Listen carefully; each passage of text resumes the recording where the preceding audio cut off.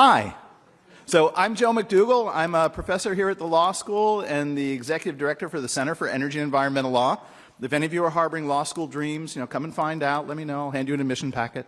So it is my pleasure to welcome you to my favorite place, the UConn Law campus, as well as this place, the reading room. Back some 30-ish years when I was a brand new law student, we would actually, read in here with books and glue and typed words. And right around that time, it was shortly after the Rio conference, we would talk, the CO2 levels were like 357. We would talk a lot about global solutions. The CO2 levels were manageable. It was a big discussion about large problems that were somewhere in the future. And I was thinking about that as I was coming in today. There's another UN conference going on. Some world leaders aren't attending. CO2 levels are up 20% since that time, I wrote it down, I think it's 421 as of yesterday. And most of the type of solutions that we're talking about, there's always mitigation, but we are now, in these recent years, talk about the topic of what we'll be talking about today. What do we do with resilience? What do we do at the local level? How do we deal with the problems that are the ones that are facing us? Because, even in the time that CIRCA has been formed 10 years ago-ish, that we can feel and identify the problems that we were only predicting when we sat here 30-ish years ago. So I wanted to, again, welcome you for the conference that we're having.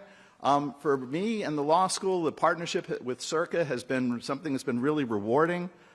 Members of the law school community and law students have worked with Jim and John. They're able to change state law, put out white papers. It's the type of applied research that, frankly, most academics can only dream of. So it's great to see them and to thank all of them and the CIRCA staff. But what really makes it all go are most of the faces in this room. None of this would actually be possible without a connection to the municipalities, the planners, consistency of interest and attention for so many of you in all of your different spheres. So I know a lot of you from some of my other lives as a municipal official.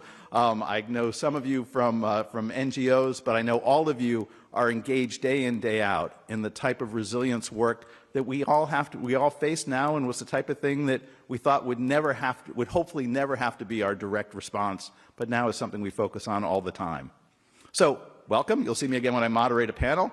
At this point in time, I'd like to introduce Jim O'Donnell, Professor of Marine Sciences and the Executive Director of CIRCA, and joining him will be John Trzynski, who has been known to so many of you for directing planning and implementation over at CIRCA and our many projects. So thank you, and we'll have a good day. Thanks, Jim.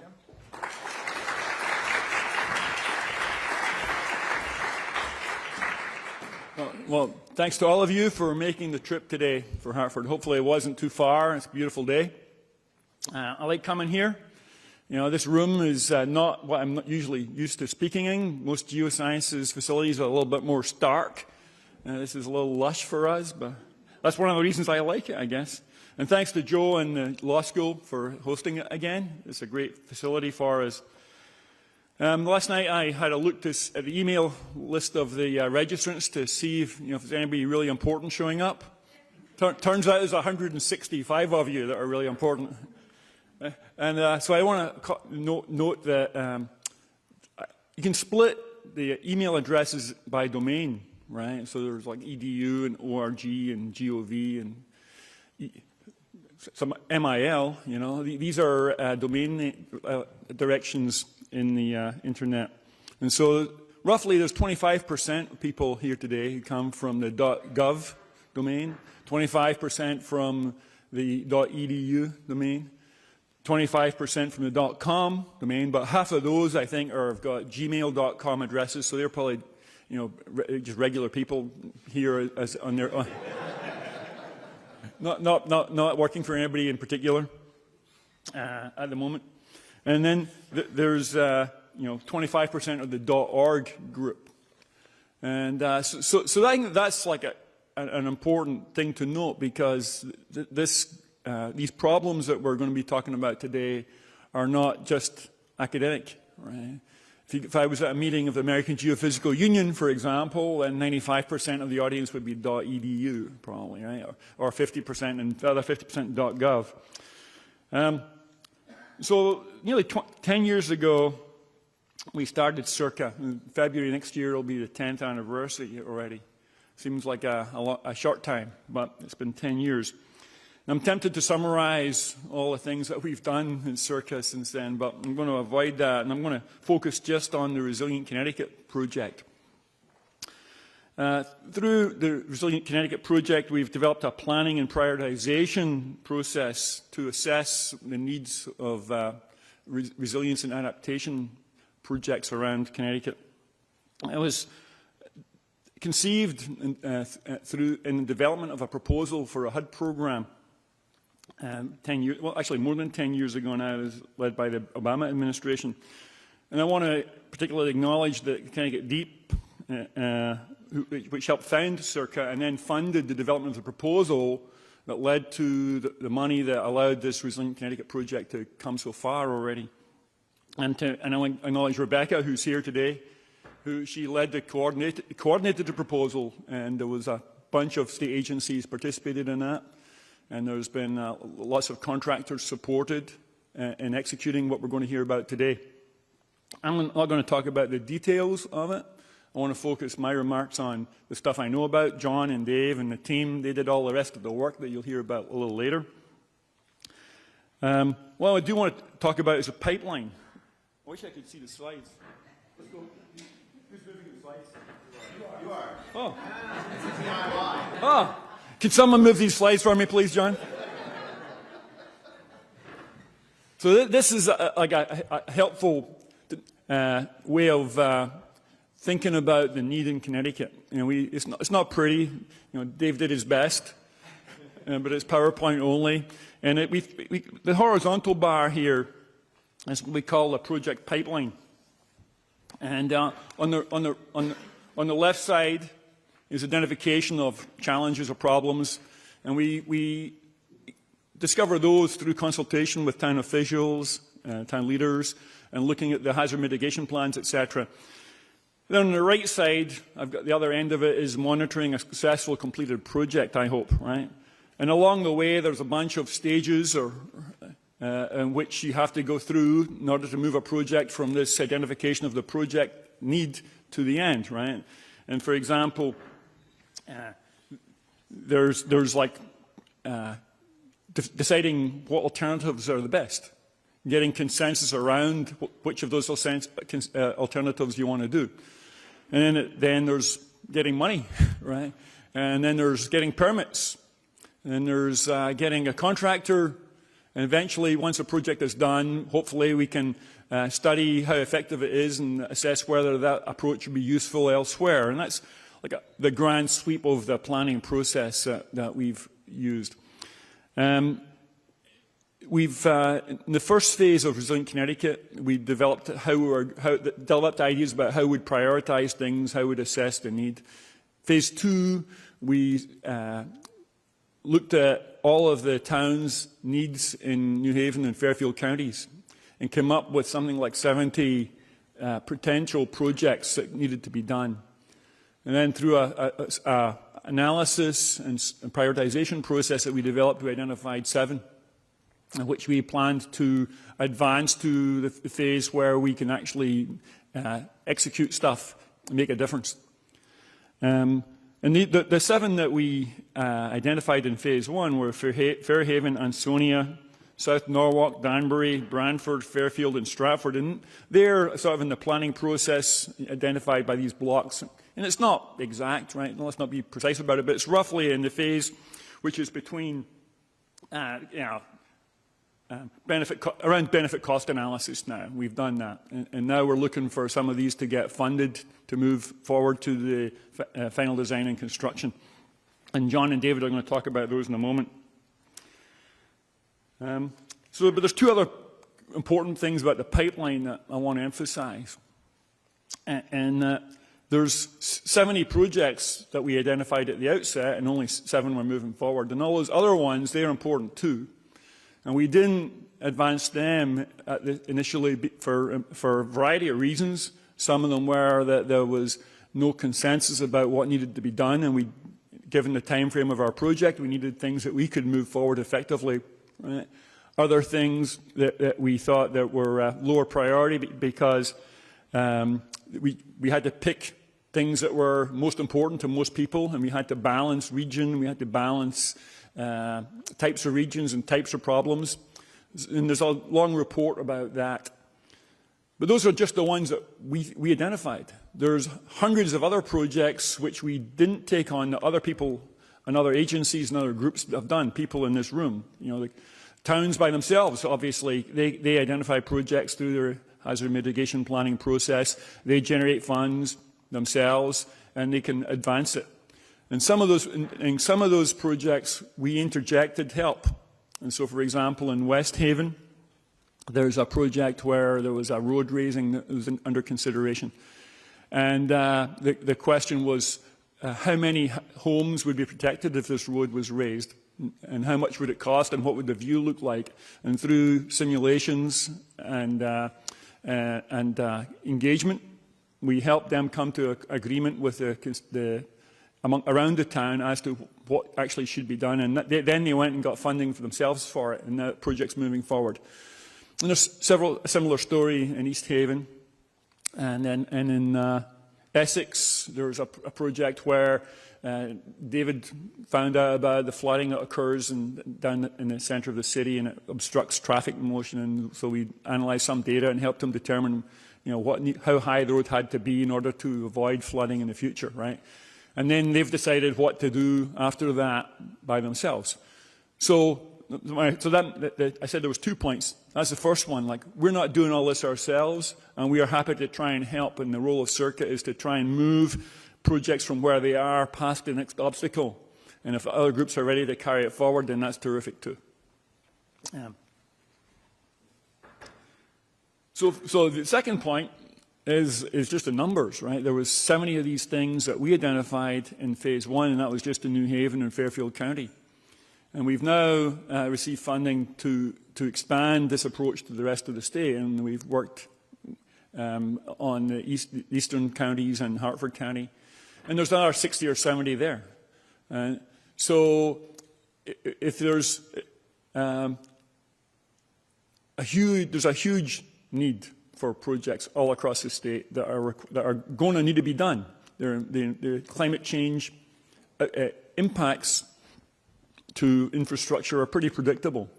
You know, whether we get to the severe action in 2050 or 2100 is a little uncertain, but it's unlikely to be. We can make estimates of what's going to happen with much more certainty than we could even a decade ago. And it's easier to calculate the costs of these things and the costs of inaction too. So that's the second point. There's a lot to do, and it's going to take a long time. You know, notice on the graphic here, we've got Bridgeport on the right side around final design. The Bridgeport project started about 6 years ago, and there was planning before that too, and there hasn't been any construction. So it's going to take another 4 years probably. So a decade is kind of the time scale I think we should have in mind for each of these projects that are of the scale of tens to $100 million, and the number of them that need to be done is in the tens to hundreds. So it's going to take decades for us of persistent action and complicated coordination to move to a more resilient future in Connecticut. And I'm hoping that CIRCA is going to continue to try and help that. So today we're going to have a lot more details about a couple of projects, and there's a breakout group where you can ask lots of questions too. And what I'm hoping to gain for CIRCA today is some feedback from you on how what we're doing is received, what we could do better. And at the end of the day, I'll tell you about what we expect to do a little more in the future. And one more point about this. Assessing what we do and how effective we are is a key element, I think, of our approach.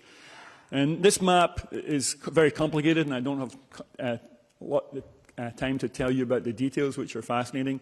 And if you're interested in this index of vulnerability or environmental justice, we call it our environmental justice map. That was Yaprak is here, and she can answer your questions and show you the reports.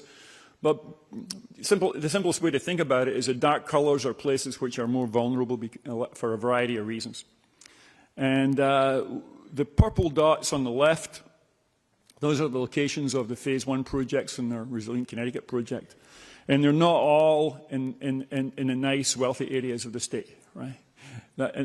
Evaluating whether we're being effective and equitable is a key goal of our program. And monitoring that effectiveness is something that maps like this and data that we can acquire and synthesize is going to allow us to do. The blue dots on the right are the places that we're going to be advancing projects in Resilient Connecticut 2.0. That would be in the eastern part of the state and in Hartford County. And these are just the ones that we've identified and we think that we can help with. There's 50 or 60 others. John and David, who are going to speak about these details later, but John's going to summarize for far as just 2 projects. So John Trusinski is the Director of Resilience Planning at CIRCA. And he joined CIRCA in 2018. And he leads the implementation of this project. He also manages much of the operations of the centre. And prior to being at CIRCA, he was a coastal resilience manager for the Nature Conservancy in New Jersey. John's got a master's degree in sustainability management from Columbia University. And without him, we wouldn't be here today. John.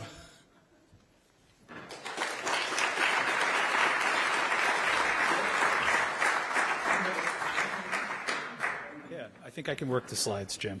I'll show you. But if you want to stick around and do the slides for me while thanks, Jim, and thank you, everybody, for coming today in person. This feels like a great group, and I think the first summit that we did as part of this Resilient Connecticut project was in November of 2019. I think it was about 5 or 6 months before the pandemic started. That was in phase 1 of the project, and we talked about the planning framework that we had developed over the months before that. So it's interesting to now see 4 years later, just take a look at some of the projects that emerged from that planning process and some of the things that we learned along the way. So I'm going to go through a couple of just 2 of the projects in phase 3, and then there's going to be a breakout session in the afternoon with more details about all 7 of them. So I'm going to talk about the project we did in Danbury. And, this was one of the places that when we started the project, we hadn't necessarily had Danbury in mind as one of the priority locations that we would work. But as the project developed more of an emphasis on the inland vulnerabilities, and then when we started to think about looking at extreme heat vulnerability along with different types of flooding, like stormwater flooding, in addition to sort of the coastal sea level rise emphasis that the project had at the beginning, places like Danbury started to pop up as areas of unmet need and in need of attention. And these were some of the maps that we developed in phase 2 of Resilient Connecticut. We put together something called the Climate Change Vulnerability Index. This was, or CCVI, as it became known. And we did one that was sort of dedicated to flooding, and then one that was sort of dedicated to extreme heat, and just took a lot of the available data and just kind of stacked sort of these different types of vulnerabilities. And then in particular, we looked for places that had the combination, right? So different types of flooding along with extreme heat. And that's what this map was showing. We did these workshops with each of the councils of governments. This was really kind of the regional planning phase of the project. And these were, in particular, in the West Cog region, these were some of the places that had scored high in the index for vulnerability to both flooding and to heat, where there was a social vulnerability factor to it. And that led us to, in addition to some other places like Norwalk and Stamford, where we initially had focused our attention, we started engaging the city of Danbury. And these were some of the the sheets that we put together, and we started to call these places resilience opportunity areas. Then we created an acronym for that, so we just started calling them ROARs. So we had, 60 to 70 of these ROARs, because we love our acronyms at CIRCA. But this was what the ROAR looked like in downtown Danbury, and it was characterized by flood risk from the Still River and some of the local tributaries there, and then also this persistent stormwater flooding problem that the city had, an unmapped flood zone that had just been causing flooding along Main Street in downtown for decades. And this area was known locally as the East Ditch, and it was actually an old stream that was buried in culverts a long time ago, and the drainage infrastructure had just since kind of fallen into disrepair, and there was just a chronic flood risk that we thought, maybe we can help the city to advance something to solve this issue. And, we started engaging the city and learning more about this problem. The photos on the top are from the East Ditch, and they were taken in 2022. The photos on the bottom are from 2002. So this was a problem that just had been causing flooding in this area for decades, and the city had just been unable to move anything forward.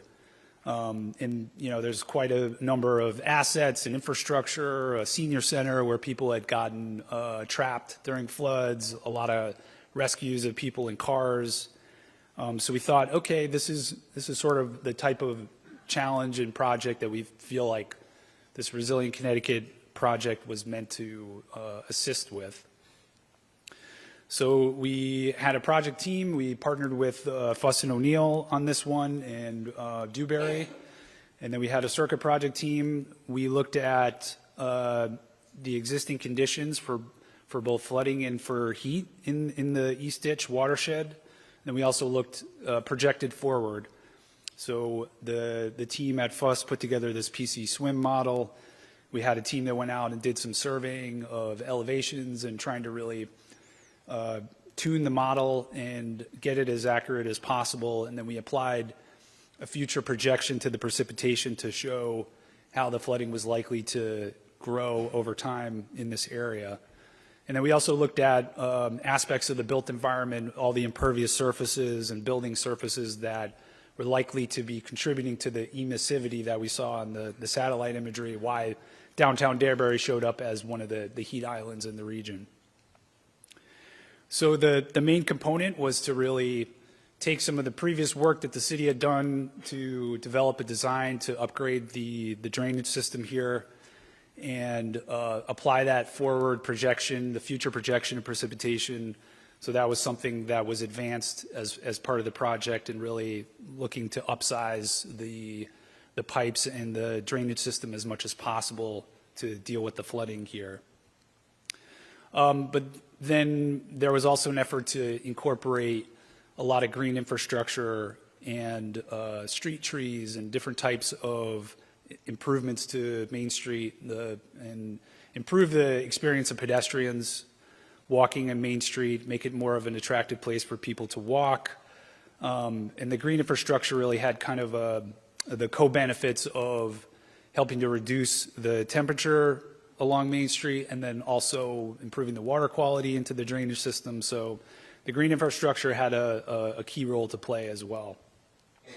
And these were some of the concepts that were developed for the lower portion of Main Street, just showing the addition of some street trees and some bioswales and green infrastructure. So ultimately, the project team developed a master plan for the East Ditch, looking at a number of different interventions, upgrading the drainage system as much as possible, and then really proposing green infrastructure wherever we could. And there was a couple of alternatives. There was a benefit cost analysis that was done to look at what combinations of the two of those things would have the highest BCR. So, and there was an alternative that included the upgrades to the drainage system and then some immediate green infrastructure that the city can do on city-owned property. that looks like it's a good candidate for a FEMA brick or some other program. And the city is, I think, pretty excited about moving this forward to implementation.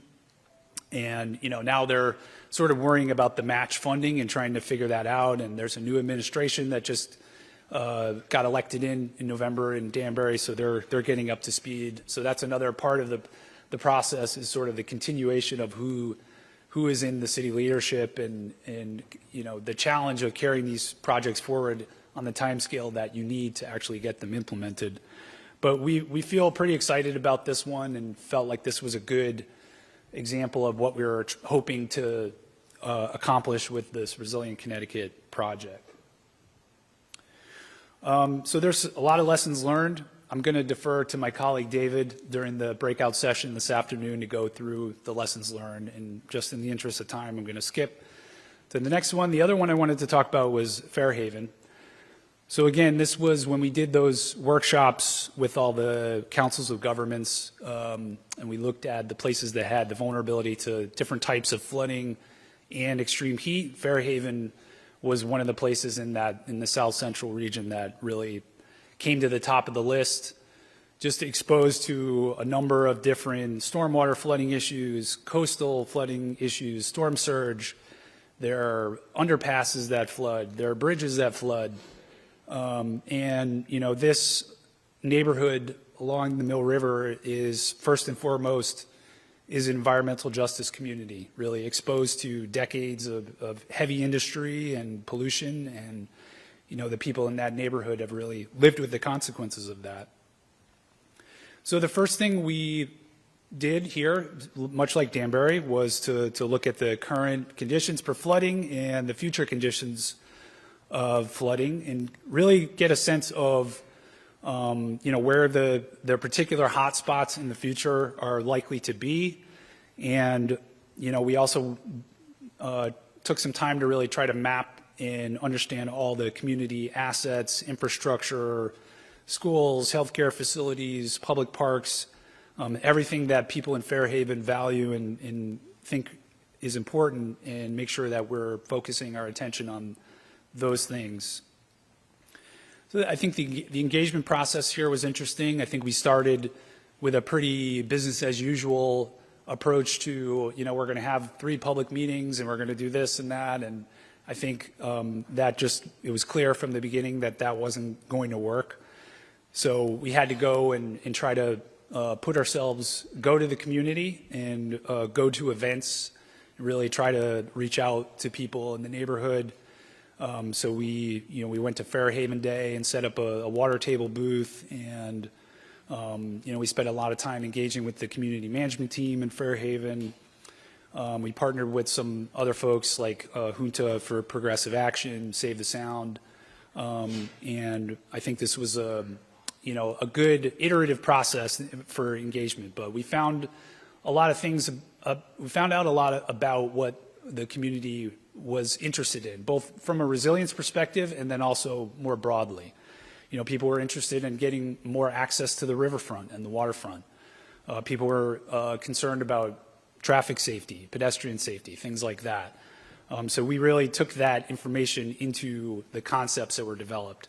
We took an effort to map out what we called the resilience corridors. These were the roadways, evacuation routes in Fairhaven that are likely to be resilient in the future. And then all the X's in this map here are areas where there's going to be a chronic flood risk in the future, and we felt like some sort of a warning system, gate system to prevent people from getting stuck in some of the underpasses and flood areas might be a good near-term strategy as part of the longer-term strategy to develop solutions to some of those bigger, more expensive problems. There was 2 areas that we ended up focusing on to develop concepts, and I'm just going to very quickly go through one, which was the John Murphy Drive area. And sort of the goals here was to improve the community's access and connection to the Mill River, and also reduce some of the flood risk, and several other goals that came out of that engagement process. So the concept that was developed, I think, is pretty interesting. I don't have time to go through all of this, but to just look at the number one at the top corner there was an area where the team proposed the radical idea that there might be something besides a parking lot that you could put in this part of the neighborhood.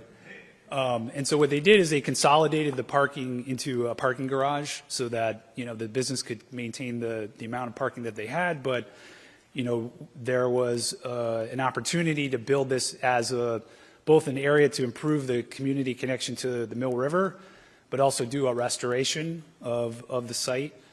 There was a bunch of other interesting aspects. So they proposed elevating John Murphy Drive as a flood protection feature. That could then allow the city to kind of move forward with different ideas for the buildings and the community to move forward with that behind John Murphy Drive. Grand Avenue is one of the big infrastructure pieces. The team proposed elevating that. There's an outfall pipe just to the north of Grand Avenue, so they proposed daylighting a section of that stream and moving the outfall back.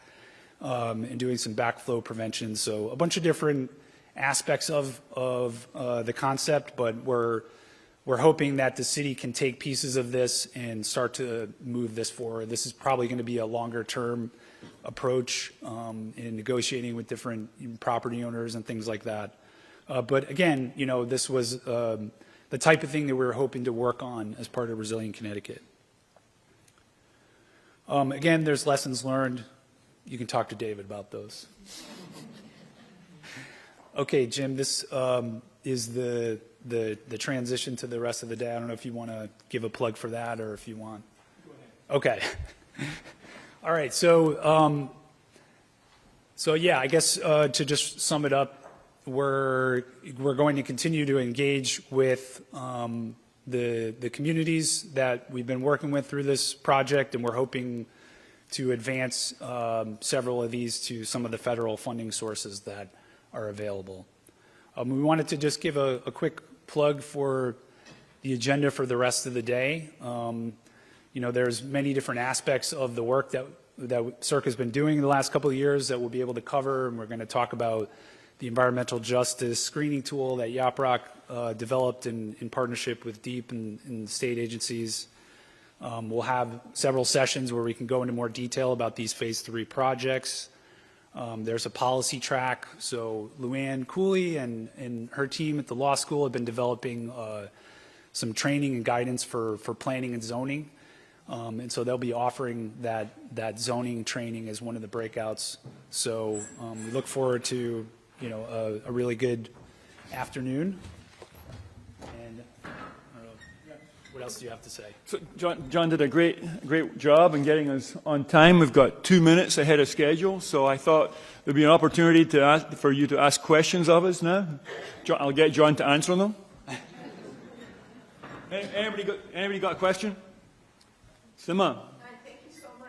I was just curious, in these wonderful things that you've done for the municipality, if there's any kind of idea that something like this might be integrated into the plan, conservation, and development process. Connecticut is kind of unique in that every 10 years municipalities undergo this, pretty large planning, kind of an integrative, comprehensive plan for their community. And this kind of seems like it would be a wonderful feed-in in decadal 169 on a decadal kind of schedule. Yeah, that's a good question. And we had, as part of this project, we were required to deliver something called the roadmap, right? Which is a document at that very end of the project, which is based on the lessons learned and kind of how do you integrate this more comprehensively into planning and within the state. So that is something we are working on, and we're hoping to have a workshop probably in the early winter, sometime February, March. So stay tuned for that. But I know that the team has been thinking about this, and one of the things that we've looked at is the statute related to POCDs. And there's currently some language in there that coastal municipalities have to consider 20 inches of sea level rise by 2050, right? But what does that mean to consider it? How do you do it? And then there's a lot of other things besides sea level rise. So thinking about the ways in which the municipalities are integrating climate change into their POCDs, I think is a really key question that could have more of a transformational long-term impact. Because as you said, you know, these things happen every 10 years. And so, yeah, that's a great point. I just want to add one thing is that most municipalities hire consultants to help them with it, so that would be a good kind of outreach point for your. Yeah, so I think you're anticipating some discussion that we hope to have later. I mean, I highlighted the need for, you know, tens or hundreds of projects over the next 10 or 30 years, right? We need to figure out how to embed into our organizational structures at the various government levels how to make this easier, right? There are projects that need to be done that span towns, that are in one town but benefit another town. And we have to figure out how to plan for those, how to pay for them, and how to make it easier. One more question?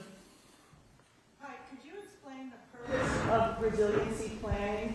In my town, it seems like we're using sustainability and resilience to give developers incentive to increase density in the coastal flood zone. Please just explain the purpose of sustainability and resilience. Yeah, so we live in a democracy, and in Connecticut, towns are very powerful, and a project like ours is about trying to make a difference across the whole state. And some towns are going to move faster than other towns.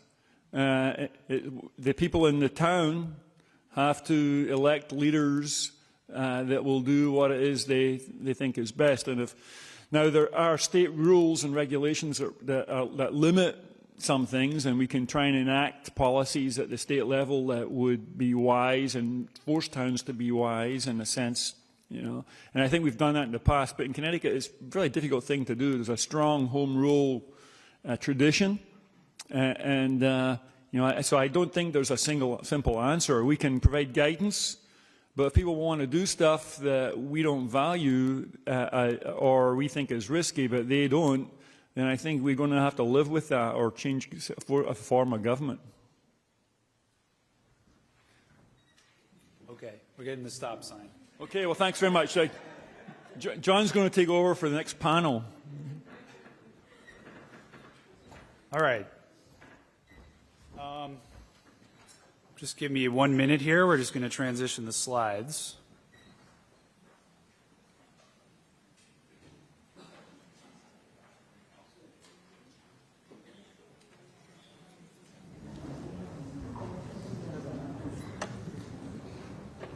Okay, so you're not done with me yet. I'm going to do, or I'm going to facilitate this first panel of the day. So this panel is about the idea of resilience hubs. And at this point, I'd like to invite the panelists to come up to the stage, and I will introduce them in a minute. Is Elle here? Yeah, there she is. Okay.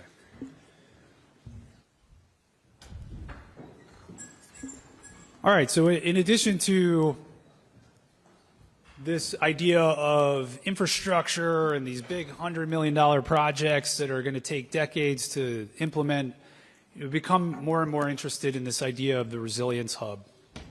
And I think it is not necessarily an alternative to those infrastructure projects, but I think something that could help support the development of equitable planning and actions that are really meeting the needs of communities, particularly EJ communities.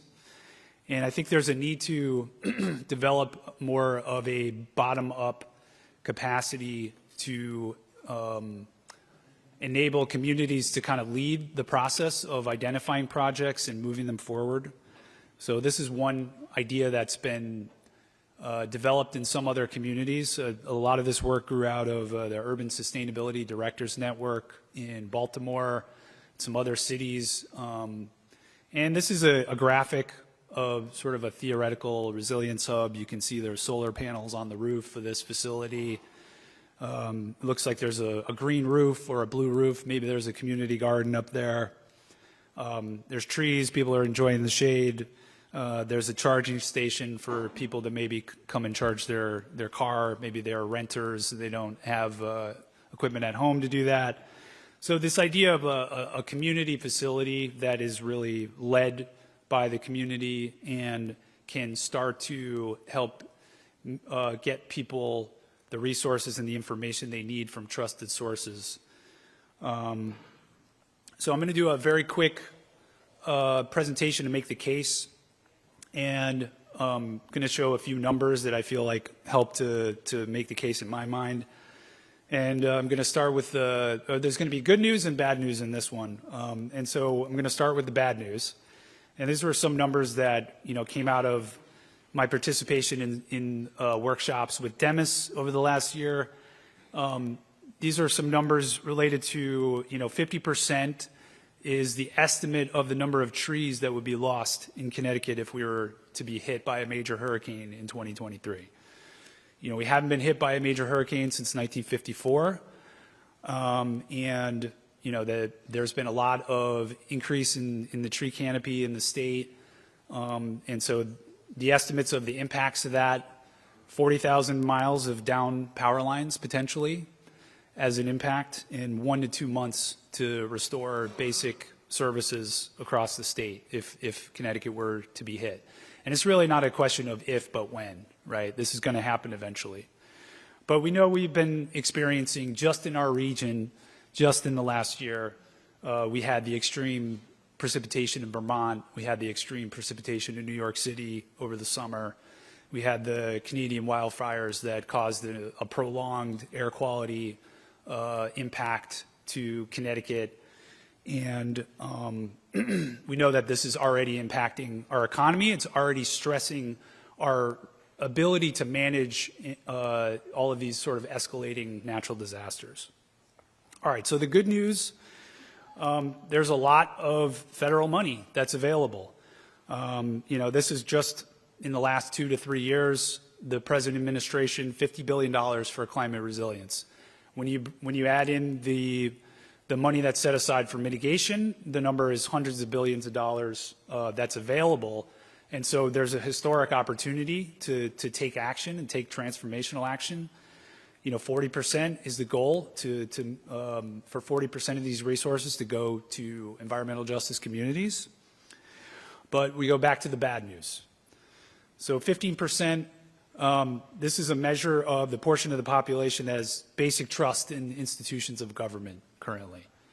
So, and I think we've all sort of seen this and felt this. For what it's worth, Pew has been kind of doing this moving average polling of people's trust in institutions and, across demographic groups, but particularly in communities of color, in EJ communities, trust is not high. So we have, I think, a couple of things that are sort of contradicting each other here. So we have this escalating climate and weather disruptions. We have the need for transformational projects and actions. We have a historic federal investment that's available, but the capacity and trust in communities is at an all-time low. So the money is really coming from a place of top-down. We're trying to spend all of this money in the next 2 years. We got to get it out the door. We need the big projects. We got to make it happen. But where does the money go? Does it get used effectively? Does it go to the things that people actually need and want? I think this is a big problem, and I think that trust issue is really a key resource that can either become a barrier or become an enabling factor for making those investments. All right, so that brings us to the idea of the Resilience Hub, and I don't think this is all the answer, but this is one way in which I'm beginning to think that we can help to support more of a bottom-up community-led effort. And the community resilience hubs are basically trusted sites, facilities that the community is already using that can start to function as a support to build that capacity. And, you know, they have a lot of different iterations and shapes, but I think the key element is that it's a place that the community already feels connected to and is already using, and that some support can be used to build out provide technical assistance, provide help with grants, things of that sort. So that's enough from me. I'm going to introduce my panelists here.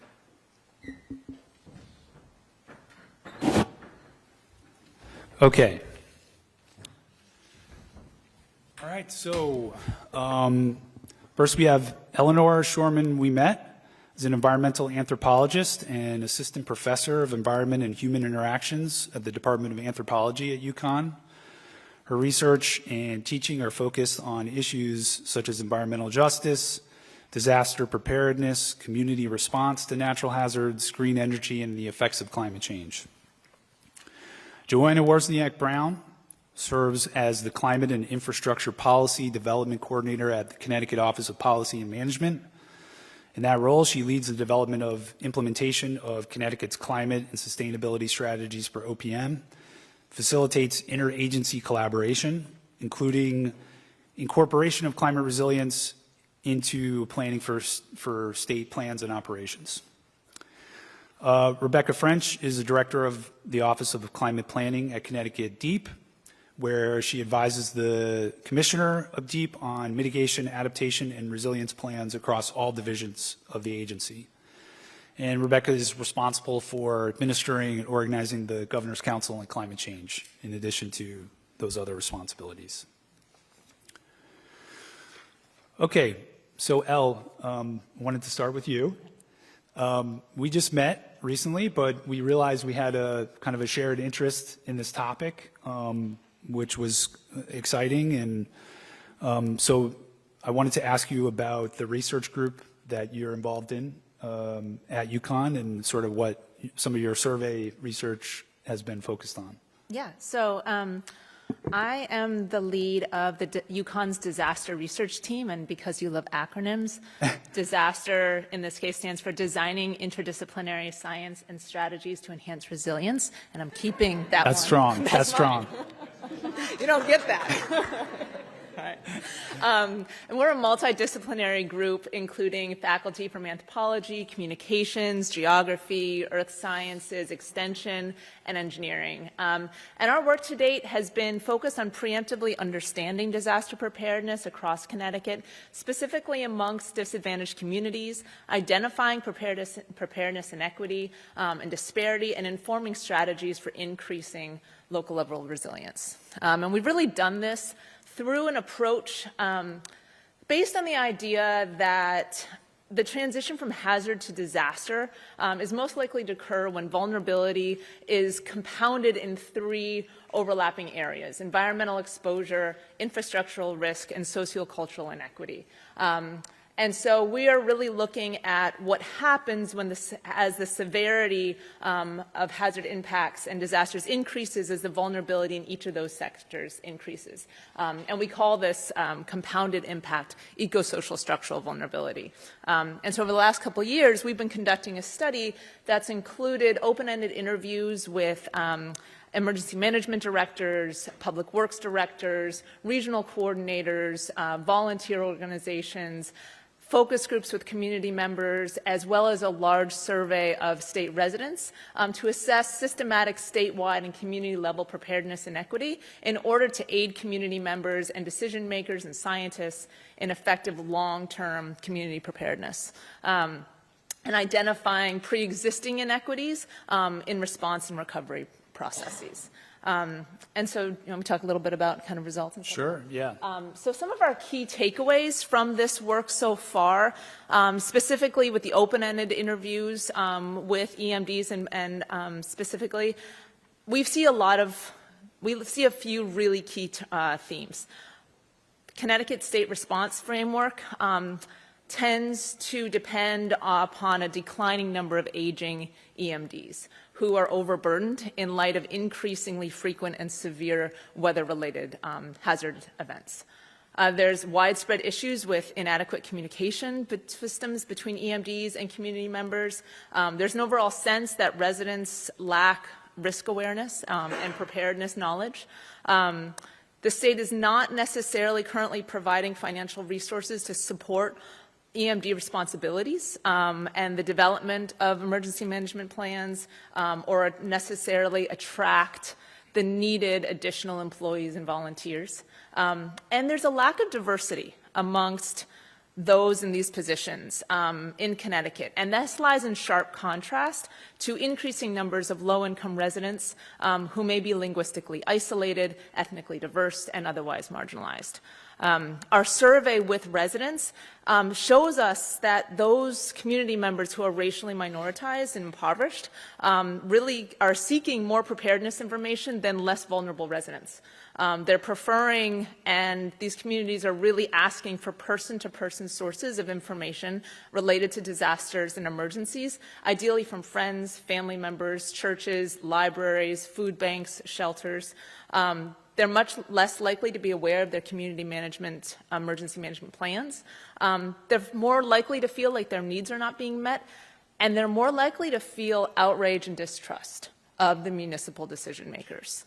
And so what we're really seeing is the development of a gap between poverty and preparedness that is increasingly being filled by vulnerable residents as climate risk increases. So that's our. So based on, and maybe, I don't know if you're at this point in the project, but have you started to think about ways of shifting or, bridging that gap between the current sort of business as usual approach and what you're seeing? Based on what we're seeing and what we're hearing from residents and from those decision makers, a lot of it comes down to kind of changing our approach, right? So looking at disaster management policies that recognize the influence of extended families and social networks. Crisis communication that really is widespread and inclusive and dispersed through these trusted community organizations, right? Community centers, libraries, food banks, shelters. These are places where people who need information seek information, regardless if it's environmentally or disaster related or not, right? That crisis responders, right, have the opportunity to work in collaboration and cooperation with community leaders in these trusted institutions and spaces. Ensuring that risk awareness, education, any sort of policy, emergency information is provided in multimedia forms, and this includes everything from parking restrictions to alert notifications to shelter information. That's not necessarily universally accessible at this point. Yeah, it's really about that collaboration with pre-existing trust, and in order to establish trust with those decision makers and the community makers moving forward. Joanna, I wanted to go to you next. I think the first time I heard the term Resilience Hub, you were talking about it when you were a member of the CIRCA team. How did you come to find it and become interested in this idea of the Resilience Hub, and what does it mean for you? When I first moved to the community I live in now, we got hit by Irene, the Snowtober, and then Sandy about a year later. And we were out of power for over 10 days in each of those experiences in our community. But going to our local shelter, charging our devices, getting a hot cup of coffee, I actually ended up meeting my neighbors that way that I hadn't had a chance to meet yet. I also ended up on a local commission, and so I don't know if that was the best. But so I had firsthand experienced the value of these spaces, these other spaces where you can interact with your community. So often, or intellectually, we know that climate change is not one-off issues. It's a systems issue. And Resilience Hubs give us an opportunity to bring all of the pieces of our climate change risks and address some of them in a particular location. So often we think of adaptation as a wall or pylons or raising a building or even an air conditioner, which they might be. but it doesn't really start to address the larger community needs. There's a lot of feedback on what had happened in the Chicago heat wave. There was the Heat Wave, A Social Autopsy of Disaster in Chicago by Eric Kleinenberg, found that many different ethnic groups had higher mortality rates based on the amount of social capital that they had built up in their communities. And I should make sure I cite my sources. But Semenza in 1996 had found that in addition to location, like the top of a building or access to air conditioning, the other variables related to social contact and their networks were also strong predictors of mortality. And so the authors found that individuals who participated in church or social groups had a lower risk of death during the heat wave. So it's clear that the finding opportunities to build up these social networks and social capital will help us deal with these ongoing stresses, not just in the moment of a disaster, the 3 days following or the 10 days following a disaster, but before, during, and long after that. So social community is sort of social capital is, I think, paying interest into a local theoretical resilience bank. So Resilience Hub had that hard and soft adaptation strategy where communities and residents and even visitors, especially during the summertime, they can have a safe and reliable structure to take shelter, have a trusted community space in order to engage with each other. And it's that very interaction and growing relationship that is in itself an adaptation. So that's why I really see a hopeful opportunity in resilience hubs. And I think it's critical that we're not just thinking of resilience hub as the one shelter that's off to the side of the community, but integrated with our evacuation plans and our mobility plans, our affordable housing plans, and bringing all those pieces together to be truly serving the community. So now in your current role, you're with the state and you're here to help. That was loaded, John. So what do you think the role of state government, local government is in helping to support the development or, really help these types of hubs come off the ground and really get developed? Yeah, I think that's definitely a critical question. I think that one of the ways that we have all of these knowledge communities, but so often they're disconnected. But I think the relationship between public health and emergency management, it's very porous, but we don't always treat it such. It's often sort of a vertical integration and never the twain shall meet, except where it's dependent on the local relationships where the EMDs or health departments have actively sought out those relationships. And so I think besides obviously funding opportunities or setting policy statements and changes in plan requirements and things like that, I think it's also us building those communities across those knowledge columns, essentially, so that we aren't doing these in silos and so that communities also are thinking about these ahead of time. Infrastructure takes time. It's expensive, but we want to make sure that we're doing it right. I think what some of the challenge has been is where resilience hubs should be community-led. They should be located, and the services related to the resilience hub should be determined by the community. But perhaps these knowledge networks could be looking at key performance indicators, making sure that you have air conditioning. There's some cooling stations in our state that don't have air conditioning, which is something that we need to be fixing. But helping identify those, maybe there's parameters to make sure the resilience hubs are offering the services that are appropriate, or making sure that the state plans are reflective of resilience hubs that the community has identified. So I think that's some of the ways that we can get going on this concept. So Rebecca, turning to you, I remember that recommendation 1 of the Governor's Council climate change report in 2021 was about capacity building and funding for EJ community-based organizations. And so I just wanted to get your perspective on how deep has been trying to work on that and where you see that playing in. Yeah, thanks for the question, John. This process of centering equity and environmental justice in climate work definitely started with the direction of the Governor's Council on Climate Change. In that executive order, it charged the council with ensuring that any planning we did on adaptation and resilience ensured that the most vulnerable populations would be protected. So, and as I was starting on this process at DEEP, I went and met with our coordinator for our environmental justice program, Edith Pastana, and asked her, what should I be thinking about? And the statement that she told me I should have in the front of my mind always is nothing for us without us. And so what that means is you cannot do climate planning to benefit vulnerable communities if vulnerable communities are not part of the planning process. And so the way that we addressed that through our governance was creating a working group, the Equity and Environmental Justice Working Group.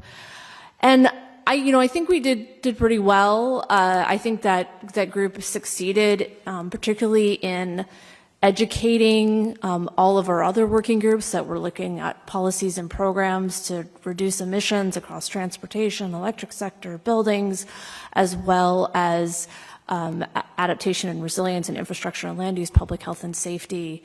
And so that all of those groups were responsible for centering equity, environmental justice, and vulnerable populations in their recommendations. But the Equity Environmental Justice Working Group informed all of that, but then they also put forward their own recommendations, because looking at how the process had went, their recommendation at the end of that Governor's Council on Climate Change process in 2021 was that we needed to get more engagement at the local level. And so their recommendation was we needed to support the participation of community-based organizations in climate planning. Particularly, they were saying for any future rounds of the Governor's Council on Climate Change, but we took that and say, well, how can we get that process started? That doesn't have to be just part of Governor's Council on Climate Change. Climate planning is happening in multiple areas. Today's summit is about climate planning, and so we looked at ways that we could to do that. When we say support, we really are talking about compensation. That this is really central to participation. That groups don't have capacity, they don't have staff that can go to meetings. Just the being able to show up to a lot of meetings. Climate planning is many meetings, a lot of hours of work, and not everybody's full-time job is doing climate planning. And so especially if you're a community-based organization that maybe you're more focused on housing or homelessness or food or some issue, but those groups are really central to making sure that addressing climate also incorporates all of those other community needs that are many times front of mind. So we partnered with CIRCA actually to launch the Climate Justice and Equity Grant Program.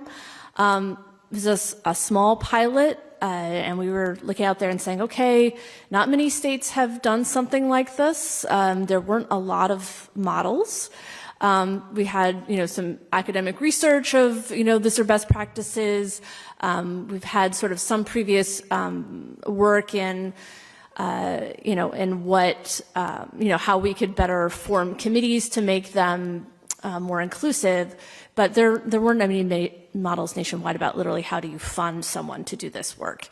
So I'm really proud of mostly what the staff at CIRCA did was a landscape analysis to see, what was out there, what best practices should we incorporate, and what we, came up with, or should I really CIRCA came up with some input from my team, was to, make sure that they have a very simplified application, because just writing the application is often the barrier to receiving funding to participate in climate planning. So making that as straightforward as possible, very clear, jargon-free, and also the group that formed the request for proposals and really had the final say over who received funding was a group made up of folks who were either residents of environmental justice communities or experts in environmental justice and a deep understanding of those needs. So it wasn't folks who, frankly, we don't have lived experience, myself included. to be able to inform that. So those were two really central points, and I'm proud to say that, you know, we launched six grantees at different levels. You know, some just a small grant, which was really about a little project just getting started, and some were larger grants in the 50,000 that allowed for the funding of community organizer. And so we're seeing how that process goes, but I'd also want to say that we continue to support those grantees through training, making sure that everyone can participate in climate planning, because there's a lot to learn of understanding how all of the climate science works and what that means and how that can be integrated into community work.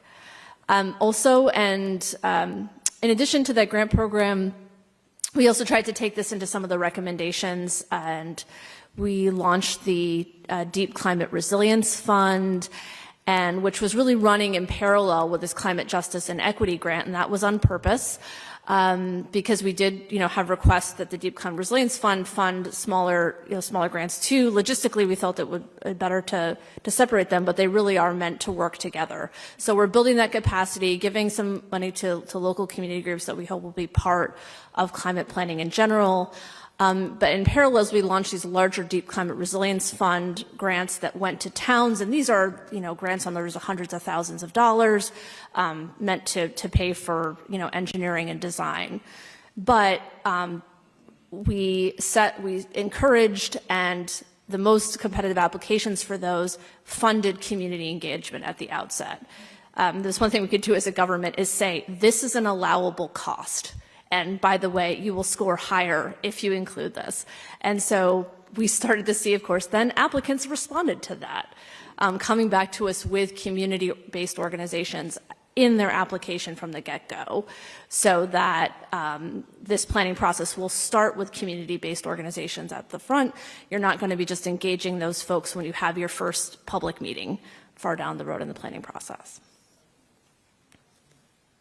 All right, so shifting gears slightly, I wanted to get a little bit of discussion of the idea of workforce, and I think we're going to hear some more about that in the next panel. But, what do each of you see as kind of those critical workforce skill sets that this idea of the Resilience Hub might factor into how people receive information and training, how they, what are the pipelines that people have to get jobs related to planning, emergency management, those sorts of things that might be something that Resilience Hubs could offer as well.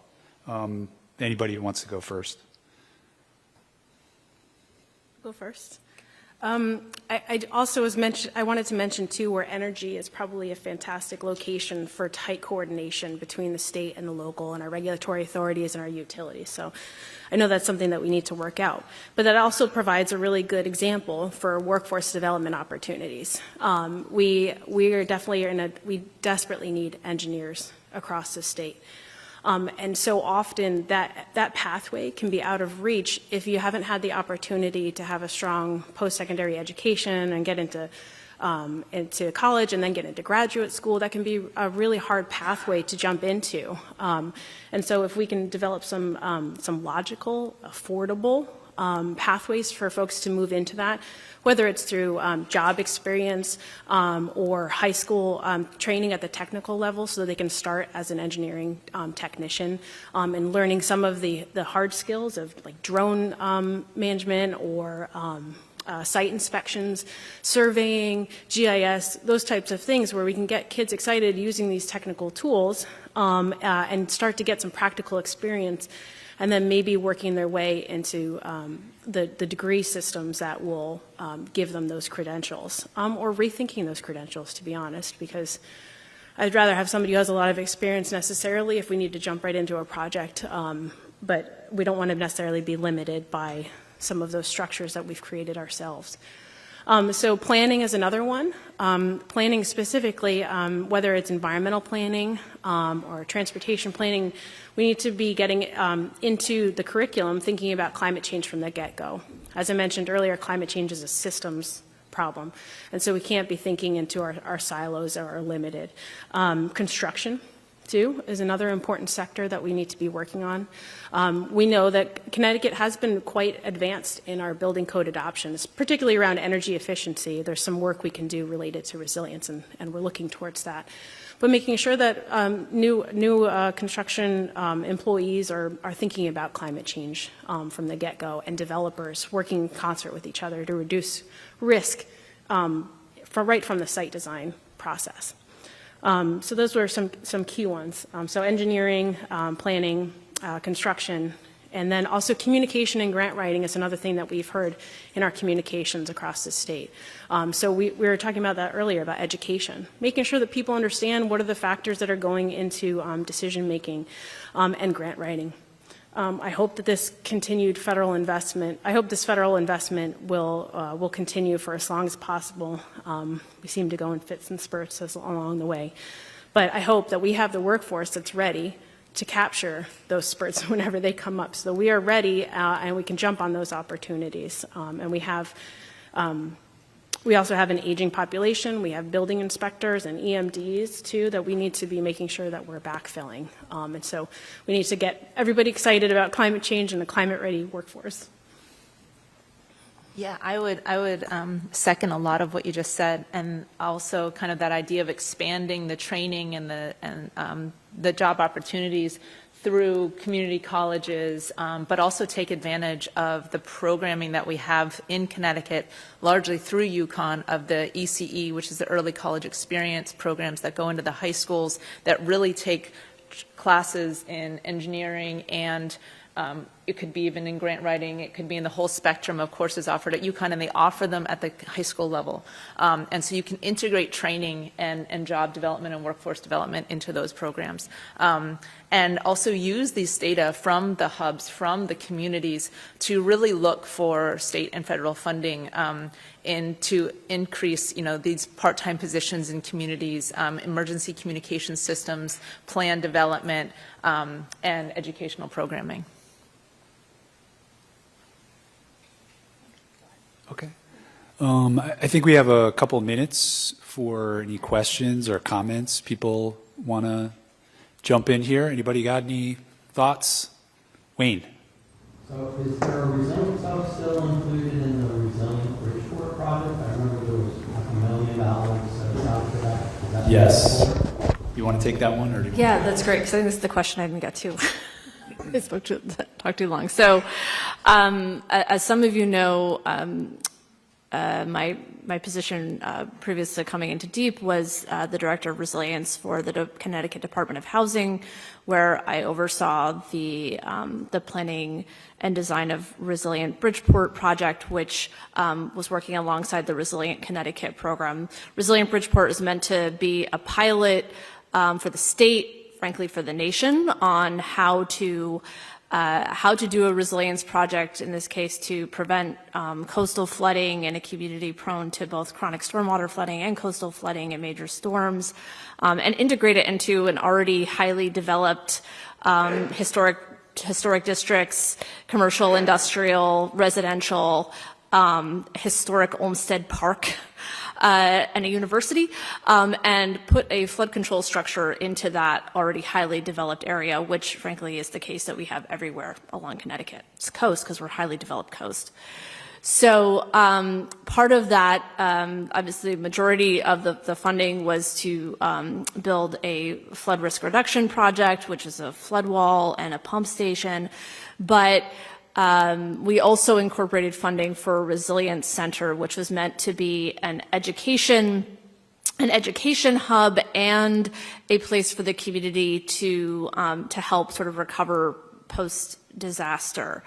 And so that really is what I think now people are calling resilience hubs.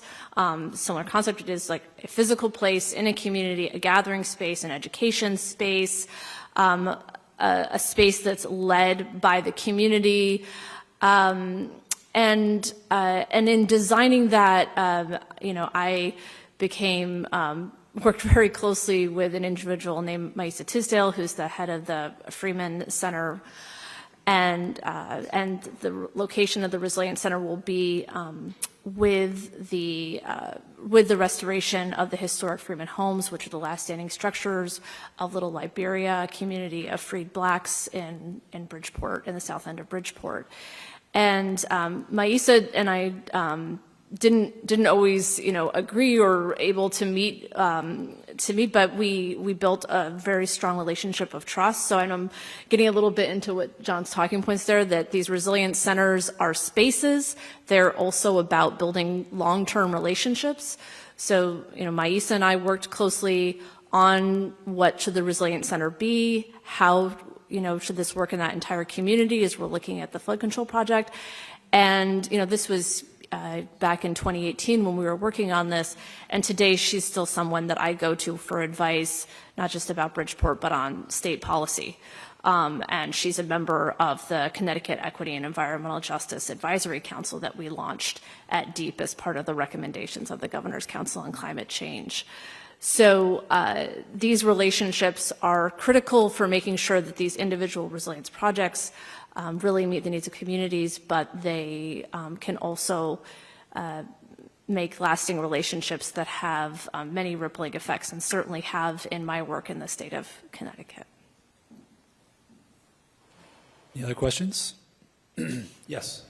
I want to first thank you for alluding to the challenges of staffing issues. I can tell you as the council of governments, we're struggling to find regional planners, people in GIS, basic planners across the board. We don't have a formal program up until very recently with Trinity, which is a very expensive school. So I'll make a plug for UConn to please explore a planning program. So I'll just say that. You made a comment about EMPs, and you made a comment about government trust. And in my experience doing fiduciary work with the Adams Region 2, most EMPs are police or fire, and they're doing it as a secondary component to either fire chief or police chief. Are there models for changing that, ensuring that it's such a natural progression for those in the law enforcement community? And not for nothing at many police officer friends, but if we're talking government trust of police is probably lower on that range of things. Is there a way or a model for getting integrated EMPs that maybe Connecticut could consider? I think it comes to your last point in terms of looking at increasing and expanding the accessibility and the diversity of our educational and training programs. Because you're absolutely right, it's fire, police, and military backgrounds. And that comes completely in head-to-head with an increasing population of minoritized, disadvantaged, marginalized community members who don't look at these individuals and say, they have my best interest at heart. So I think it comes from the bottom up in these workforce development training programs and making them as accessible and as sustainable economically as possible at the community level. Yeah, and I think in the near term, I think if there is an effort to create spaces like through resilience hubs or something like that, where at least you can have a conversation, a better conversation going on between the community and local EMDs. That's also a near-term strategy that I think might start to shift the, that trust gap as well. So I think we're getting the stop sign. Okay. All right. I just want to thank my panelists for doing this. And Nice to meet you. okay, so I think we're going to take a short break. It's about 10, maybe 15 minutes, and we're going to restart at 11:15.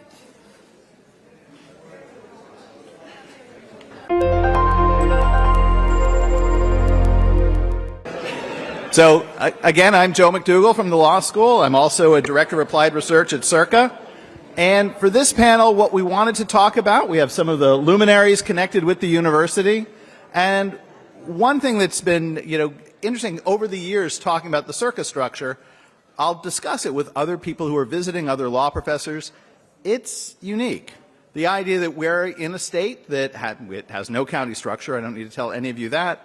We have a large university that is engaged in these issues, It's been great over these years to see the size and the scale of climate work that's been happening in all parts of the university, from Storrs to Avery Point to even at the law school.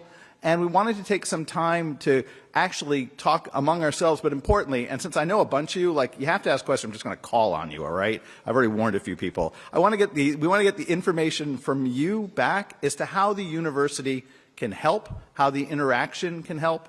What can we do to really assist in the problems that you're all facing for planning? So we have with us Professor Jim O'Donnell, who needs no introduction because he already did it himself. We have Leslie Shore, who is the Dean for Research and Graduate Education from the School of Engineering.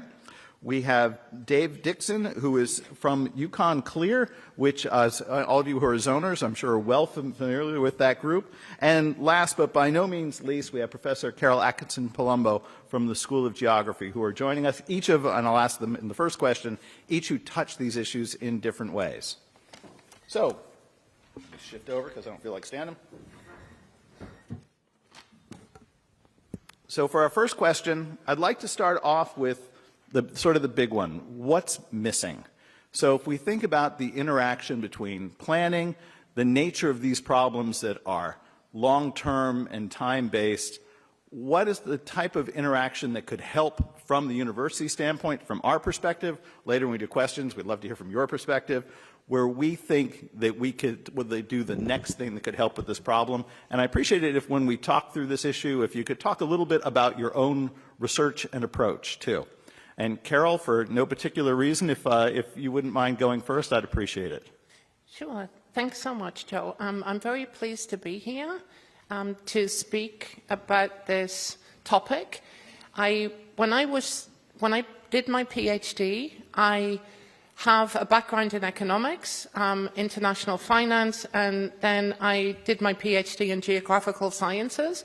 But when I went to Arizona State University to undertake my PhD research, I was pulled into an integrative graduate education research and training program funded by the National Science Foundation. And that's the acronym for that is IGET. And the theme was urban ecology.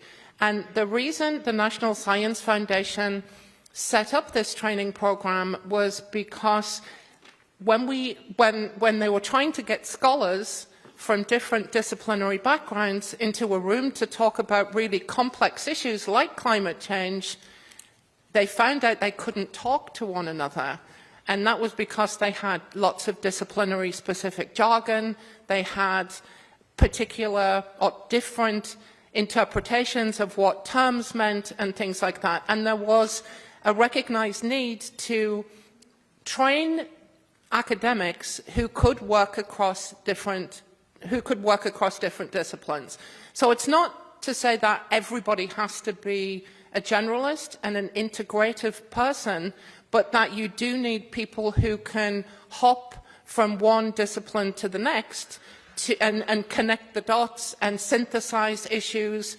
And that's sort of the background that sort of informs all of the academic work that I do.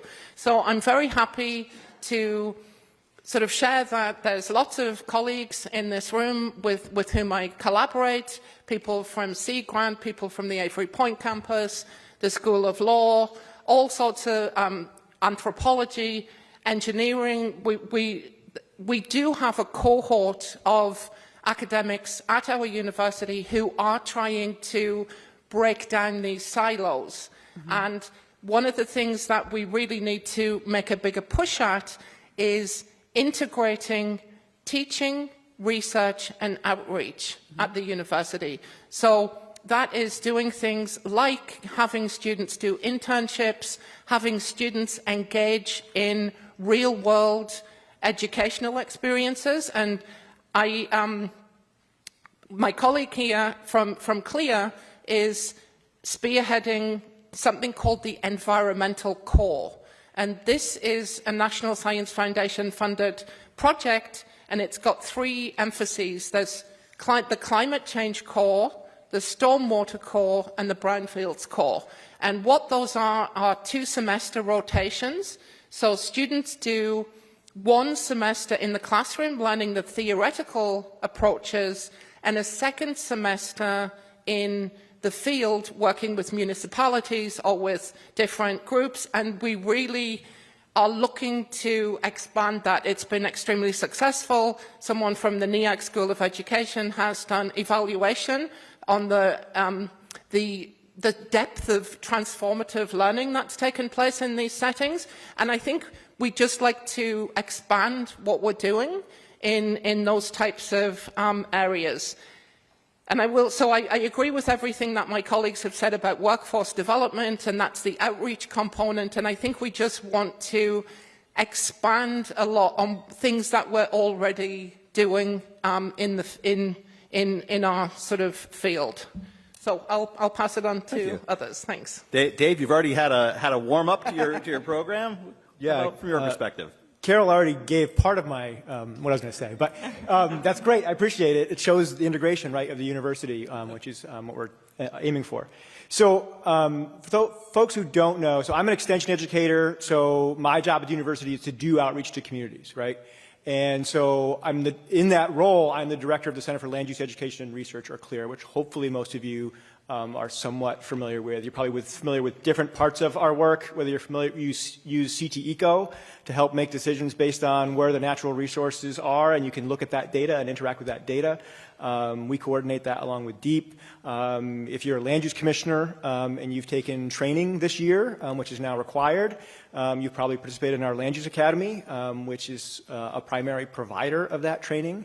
I think that represents an excellent opportunity as well to sort of educate our land use commissioners, who are the ones who are making the decisions about what kind of development goes where and what the development looks like.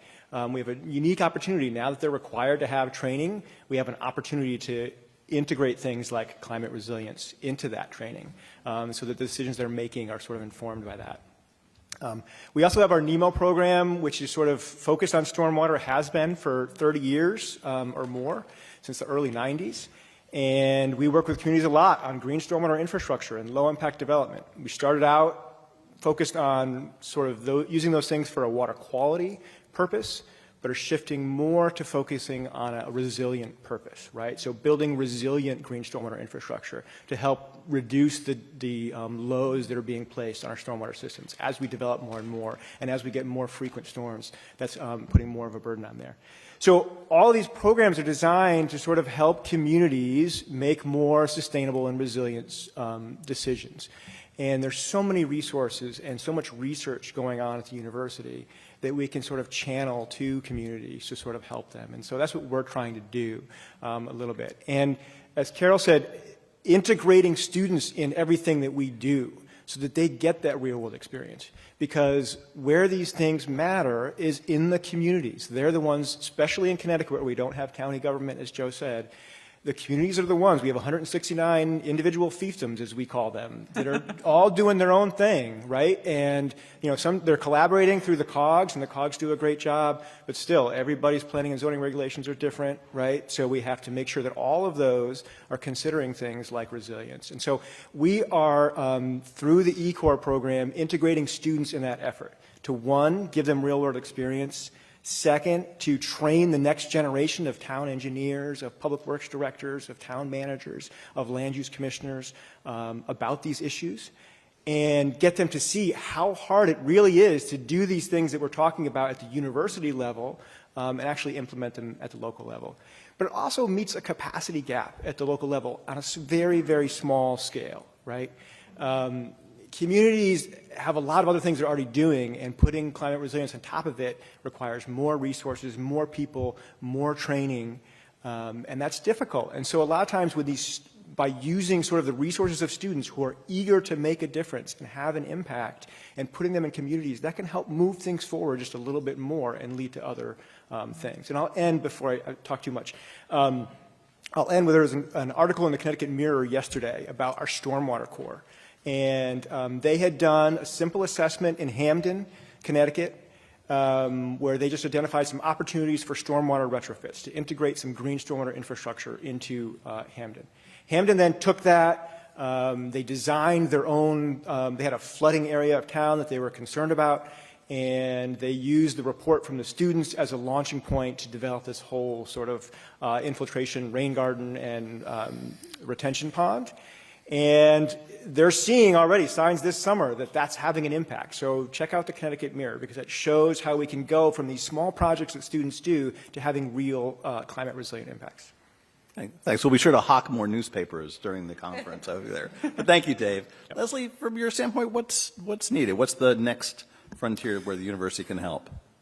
Yeah, again, I'm representing engineering, and I heard it when there was a call for more engineers, so don't forget to tell your state legislatures that next time the UConn block grant comes around. We've already doubled our undergraduate enrollment in the School of Engineering in the last 10 years. We're doubling research expenditures in the last 10 years, but our faculty numbers have only gone up modestly. Our staff numbers are actually flat. And we're kind of having a bit of a crisis there. The ideas about integrating students in the community, 100% agree with that, but that's a very high-touch way of teaching classes, you know. It's more efficient, I'm sorry, I'm an engineer, to didactically lecture at 500 students at once than to work one-on-one with students and community members and do that kind of really hard but really important work. And I completely agree that what UConn needs to be doing is not increasing the amount of teaching or research, but changing the amount of impact we're having with our teaching and research. And to me, that means integration. And so when Carol was getting her PhD 5 years ago at the Arizona State, it was a academic collaboration. And I think now it's time to write a similar research trainee grant for PhD students that's academic communities, that's academic industry. And there's some beginnings in that direction, but I think that's really where we could make a much bigger impact, you know, because that way we can competitively apply for the funding, we can develop the systems, the models, the toolbox to do that kind of education, get the resources from the federal government potentially, and really make an impact. There's a few programs like that already starting out. They need to be expanded. So for example, there's the Industrial Assessment Center through the School of Engineering. This is funded by the Department of Energy. And essentially it's UConn undergrads and master's students that go to medium and small businesses in the state, and they help them become more energy efficient. They help them save a lot of money by essentially doing the same home energy audit that you can have for your own private house, similar kind of thing for small manufacturing around the state.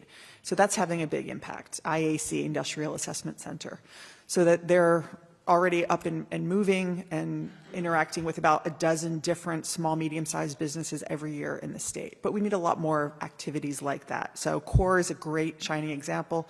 I believe that's mostly touching undergraduate level students. Yes. And so we need to build out programs at the PhD level. We need to value faculty research that's more applied, that's more translational. And I also think we need more programs for engineering technology, engineering science that maybe aren't the same 128 hours of fluid mechanics and 12 semesters of calculus, and maybe a little more accessible for mortals. So, I like how there's a broad agreement that nobody needs that. Sorry. I'm going to take exception to that. Moving then to a professor of marine sciences. Jim, the same question from your perspective. What's next? Yeah, so let me start with just characterizing how I got here, right? So I did 20 semesters of fluid mechanics and mathematics and programming and electronics. That was like my in Britain, education is much narrower, right? And so the diversity that was added to the maths and physics I had to do was electronics. So I don't think that was great, but there's definitely a need for quantitative sciences in the justifying designing and justifying economically the value of projects.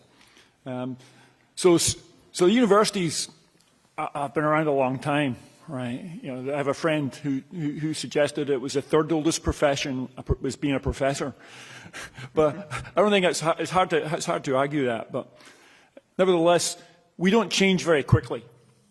CIRCA has evolved rather than has been planned. I think there was people at Dan Esty and the provost at the time at UConn had the idea that we should do something together that would address the effects of climate change and help towns. And I think that was the extent to which planning occurred.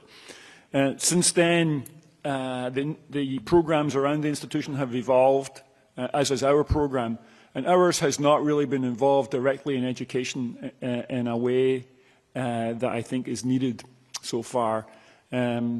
We've included students where we can, and mostly postdocs, and you see that the representatives of the state agencies who spoke earlier today, Joanna and Rebecca, they were both worked for CIRCA and actually were engaged in the development of these programs. And so there's been sort of a capacity development role that CIRCA's played just by accident. And so one of the reasons for this panel today it was to try and figure out how we as an institution, that is UConn, and it's a big organization, multiple campuses all across the state, and much more than people really appreciate, I think, is going on there. How do we be effective cooperatively in developing staff for towns, staff for engineering consulting firms, as well as informed citizens who understand the value and the need for action and the costs of action and the costs of inaction, right? These are puzzles, I think, that we need to address in the next few decades. And let me just add one other thing. I think that I was involved, other states are doing similar things. And in Virginia, there was the UVA hosted a meeting of people about 5 or 6 years ago who were trying to do things like this at universities. And the guy he's a vice president for research at College of William and Mary, actually, he kind of pointed this analogy out to me. He said about 40 or 50 years ago, universities were asked to try and help states and towns with public health. And at the time, there was really not very many programs focused on that, and people who were working in biology and chemistry and engineering were all needed to try and help towns and cities. Maybe it's more than 50 years ago it started, but trying to understand how society can function in dense communities and in a way that promotes health. And so that was the motivation for schools of public health. Engineering's very important. It's an engineering failure. Yeah, but it does require sort of reorganization within the institution. And this panel is our leaders of programs that are being effective at UConn just now, but we're not very cooperative at the moment. And I'd like to see how the university can amplify what we're doing, and your input on that to us would be terrific.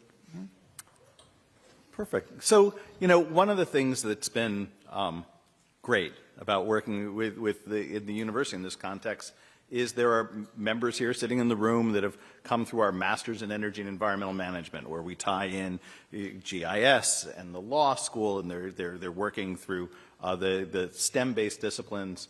But that's one program. If we think about, and I know that my law students are eager to get information that is technical in nature, because a lot of what we need isn't always just STEM-based, right? A lot of it's about the decisions that get made. I'm looking at someone who's on one of my own town resilience committees, where they're looking to try and get more ability to argue. So if we think about our educational mission and the complex nature of a climate decision that has finance and the ability to do long-term, I'm sort of leading to my third question too, but that'll be later. What do you think we need educationally to change? How should it look to help people to address these problems when they graduate, they come and work for towns or engage in climate in whatever organization they find themselves? We'll keep the same order. I'm not feeling creative. Okay. Thanks, Joe. One of the needs of the state has been already mentioned today, which is a formal accredited planning program at UConn. And this has been under discussion for sort of 15 years that I know of in the state of Connecticut. And it's sort of a planning program and also really good data to enable evidence-based decision-making. So those two things go hand in hand. Jim had mentioned that universities move quite slowly, and we do have some institutional inertia at the Stowe campus, but one of the things that is progressing that we've worked on for the last 2 years is the creation of a new department, and it's currently involving geography. So not a lot of people in the US know what geography is. It is spatial, and we do, but we see all the maps, right? And we do love our maps because we're looking at place-based and spatial interactions and proximity to things, and it's sort of a very integral part of looking at any climate adaptation and resilience.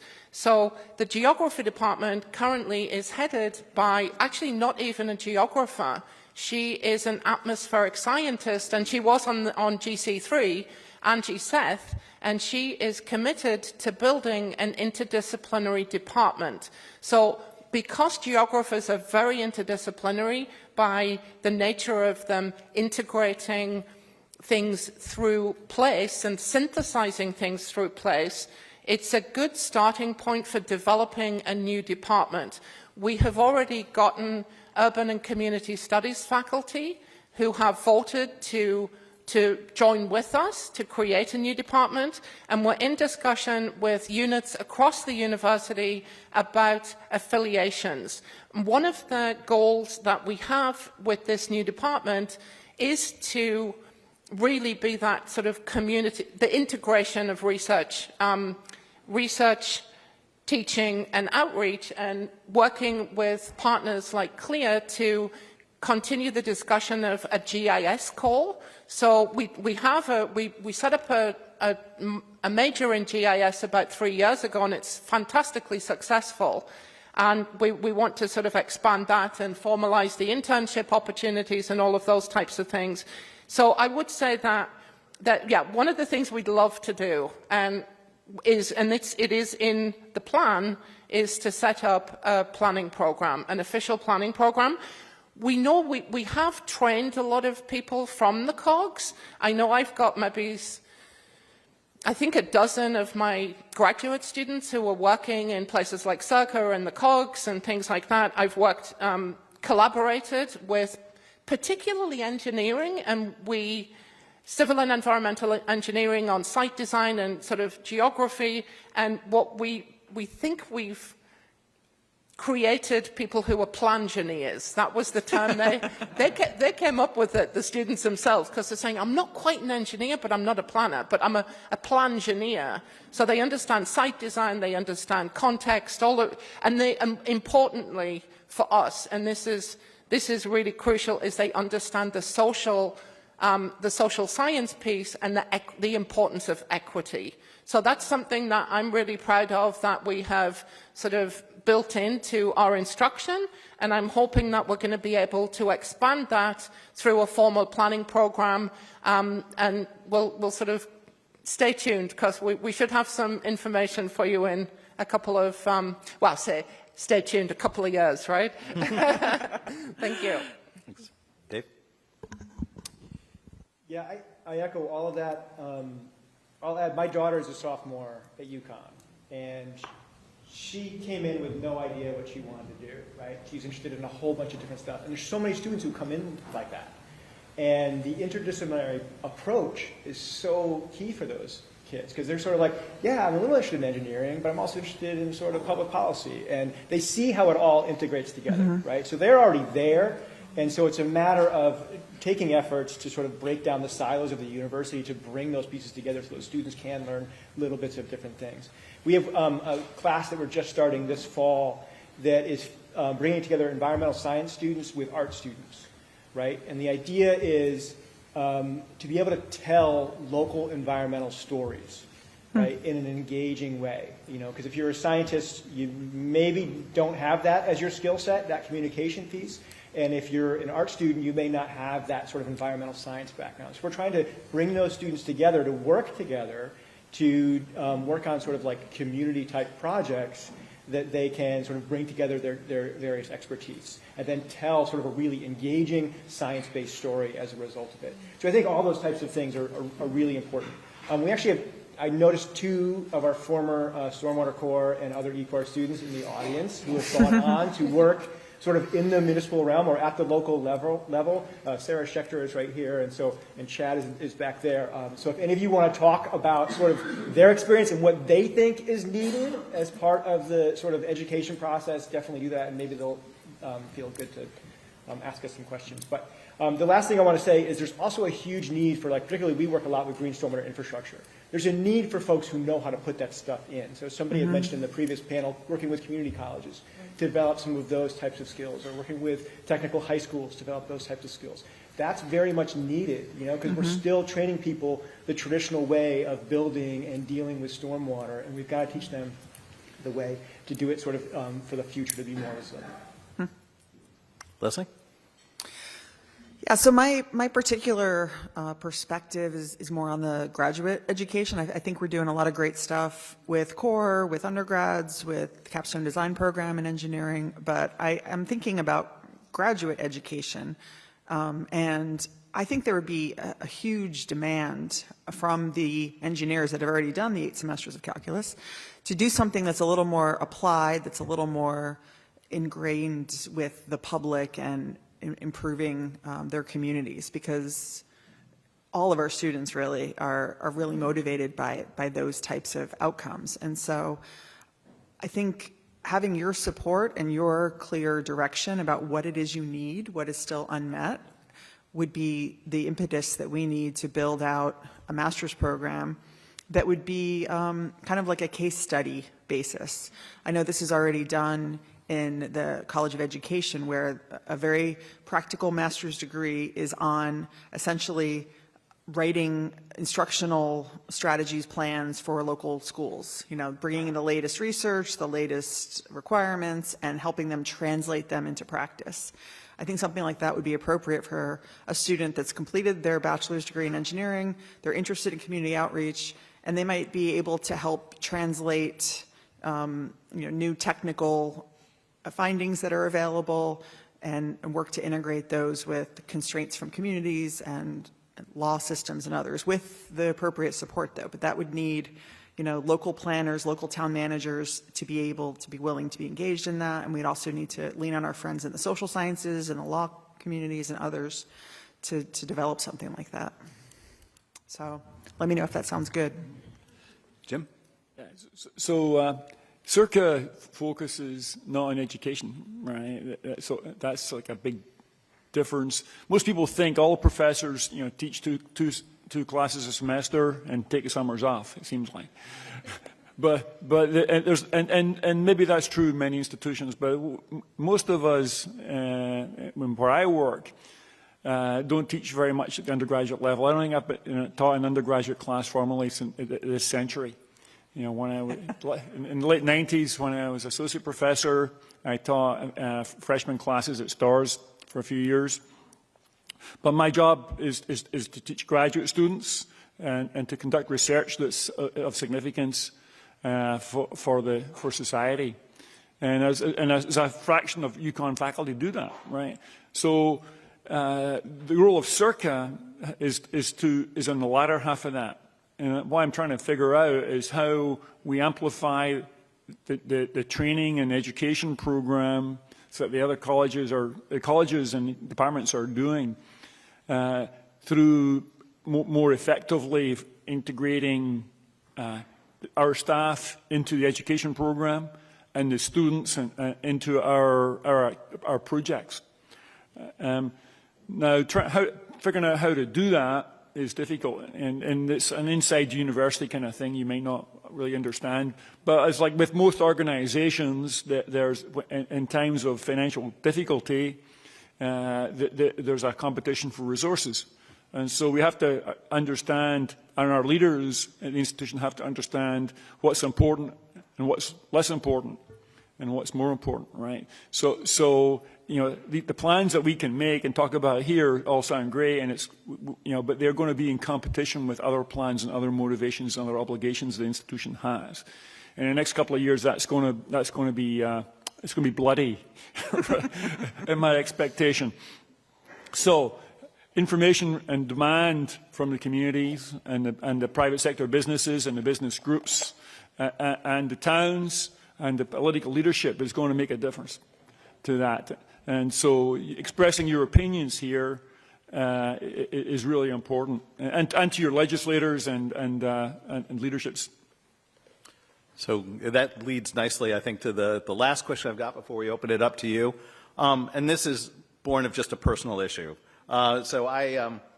It struck me, it was an eye-opener for me at a time when I was the chairman of the Board of Finance in my own town, how the capital improvement plan works. Right, yeah. The rolling spreadsheet of the projects that you have, and yet you're voting on that budget every year, and you're trying to sink funds, and the legislature doesn't empower the town to always reserve funds. They have changed that recently, but a lot of that, it strikes me that municipalities need help in consistency, right? To be able to see these long-term projects and to be led along. To what extent do you think and this is common throughout, right? We know there's a problem down the road and we experience a budget this year. What role do you think the university as a dominant sort of social educational institution in the state how can we position ourselves to help with that? The mismatch between the budget of today and what we know needs to be done for these longer term projects. Like the chart Jim put up, you know, at the very beginning of this, the long planning cycle that needs, you know, a little bit of grit to make their way to the end. So I'll kind of open that. Dave, I think you had a comment that bridged from this to the last one. Start with you, but really for anyone on this particular part, and then we'll take some questions. I'll try to build that bridge. Thank you. I was going to say that when you were mentioning you have law students who are like, you know, sort of want some real world experience. Yeah, and I tell your daughter it's law.uconn.edu/admission. Well, I'm a lawyer, so I don't want her to become one. But she can if she wants. No, I mean, the local planning and zoning regulations and in the wetlands regulations and all the regulations that sort of these volunteers have to do, it would be great if there were law students who wanted to review those and for climate resilience and make recommendations of this is what you could do. I think that would be a huge help to communities. And then I think it's really hard, the planning piece of it, but I think that, you know, one of the things that we can do, and CIRCA has done this some, we've done this some, is developing tools to sort of help walk people through how to do various processes. I thought the suggestion this morning about sort of integrating resilience into plans of conservation and development is brilliant, and sort of requiring that almost as a part of that process. But then teaching communities, how would you do that? What would that actually look like? What data layers would you bring into that? You know, what considerations are there to think about in doing that? So I think the more that we can lay out tools to simplify that process so it's not such a burden on communities, and they don't always, no offense to the consultants in the room, you're all fantastic, but so they don't always have to find the funding to be able to hire those consultants to do those sort of like Cadillac plans that they would like to do. And the POCD pushes, a 10-year document pushes on that perfect consistency and trying to help stretch time for us. Exactly, yeah. Carol? So I think one of the things that we met was talking about this morning is sort of establishing a baseline of what the capacity currently is and really highlighting that, because we have these major gaps in our ability at the municipal level to respond. And so that's a really great starting point for opening up a conversation about what's needed to do long-term planning. So I was really impressed with the findings from that study that Elle spearheaded. And it's a great opportunity for building, sort of building plans out from that. So I think that's a great starting point from my perspective. Yeah.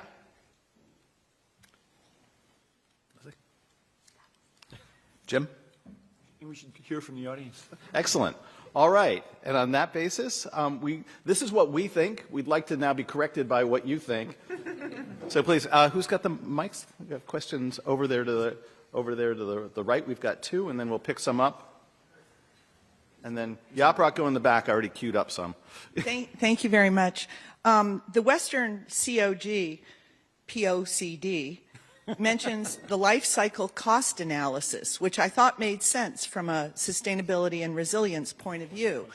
When I mentioned it in my town, Norwalk, who are rezoning and also getting federal funds for putting school for the underserved in the coastal flood zone, I said, where's the life cycle cost analysis? And everybody looked at me like I was crazy. So maybe at UConn you can teach what a life cycle cost analysis is. Probably you could teach it to fifth graders, because I cannot believe that we are ignoring this when we're doing our zoning. We're not getting even sustainability language before the public can comment. And this is right there in the POCD, life cycle cost analysis. And they look at me like I'm crazy. I mean, I do think that one of the ultimate findings, not to presage one of the breakout sessions that we'll be talking about, is modification like we were talking about with the POCD. I'm maybe like some of you, I'm a strong believer in that process. I got to watch the checklist we had when we adopted it, and I hung around long enough to then see how much we did, how the power of getting the right words in that area and the right concepts really does change behavior, even without my lawyer, and there's a litigation aspect to it, hat on. Sorry? You said one of the tracks? Oh, it's session 2. Luann, is that coming up in yours? No. I'll try and remember which one. Other question over there. Thank you for this wonderful forum. I don't think I knew.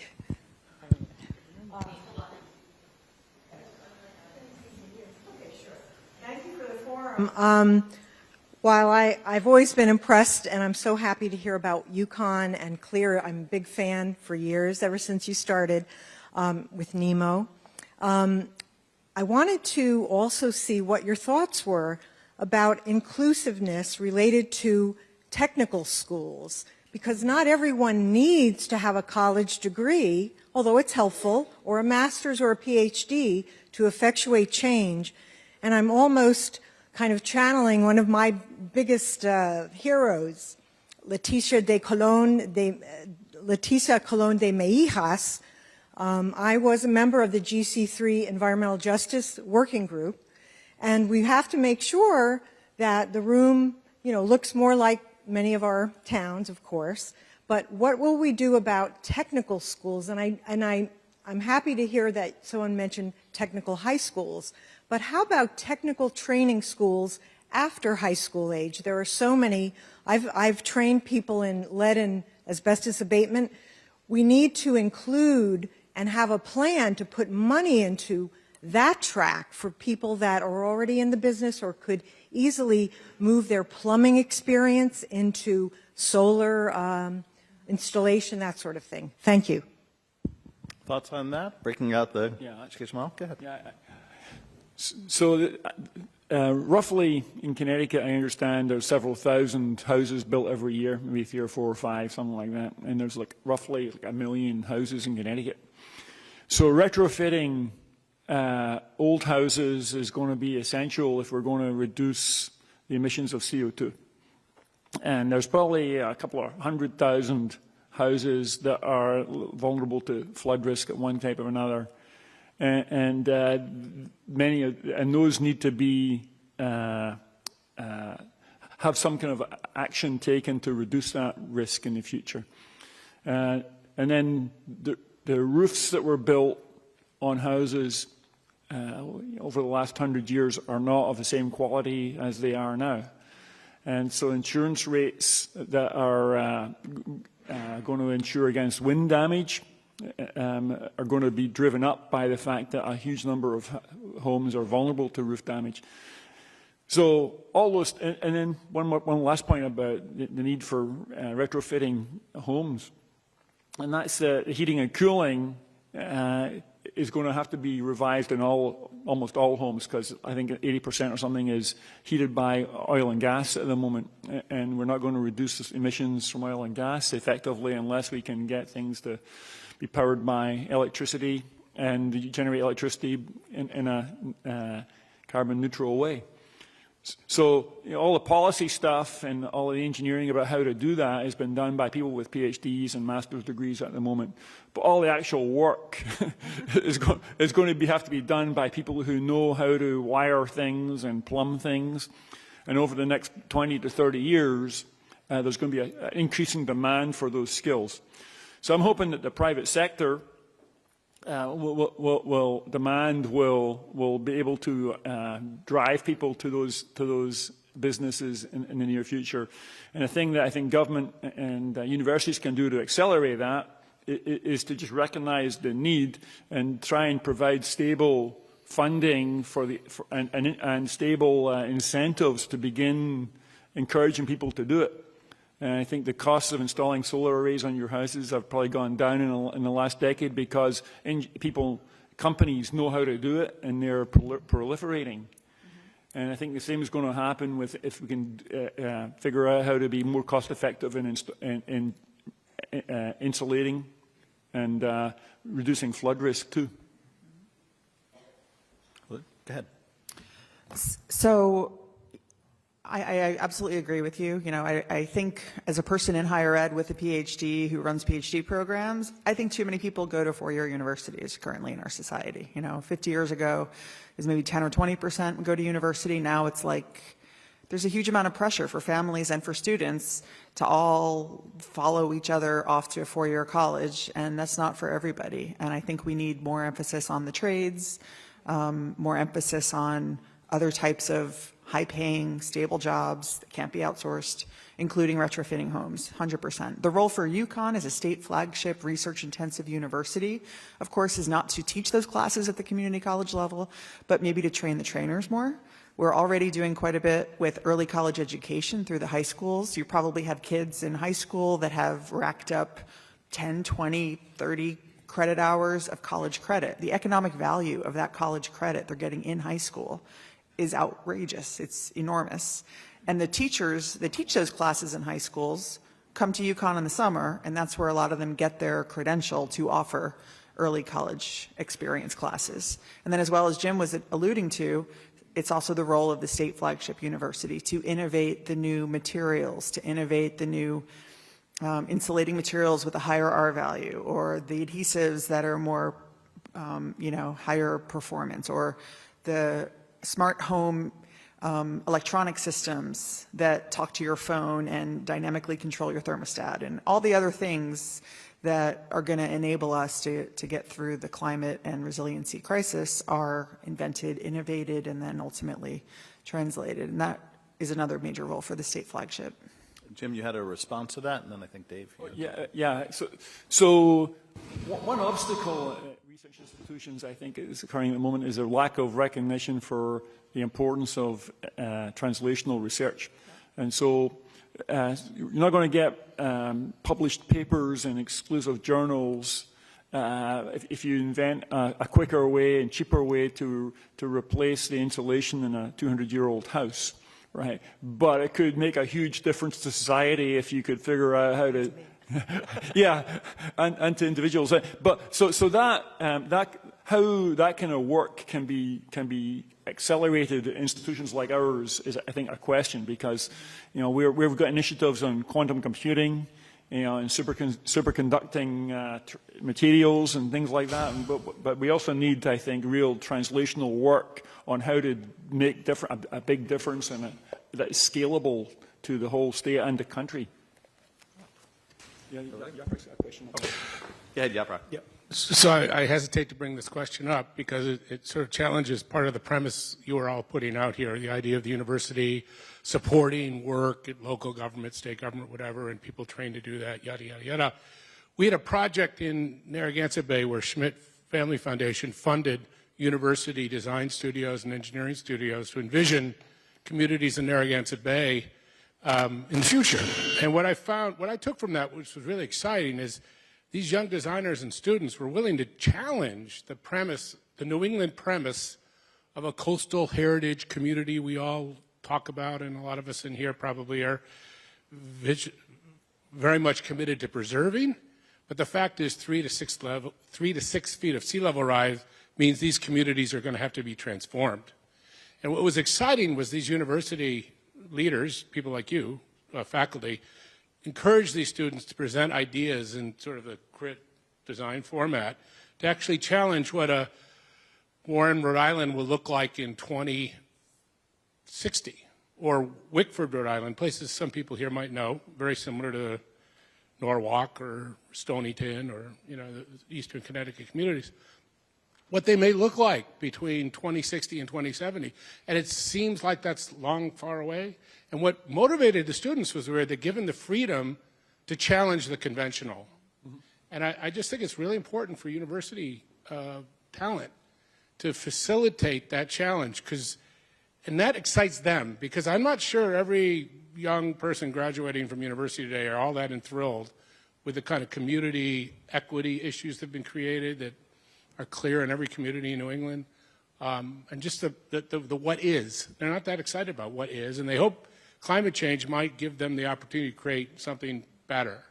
And I want to know if you guys are kind of on that path, because I've seen it. I saw Northeastern do it, Syracuse do it, RISD do it, URI was doing some of this design push to think about what our communities will look like, you know, with what we're talking about coming. Go ahead, Carol. Sure, it is really exciting, and I'm thrilled that we have a lot of really creative and passionate students who are involved in this sort of topic of addressing climate change. And I will say that we address sort of the future in two different ways. There's the visioning of what we want. We invite students to consider what type of community they would like to see in 50, 60 years. So that's and then encourage them to think about what is needed in order to achieve that type of community. And they're always really rich conversations, and they revolve around issues like even I think things like public transportation, all of these different types of things come into play then. The other thing is the scenario analysis of what if we keep a business as usual approach to things, what is going to happen? And so that is usually a little bit more doom and gloom, because we will see things like the sea level rise. But I think one of the things I'm really encouraged by at UConn is that we have placed a lot more emphasis in the past few years on innovation. We have a Centre for Innovation that is funded by Peter Worth, and we've got a lot of students who are partnering there to really come up with business solutions and solutions to create change socially. So we do have a lot of things going on, and it is exciting, and maybe we need to get out into the community more with these types of exercises, which is something that we're hoping to do. Yeah, I was going to add to support that comment about students. The other thing that students can do that's kind of magical is they can say things that folks with like PhDs and things like that can't in those communities, and it comes off different when it's coming from students.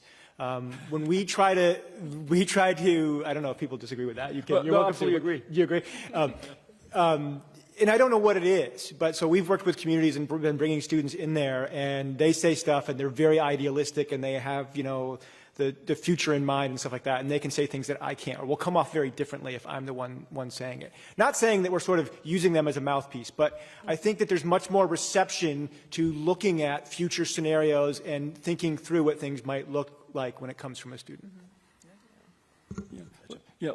So I just wanted to agree with Kurt that it is pretty helpful to envision the future, and on the mitigation side of the climate issue, You know, we hear frequently from students at UConn who think that we should immediately decarbonize the power supply for the institution, and they're fervent about it.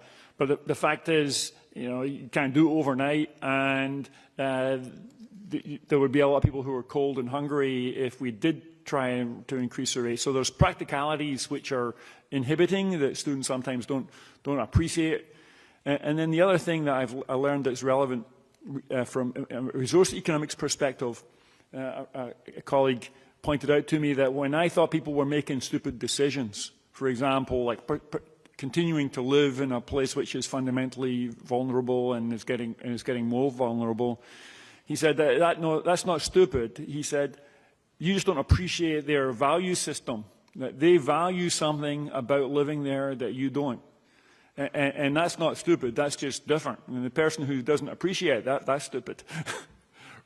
So I think that the people who want to stay in their neighborhoods, you know, are doing so in a rational way.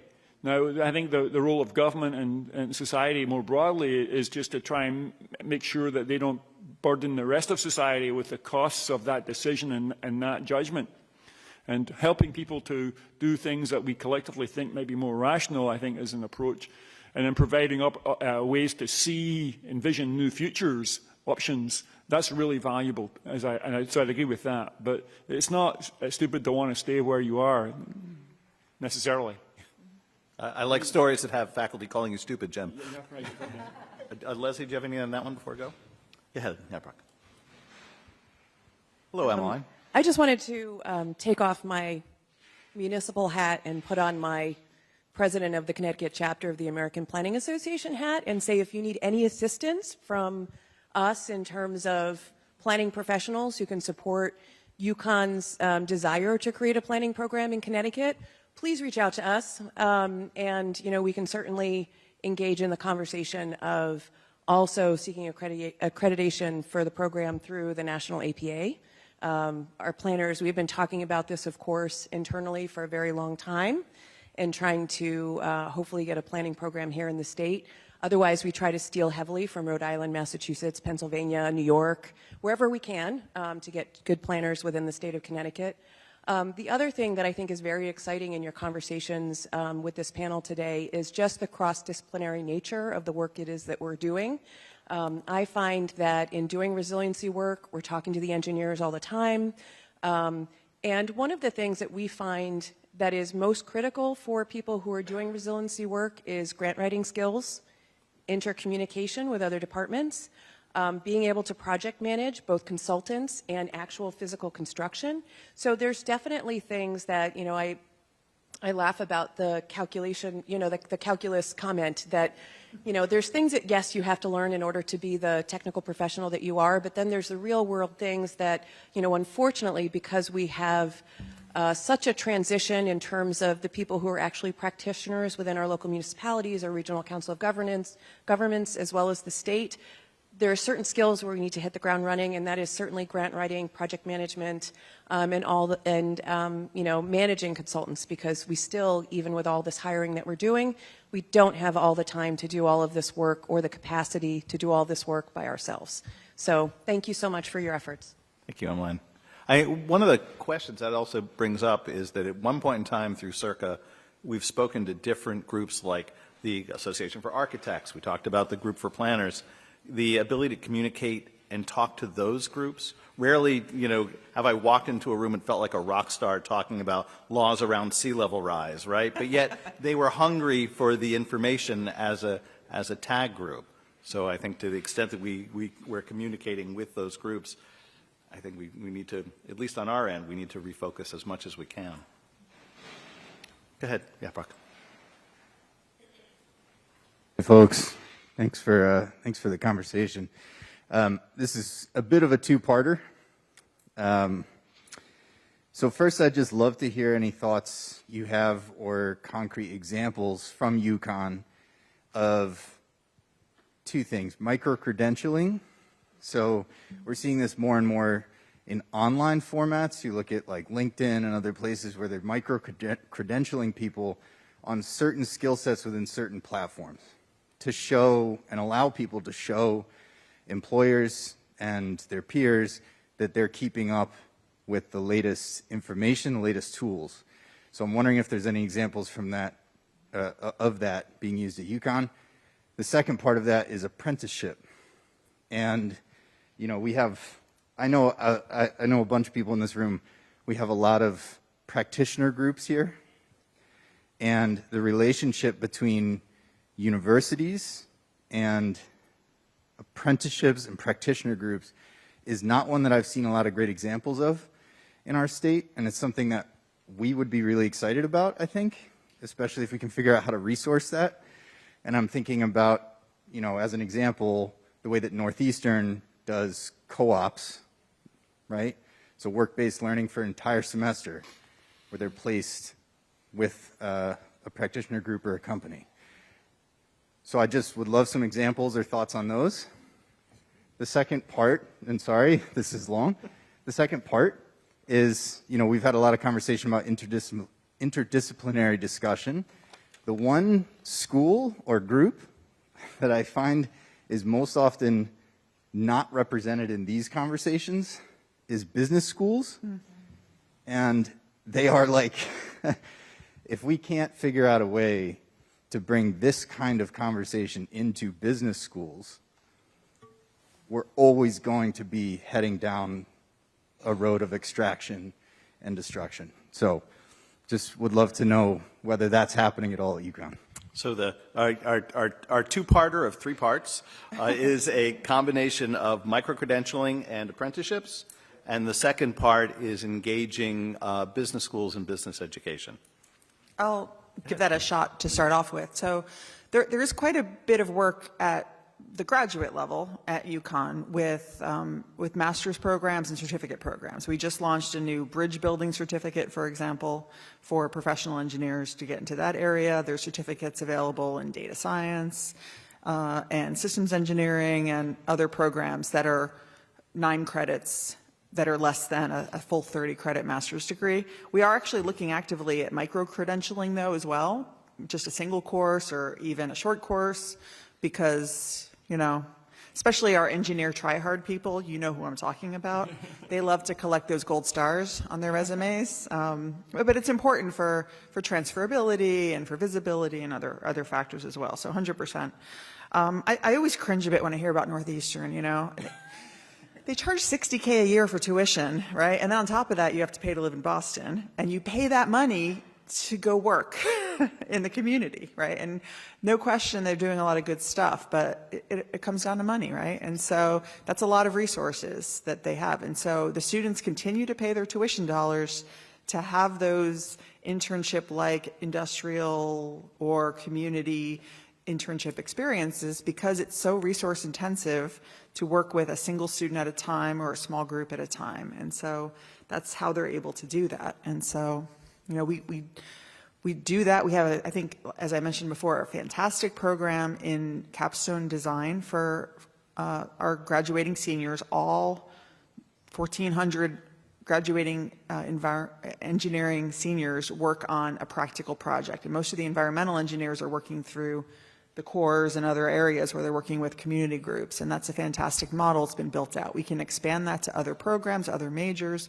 bring in maybe a law student, a business student, an MBA to work on those teams. I think that's areas for fertile growth. The other thing I'll mention about business schools, we have to decouple economic growth from material manufacturing. I recently saw at another forum that the total mass of all of the built infrastructure will soon outpace all of the total mass of all of life on Earth. And if you add up all of the asphalt and concrete and buildings and stuff we generate, that is in a few decades going to be larger than every tree and whale and algae put together. And so it's really kind of astonishing.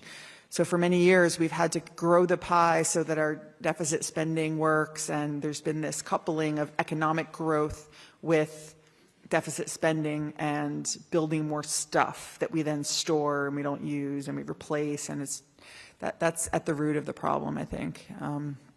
There is activities at UConn to look at that, but I think where the business school could really help us is in the entrepreneurship area. There's a lot of entrepreneurship activities through Worth, through Hillside Ventures. This is a program where UConn undergrads in the business school are actually giving away venture capital money to startup companies. Many of them are in the green space of new products, apps, things that are going to help lead to the greening of our society. And the students are enormously enthusiastic about that. And so I think more activities in the entrepreneurial space, finding a way to do well by doing good, has to start there.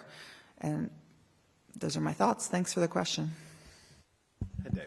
I know we're running out of time, but on the micro-credentialing, my dean just told me last fall there's a big push at the university to do more with micro-credentialing and offering more programs, and they were looking to us for like the green stormwater infrastructure type stuff to sort of offer credentials or online programs or whatever where landscapers and other folks could get that kind of certification on maintaining it and things like that. So we need funding to be able to do it, but it's something that we're interested in doing. We're starting to sort of map that out a little bit. But I think you're going to see more of that from the university because there is a push, a little bit of a quiet push, at least in my college. I don't know if anybody else is hearing that in theirs, to do more of that. Also on the apprenticeship thing and on service learning in general, Rosa Rodales is here. She's the director of outreach and engagement. Did I get that right? At the university. And she's working a lot on sort of how to pave the way for more service learning at the university. So there can be more of those types of things. So I encourage you to talk to her in the break and see if she has thoughts on that. Sorry to call you out, Rosa. Go ahead, Carol. Yeah, I'll just add a little bit to that. I do like Northeastern's co-op model. And I know it's expensive, but it's something our department does a lot of or tries to do on a sort of small scale. We offer students internships, independent studies, and sort of basically a lot of opportunities for practicums to do that real-world engagement piece. And we have found that the students have really enjoyed the experience of applying their learning in these types of settings, and it's really helpful for them when they go onto the job market. So it's a win-win-win as far as we're concerned, and it's something that we want to make a requirement for all students in our new department. So we're sort of looking, well, we are already doing some of that. It would be great if it was more formalized because it is very, very effective. I'm going to skip the micro-credentialing piece, but I do want to mention something about the business school. So my research group over the years has collaborated with the Center for Real Estate, and that is part of the business school, and we've had some really productive and exciting engagements. And I'll give you sort of one example. My colleague from engineering, who is now retired, Norman Garrick, he was teaching site design and also case studies in transportation, and he had a really big passion about parking. And I think I didn't realize how exciting it was until after maybe 3 years of working with him, because he kept saying, look at all these parking lots, and it was a big thing for him. And we ended up having maybe 6 or 7 students doing research on parking and making maps about parking. And one of the really exciting projects that we did was with a master's student who is now at Western Cog, and she looked at Bridgeport and how the land use had changed from 1913 to 2013, and she did it stitching together historic fire maps to get the 1913. And that then director of the Center for Real Estate said a really profound statement when he saw the maps of the comparison. He said, no wonder the city is struggling, there's nothing left to tax, right? Through the road widening projects and the freeways and all of the parking and all of those different types of things and the dead zones that emerge around those types of things. We did have a symposium. It was Reinvigorating Cities by Rethinking Parking, and I think that was maybe 6 or 7 years ago. And one of Joe's colleagues, Sarah Bronan, who some of you might know, then created some legislation about minimum parking requirements. And so that was really exciting to us that we saw that progression of research and into sort of practical sort of legislation. So I'm really sort of proud of that collaboration and what it managed to produce through our students, and I hope we were able to do a lot more work of that nature and really focusing on this sort of coming up with new ideas, innovating, and really emphasizing entrepreneurship in our students. I will say, just to end this topic, that one of the programs we started, the Masters in Energy and Environmental Management program, is interdisciplinary. It's not a micro-credential, but it shows the demand for this type of thing because it lets students break from the many disciplines to tailor what they want. And it was, I believe still is, the fastest growing asynchronous program within the university itself. I think we have time just for one last question and some quick responses. Go ahead, please. Yeah, hi, my question actually has to do with the comment you'd made before about lack of long-term planning for resilience at the municipal level. And my question is, why do you think more municipalities and towns have not adapted the climate resilience fund that Brantford has? And I know that there had been some talk at the state level of maybe taking some of the managerial issues away of managing another fund. But given that you can, those funds could be invested like pension funds at a much higher level of rate of return, why wouldn't we be making it easier for towns at the state level, maybe by having a state level fund or something that towns could all tap into? Or are there any other insights on why other towns have not adopted a similar type of approach towards long-term financial planning? So I think it's a great question because, frankly, as you guys probably know, there are only a limited number of cases where towns can put money away and earn a return. And the change I think you're talking about was the ability for towns to use the STIF funds, right, to have the state manage instead of having to form their own investment committee. But why do you think they haven't adopted it yet? Oh, it's very simple. It's only been 3 or 4 years. Right, it's going to take it 20 years before I think the towns begin to see the value, and the leadership is able to take responsibility to try and talk their voters into supporting it. You know, it's a hard thing to do for a town leader to ask for additional money for some future project which is kind of ill-defined. You know, it sounds like a tax, right? You else have a comment? Rebecca's got a response. Oh. Yeah. Yeah, that stiff account thing passed 2 sessions last session. Yeah, it passed. Yeah, and I think it will. It's a smart thing, as you noticed, and I think it's just you have to be patient for these things to propagate through the machinery. And if I could, I would like to point out that was really driven by Brantford going to the legislator, going to Senator Cohen, and saying, we need this. We think this is important, including the change as to how to both the enablement and the managing of it. I was just going to add, we are the land of steady habits. It takes a long time to turn that ship. And it's similar to stormwater utilities. I don't think we've mentioned that yet, but all municipalities in Connecticut now have the authority to establish a stormwater utility, and only 2 have. So I know other people are talking about it, but this is an opportunity to sort of get people who are generating things like stormwater runoff and contributing to flooding problems to actually pay for that through a utility, and then you can use that money to actually retrofit your system or improve your system. And so it seems like it makes a lot of sense, but communities are just reluctant to do it. Just sort of it takes a while for these things to take hold. So, go ahead, Luann.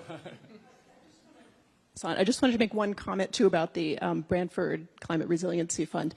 CIRCA has put out a case study about this fund. There is some literature on tables in the back you'll see with lunch. We've also put out fact sheets about stormwater utilities, the expanded flood prevention, climate resilience, erosion control boards, and other literature as well, including an energy guide for municipalities that helps understand about the IRA. So a lot of that literature and links to be able to find it, if you don't want to take the documents on our websites, are on those tables in the back. Thank you, Luann. Well, on that basis, thank you. We got to stick the landing right at 12:30. Please join me in thanking the panel.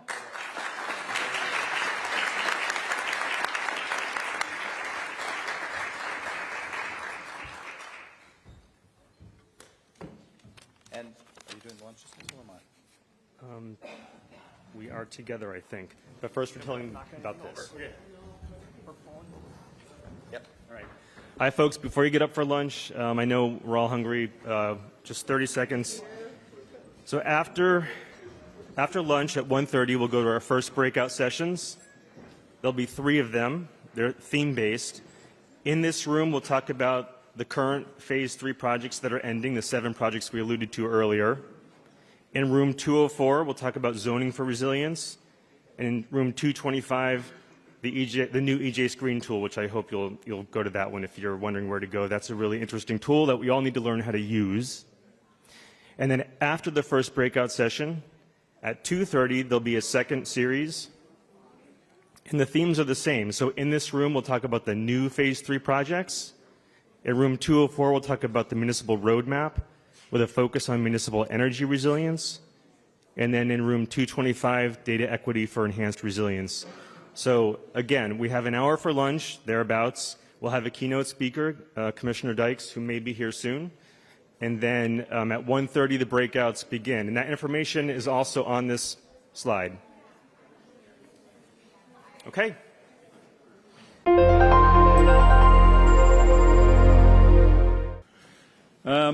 Okay, now it's time for our keynote. So climate change is often, problems associated with climate change are often divided into two parts. You know, those are associated with adaptation, which we've been talking about today, and then the other side of it obviously is mitigation. If we don't reduce the rate at which we're adding greenhouse gases to the atmosphere, temperature changes are going to be even more severe, and sea level rise are even more severe than we project right now too. And so the agency in Connecticut that's charged with dealing with both of those issues and is taking the lead on both those issues at the moment is the Connecticut Department of Energy and Environmental Protection. And the commissioners of DEEP have supported CIRCA from its founding. And I also want to acknowledge actually the initial money that funded CIRCA came from DEEP, but it was also a consequence of the lawsuit brought by EPA, and EPA and DEEP agreed to support CIRCA. And Kurt Spalding was a regional administrator at the time, and I want to acknowledge that. It was 10 years ago, but I haven't forgotten. And so today, our speaker is going to be Katie Dykes. Katie is a commissioner of Connecticut DEP. She's served there since 2019, when she was nominated by Governor Ned Lamont. And Ned Lamont also commissioned the Governor's Council on Climate Change, which Katie chaired, and was influential in several ways since then. Katie also was, prior to serving as Connecticut Commissioner of DEEP, she was the chair of the Public Utilities Regulatory Authority, or PURA, from 2015 to 2018. She served on the board of directors of the Regional Greenhouse Gas Initiative, RGGI, which you probably have heard about. It helps us reduce gas emissions across the Northeast. She's been at DEP since 2012, which doesn't seem like that long ago to me. But prior to that, she was in the Council on Environmental Quality in the Department of Energy. She, unfortunately, is a graduate of Yale. but there are, I want to acknowledge that there's, I think, 40 UConn.edu registrants, and there's 5 Yale.edu registrants here, so they're the second biggest supporters of CIRCA. And she's going to give our presentation now, and I want to thank her for the support and for the work and the slings and arrows that she's endured for the sake of Connecticut's environment and for energy policy. Thank you.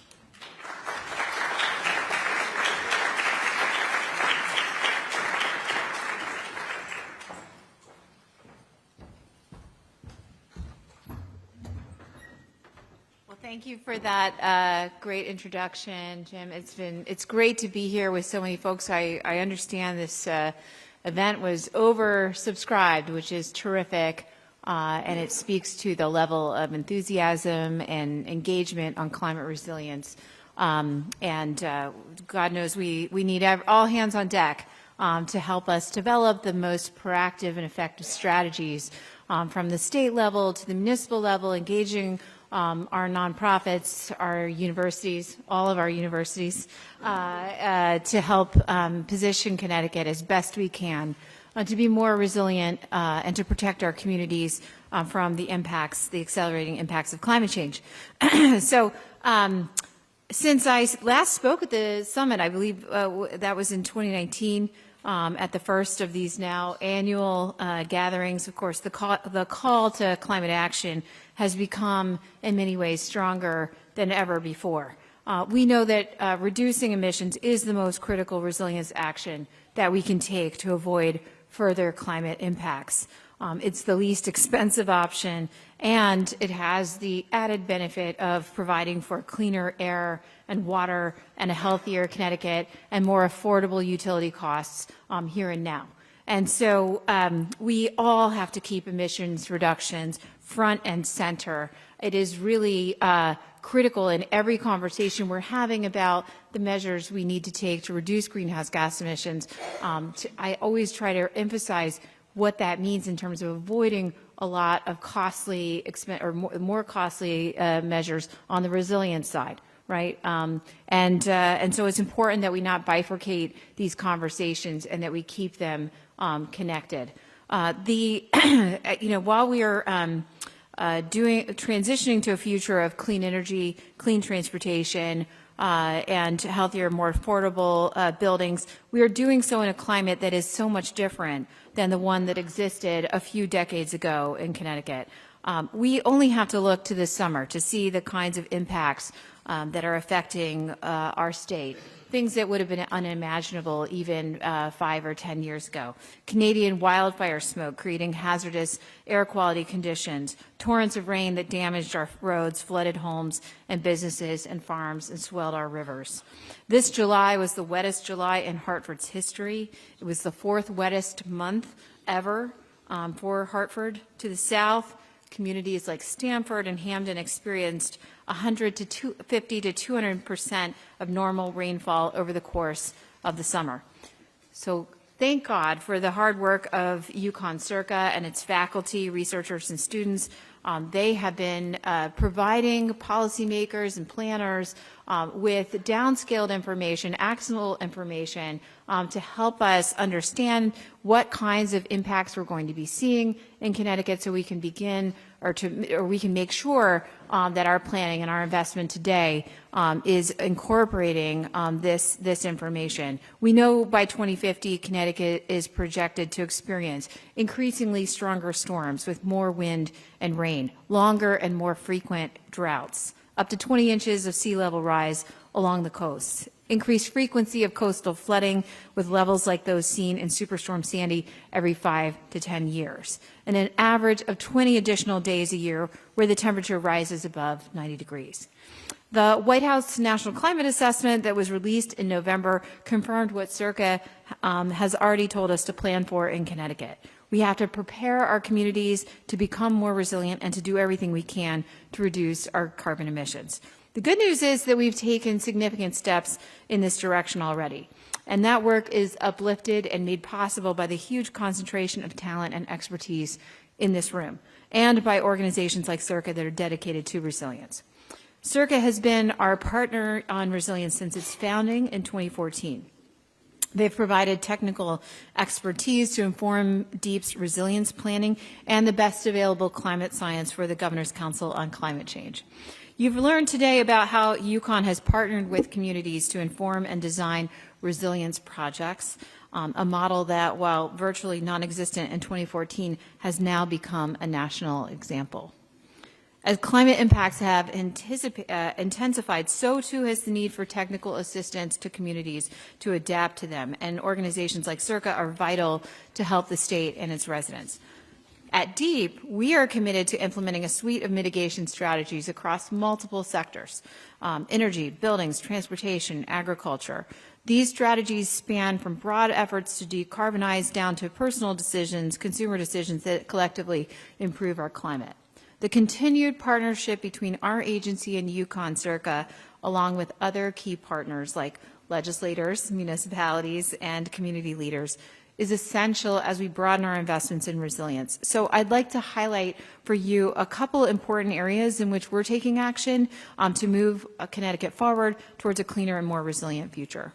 The first is enabling investments in community climate resilience through the Deep Climate Resilience Fund. We've been hard at work to develop our Climate Resilience Fund, which is a historic investment of up to $60 million in state bond funds authorized by the legislature to help Connecticut's communities build a climate resilience project pipeline. Earlier this year, DEEP funded 21 initial applications in the very first round of grants in this program for a total of $8.8 million.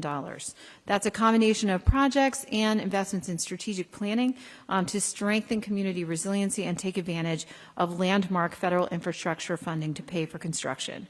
We've seen strong demand from our municipal, academic, and nonprofit partners. In that first funding round, we received a total of 58 applications requesting $22.6 million.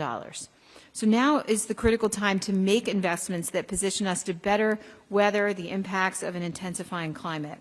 The landmark federal legislation that we've seen over the last 2 years come out of Washington has transformed the funding landscape. The Bipartisan Infrastructure Law and the Inflation Reduction Act together have made a historic investment in resilient infrastructure. And we want our communities to get their unfair share of these funds. And the good news is we've been doing that. Connecticut, I believe, has received approximately 3% of the national allocations under the FEMA BRIC program. Typically, 1% is where is a good benchmark for Connecticut getting an equitable portion of national dollars. So we want to see that continue. And that requires making investments in a project pipeline to ensure we can continue to have compelling projects in these national competitions. So we'll continue the Deep Climate Resilience Fund, and we're going to be expanding it to include matching funds, a matching funds grant focused on federal grant opportunities. We know that federal programs almost always require some local and state match. And so our goal is going to be to have a predictable funding source available at the state level, not dissimilar to how we currently administer the Clean Water Fund, so that municipalities will know that we can solicit projects from municipalities and then be able to award these matching funds, leveraging local contributions to then match federal funds under FEMA BRIC and other programs. So look for more news on that coming soon. The second thing I want to speak to on our approach to resiliency is centering equity and environmental justice in climate planning. So while we're making these investments of state funds, DEEP is continuing to center equity and environmental justice in its climate planning. We're focused on making our state more just for all residents, particularly those who live in communities that are disproportionately impacted by pollution and other effects of a changing climate. Better climate investments and project outcomes start with better data. And so together with CIRCA and community groups, DEEP has launched an environmental justice screening tool. This tool, which is currently in its version 2.0, helps us more clearly visualize environmental and health vulnerabilities across the state, and it offers an important layer of insight to help right the scales and address disparities among communities. In addition, the Deep Climate Resilience Fund that I just mentioned awarded 93%, or $8.2 million, of its first round of funding to benefit our most vulnerable communities, which is really remarkable because we set out with a target of awarding 40%, at least 40% of the funding to those communities. So the fact that we got so many amazing applications that would benefit environmental justice communities and vulnerable communities was truly remarkable. And so I'm really proud of that outcome.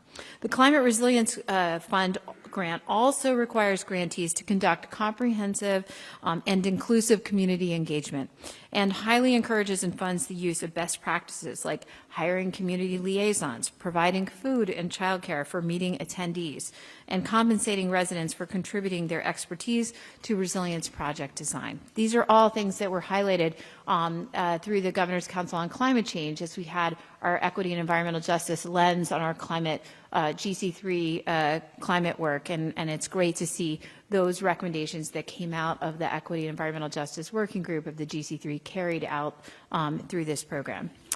In parallel with this new Climate Resilience Fund, DEEP partnered with CIRCA to pilot the state's first grant program for community-based organizations to participate in and lead climate planning for their communities. Again, a recommendation of the Equity and Environmental Justice Working Group of the GC3.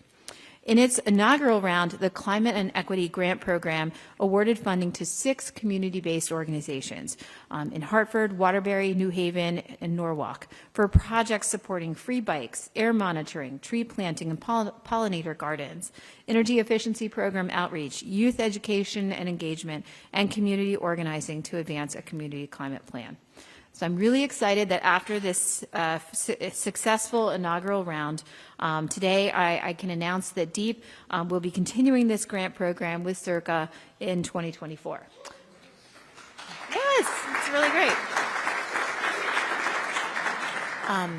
The climate justice and equity grants are going to allow community groups to contribute to the development of a comprehensive climate action plan that will serve as a roadmap for how the state will meet its 80% its target of reducing emissions, greenhouse gas emissions, 80% by 2050, and recommend strategies to address long-term climate adaptation and resilience needs. And it's, you know, personally really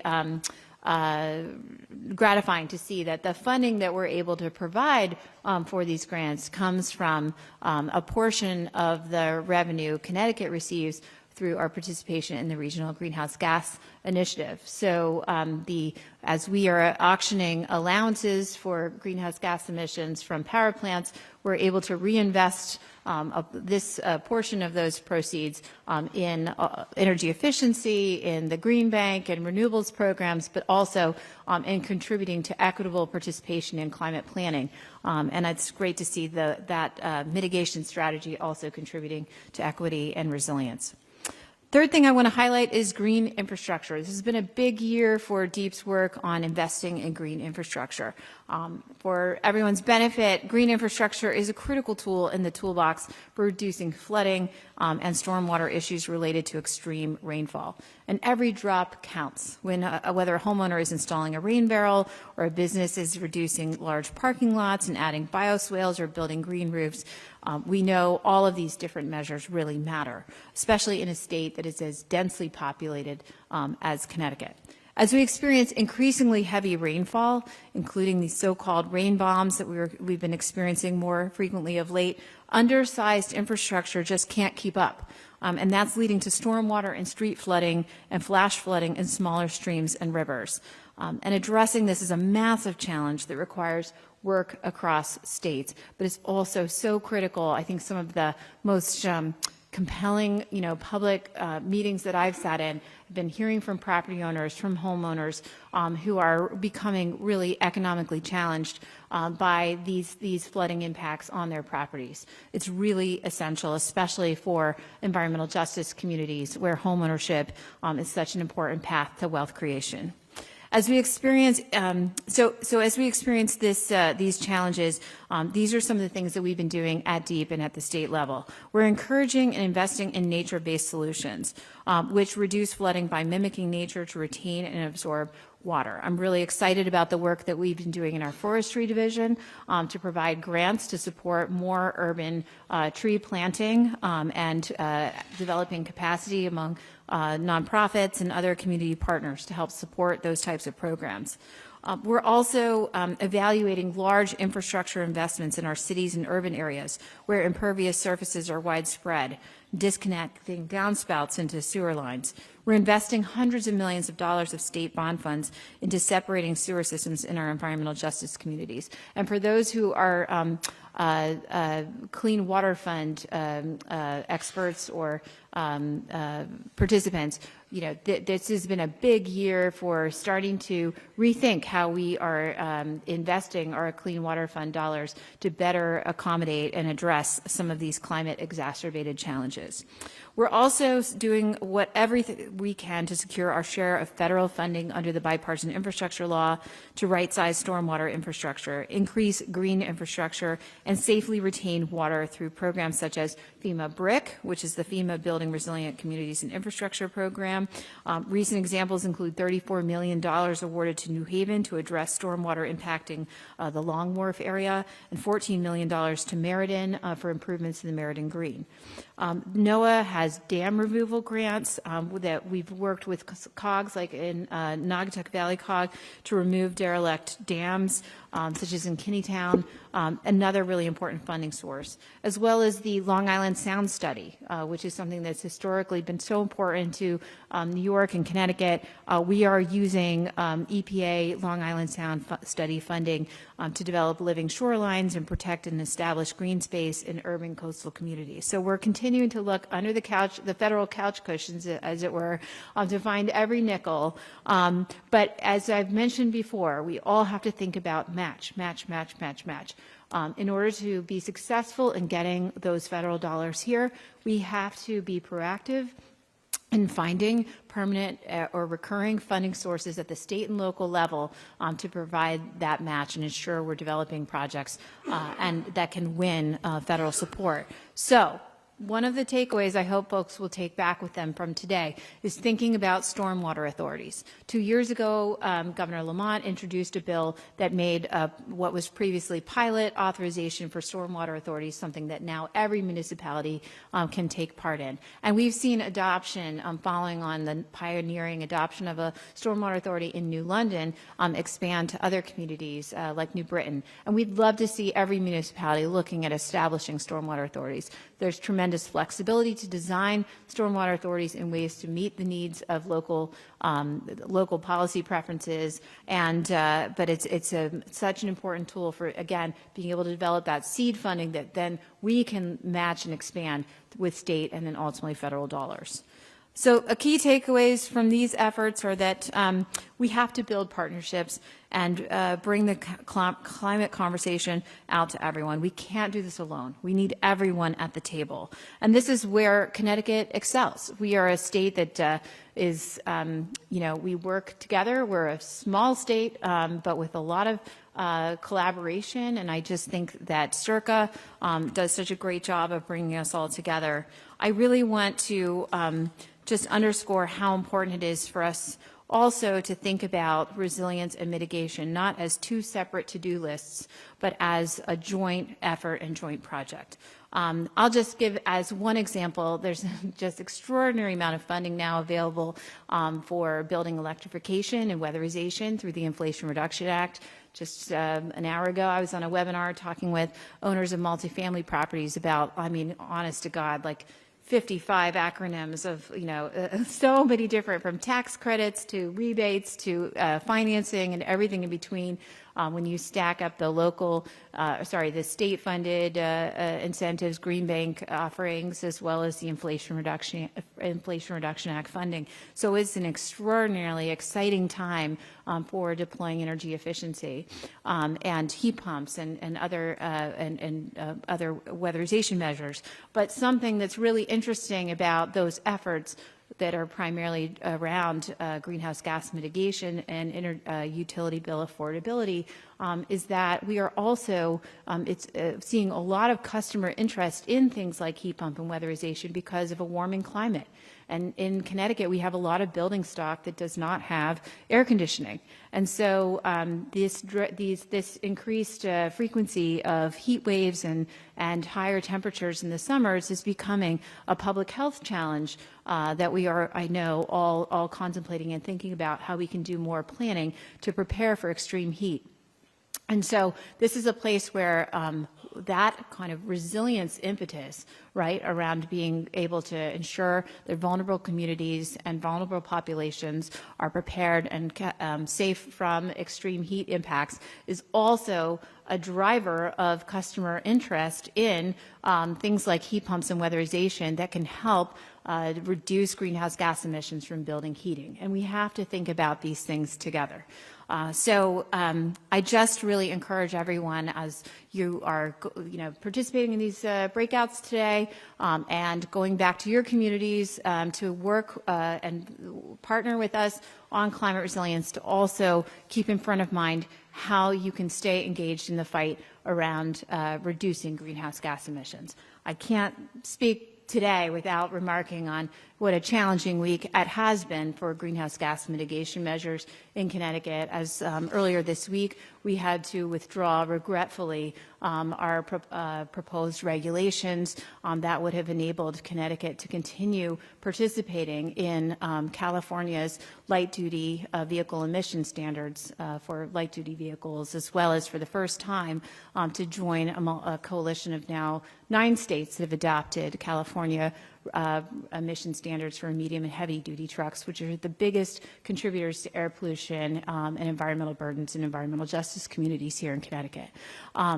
So that was a big setback. I do not know how we could possibly meet the midterm targets of a 45% reduction in greenhouse gas emissions by 2030 without having these tools that we've relied on for nearly 2 decades in reducing greenhouse gas emissions from vehicle exhaust. And I know that if we do not get some path to be able to continue to stay a participant in that program, we're also going to see increasing difficulties with consumers being able to even purchase and access electric vehicles for sale here in Connecticut. So this is, unfortunately, we have to add this to the to-do list to ensure that people are informed about what's at stake with being able to continue to participate in those programs. I do anticipate that the legislature is thinking about whether they will take this up and possibly consider a legislative path towards adoption. But as we see the pace of climate change accelerating, I just have to, I think it's important to note that these types of mitigation measures are also, there's a lot of urgency around ensuring that there's a widespread understanding of the importance of these types of programs around vehicle emission standards. So with that, I appreciate your partnership. Thank you for being so generous with the time to talk about all the things we are doing here at DEEP. I know we have so many of our amazing DEEP staff who are here in the room as well, and I just, I'm so proud every day of the work that they do with our agency. We're excited about standing up a new climate resilience office within DEEP. We'll be announcing that very soon to help carry on the implementation of these climate resilience planning grants and other activities. And if there's other ways and things that we can be doing at DEEP to help better support and partner with all of you, I hope you'll reach out and let us know. Thanks again for the time.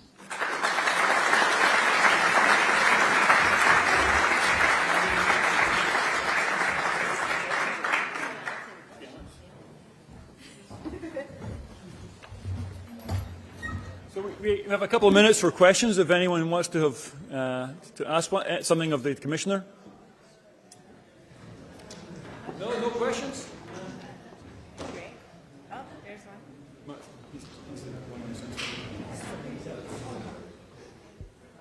I know nationally, and I'm sure with many states, there's a desire to strengthen manufacturing, to bring back manufacturing a bit offshored. And I'm sure many of them could be energy intensive and have implications for vehicle emissions as well. I'm just wondering, is that an issue that you see in Connecticut, and is that a topic of discussion between your department and economic development interests? You know, how we think about both encouraging what obviously had been a strength in Connecticut in the past, but still not compromising progress on CO2 targets and reductions. Now, I think, so if I understand the question correctly, obviously there's been a lot of focus. It's really sort of the key thesis of the Inflation Reduction Act is that we can create more economic development opportunities across our economy in the United States by onshoring manufacturing and production of climate mitigation technologies. And whether that is a concern for Connecticut, should we see manufacturing increasing in our state and contributing to emissions? And the answer is absolutely not. In fact, we welcome more economic activity here in the state, and in part because we have put in place the policy frameworks, notwithstanding, I know with your help we will get there in terms of the vehicle emission standards, I hope, but because we have these frameworks in place to commit our state to emission reductions, including award-winning programs for supporting emission reductions in the industrial sector. I think Connecticut is an ideal place to attract that investment because we have the best supports for ensuring manufacturers can generate economic activity and jobs with a green footprint. And just actually today, I know Governor Lamont is down in Bridgeport. We have a business here locating here in a battery manufacturer locating in Bridgeport, a former coal community, in part with about $40 million of support from the Inflation Reduction Act. So that's a real positive, adding to investments that we're seeing in the offshore wind supply chain, for example, driven by the commitment that Connecticut and many of our surrounding states have made towards that renewable technology. Great question.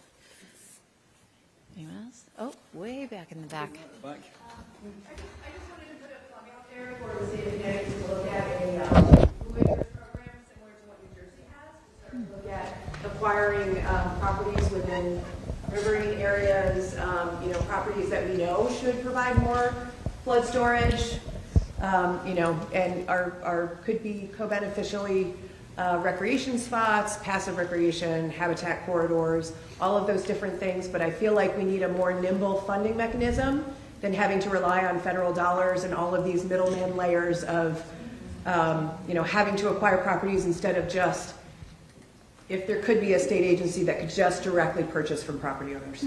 That would be great. That's my wish list. Great, so interesting, and I always love hearing about models in other states, and I think that's one of the real positives of state leadership on climate action is having all these different approaches and laboratories state by state to borrow best practices from. We've been thinking a lot and actually heard a lot of feedback around our open space grant programs, bond funded programs, and ways that we can really work with that really successful program to incorporate more equitable participation, more support for urban community gardens and green spaces and urban forestry as a stormwater management tool, and really interested, I'll go back and check into what New Jersey's doing and see if that might be a model as well. Great. Thank you. All right, appreciate it so much.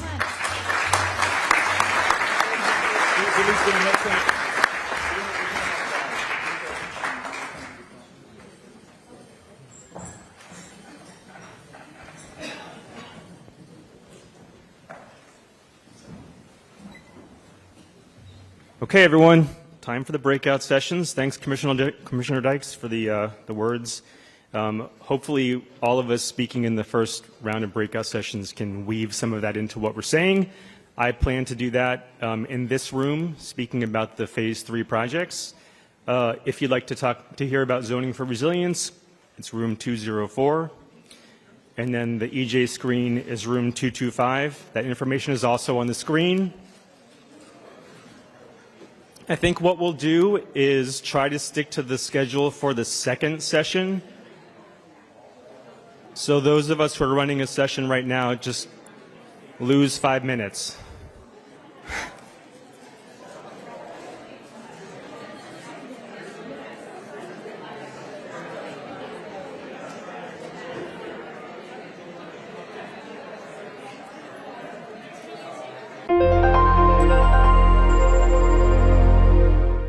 All right, we're going to get started, talk about the Phase 3 projects under the Resilient Connecticut umbrella, which have reached completion. And I've got a couple guest speakers from Fairfield and Norwalk who will have a few words to say during those segments. I think what I'll do is I'll give most of the presentation, give them each a chance to say a few words, and then we'll take questions at the end. And John's in the room. If there's some questions I can answer, he can cover those. So we want this to be more about the lessons that are learned. We've had a variety of presentations over the past couple of years that talked about some of the technical details. So we'll cover some of that, but really want to stick to the lessons that we've learned. We'll briefly cover the areas of work statewide, the risks that we address with this program. We'll look at each project. We'll recognize the state's project pipeline once again, and have some closing remarks. And this is a slide that you saw earlier, just talking about the Resilient Connecticut program, which began about 6 years ago or so.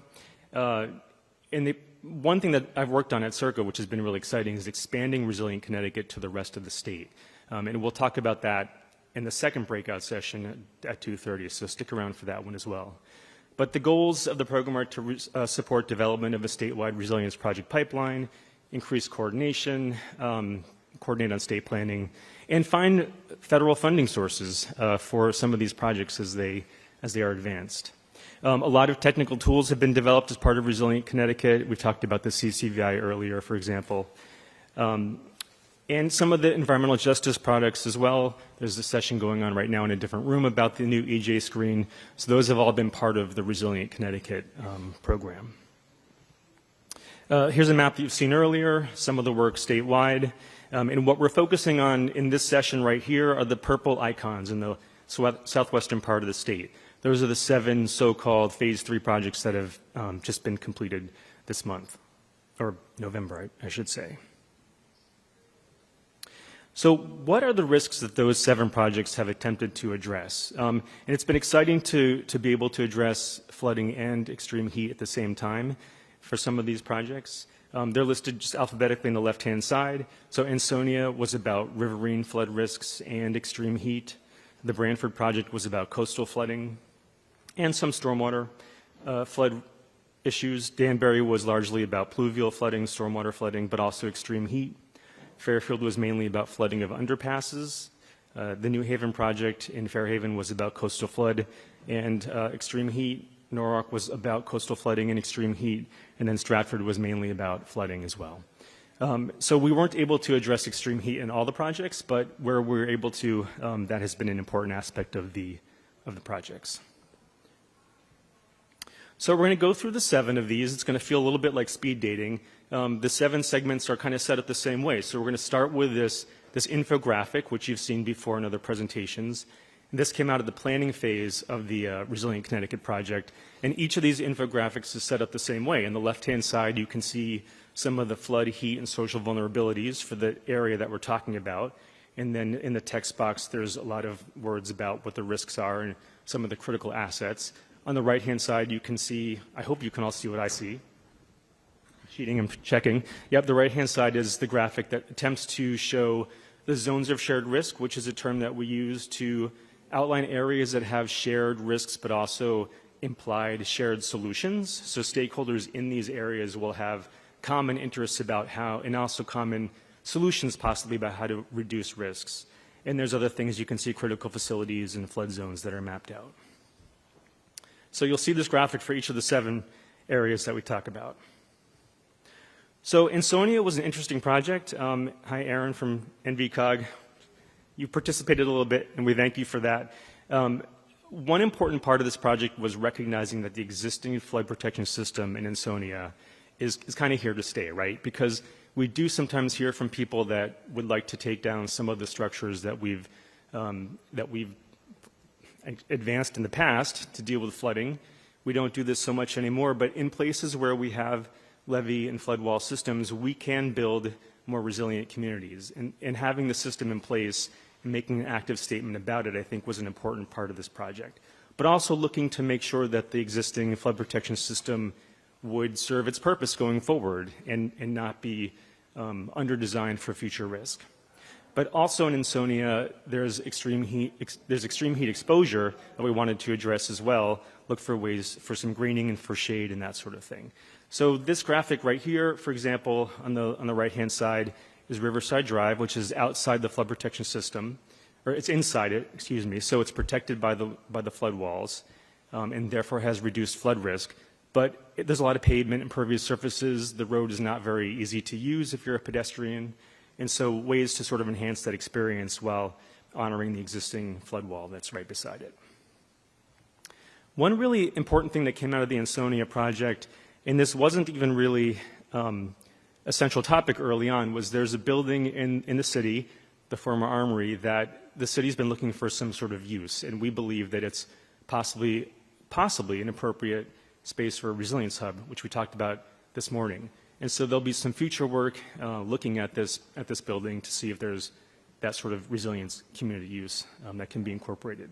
I think one thing really important about the armory is that it is outside the area that would be flooded if the flood wall failed. So we're walking a fine line in these projects. We want to honor the existing flood protection systems and say that they're still needed, but maybe find a resilience hub that's just ever so slightly outside that area of risk. So then I said earlier that there's that infographic you'll see 7 times for these 7 projects. This slide will also kind of repeat itself, and it's set up the same way. In the middle, there's these specific conclusions that we found, these findings and conclusions. And on the right-hand side in the blue box are these more strategic findings that we found for each of the 7 areas. And I'll let you read the words in the middle. I'm not going to go through all those. What struck me about the Ansonia project is that it's a small city, and there's so much redevelopment going on right now and will be in the next few years. The important way to do resilience and climate adaptation in Ansonia isn't to butt in and say, do it our way. It's to get plugged into what's already going on. And I think that was an important lesson is don't stop what's happening, but find a way to sort of enhance it and work with it. And that's been an important lesson from Ansonia. And working with Sheila O'Malley, the city's, I guess she's essentially a chief of staff, right? She's the everything. She's been an important ally in working in Ansonia. All right, so now you've got the hang of it. I'm going to go faster, right? That's how these are all set up. So Branford is a project that was about flooding. This is flooding that occurs through an underpass, known locally as a cattle crossing. It's an Amtrak rail line, and the underpass is really very narrow, and it's kind of one way, and people sort of fly through it on a speed that you would find startling if you were standing nearby. People love this underpass, but it is a pathway for flooding to the Meadow Street area. So we wanted to look at, I want to make sure I mention the consultants, sorry. Ansonia was AECOM. We had Fuss & O'Neill as our partner on this one. So important part of this project was trying to understand what flooding we were solving for. Was it frequent flooding? Was it the 100-year storm, which is the 1% annual chance flood event? And sort of mapping those out was an important part of this and looking at the different trade-offs. This is kind of a simple decision support matrix that we put together. I don't mean simple and sort of underbaked. I mean, it was what was needed for the community to understand the options. And so we were looking at different kinds of floodgates and flood walls, or a do-nothing approach, filling in the area, which nobody wanted to do that. They loved to drive through this underpass as quickly as possible. And so this is a way to sort of prioritize some of the things that were important about the different alternatives. And essentially what we came to was the conclusion that there should be a deployable floodgate that reduced the movement of floodwaters through the underpass to the north side and would reduce that risk of frequent flooding. So this project, it was important to recognize, was not going to result, if constructed, would not result in a FEMA map change. That was something to look at a future time. This was to deal with the frequent flooding that was already causing problems. And this, again, this is set up the same way. I'll let you guys read the middle, lots of words, but the blue box is where the sort of strategic finding is. That early engagement with Amtrak had sort of just never really worked out. This is a concept that was floated about 7, 8 years ago in the town's coastal resilience plan. And so Fuss O'Neill helped us really get in front of Amtrak and step through their formal review process. One free bite at the apple. Future reviews, might cost some compensation to Amtrak, but we were able to get some comments from them, which has been really helpful. Moving over to Danbury, this one John spoke about earlier, so I don't need to go through too many of the graphics. We've seen this one, in fact, this morning. The flood, heat, and social vulnerabilities were all pretty high in this area.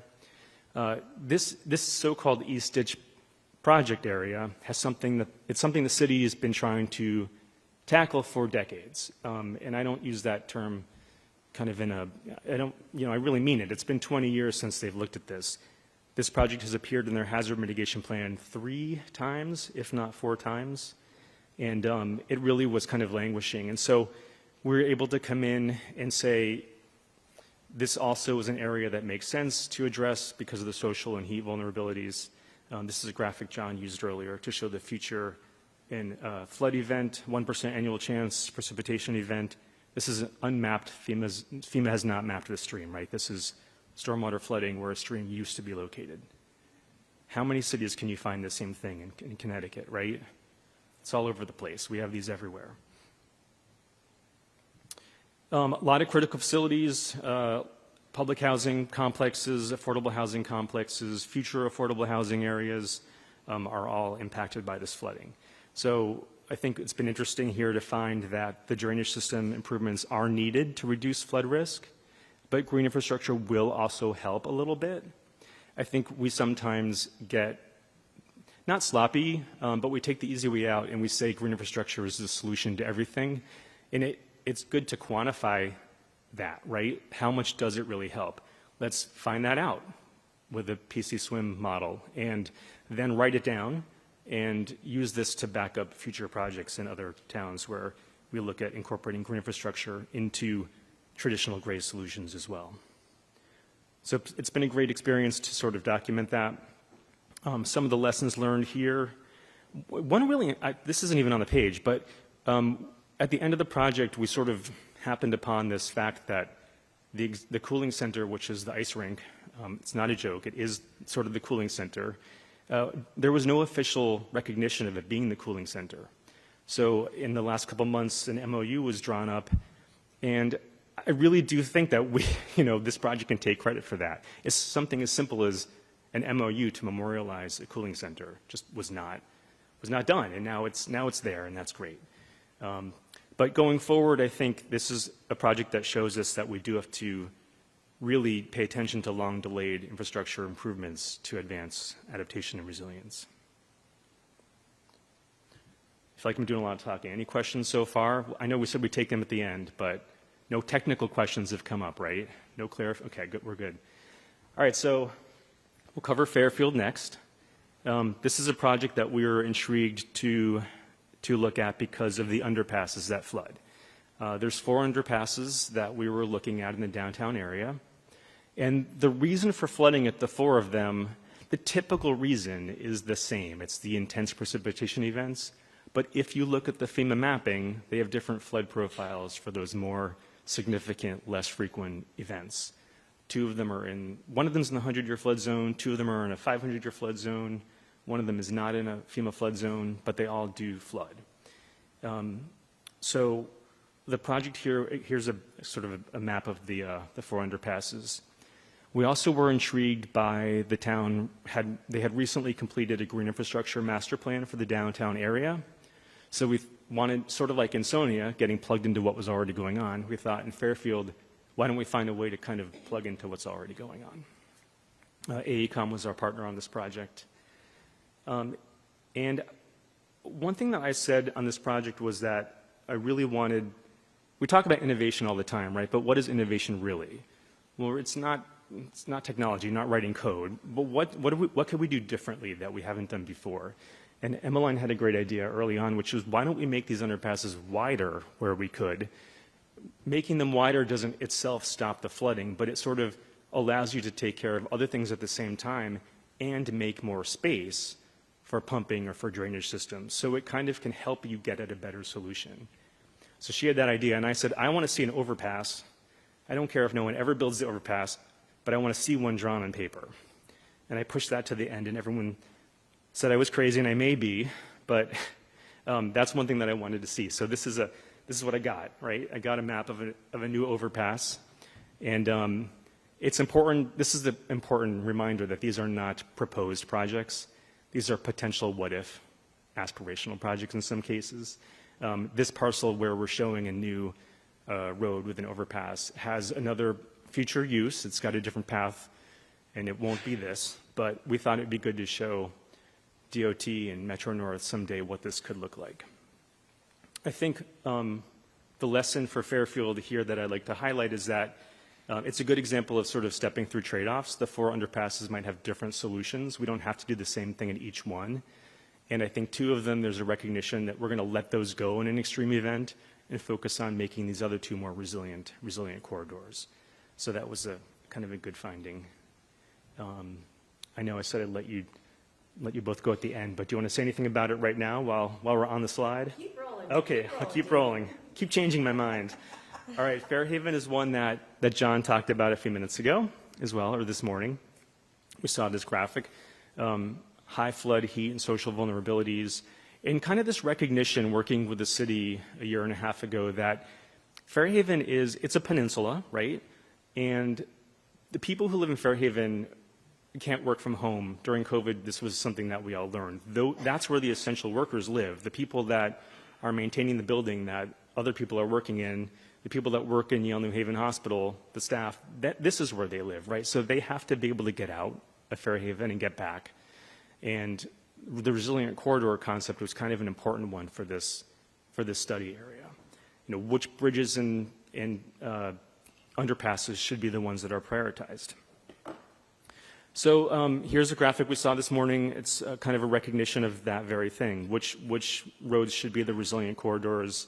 Which ones should have an active statement made? These need to be resilient going forward, and these other ones maybe won't be the best way in and out of Fairhaven. We also had the 2 focus areas that came up. John, I don't think you mentioned this, but choosing these 2 areas came through kind of a sustained dialogue with the city staff, right? There's been a lot of attention to other parts of Fairhaven, specifically the River Street area and the Front Street area. And the city rightfully said these are other parts of Fairhaven that haven't had as much attention. So we looked at this graphic, I think, earlier, the John Murphy Drive area, where there could be a few things that are accomplished. We could take advantage of some opportunities to create these cooling corridors that move back into the central part of Fairhaven, elevating a road to provide flood protection, also changing a parking lot into green space. And then we had, I don't know if we looked at the concept for the Clinton Park area this morning, but here was the other concept that came out of this project. This one had some important aspects of reconnecting the community to the Quinnipiac River through park enhancements. So the right-hand side of this, there's an existing riverfront park that would be enhanced and kind of expanded and regraded, providing better water access. And then, again, some cooling corridors that would extend back into the interior of Fairhaven. And so some of the lessons here, I think John and I were really struck working with the community management team. Whenever we would attempt to appear in front of them and talk about this project, there were a lot of other topics that were just really important to this area. There was one meeting we were in where I think the CMT spent an hour talking about sort of unlawfully operated auto repair shops. And it doesn't do us any good to go in there with a resilience story to tell if people just can't get a good night's sleep because they're next to an auto repair shop that wasn't meant to be there. You have to tackle things in the right sequence, and I think that was an important lesson in Fairhaven. But then looking for co-benefits that could help them be more comfortable with where they live and have a safer environment would be kind of the way to go. Norwalk, so this was an area that we were interested in working because during the planning phase in 2020, 2021, we noticed a lot of neighborhoods were dependent on roadway segments that were very low-lying. And so several specific neighborhoods that are sort of off the page and on the lower part of the graphic here, they all rely on a couple roads to get to the rest of the city. And so the resilient corridor aspect of this project was sort of the important one. It was, it's not, the state doesn't need us to come in and show how to elevate local roads. Towns know how to do that. It's some of the state roads and the key connectors that the towns kind of are more challenged with elevating. So we wanted to look at that. Also make sure that we were looking for opportunities for managing extreme heat through green infrastructure. So AECOM was our partner on this project, and This is kind of a graphic that shows on the right-hand side how we had to select which segments to look at as resilient corridors. We couldn't look at everything.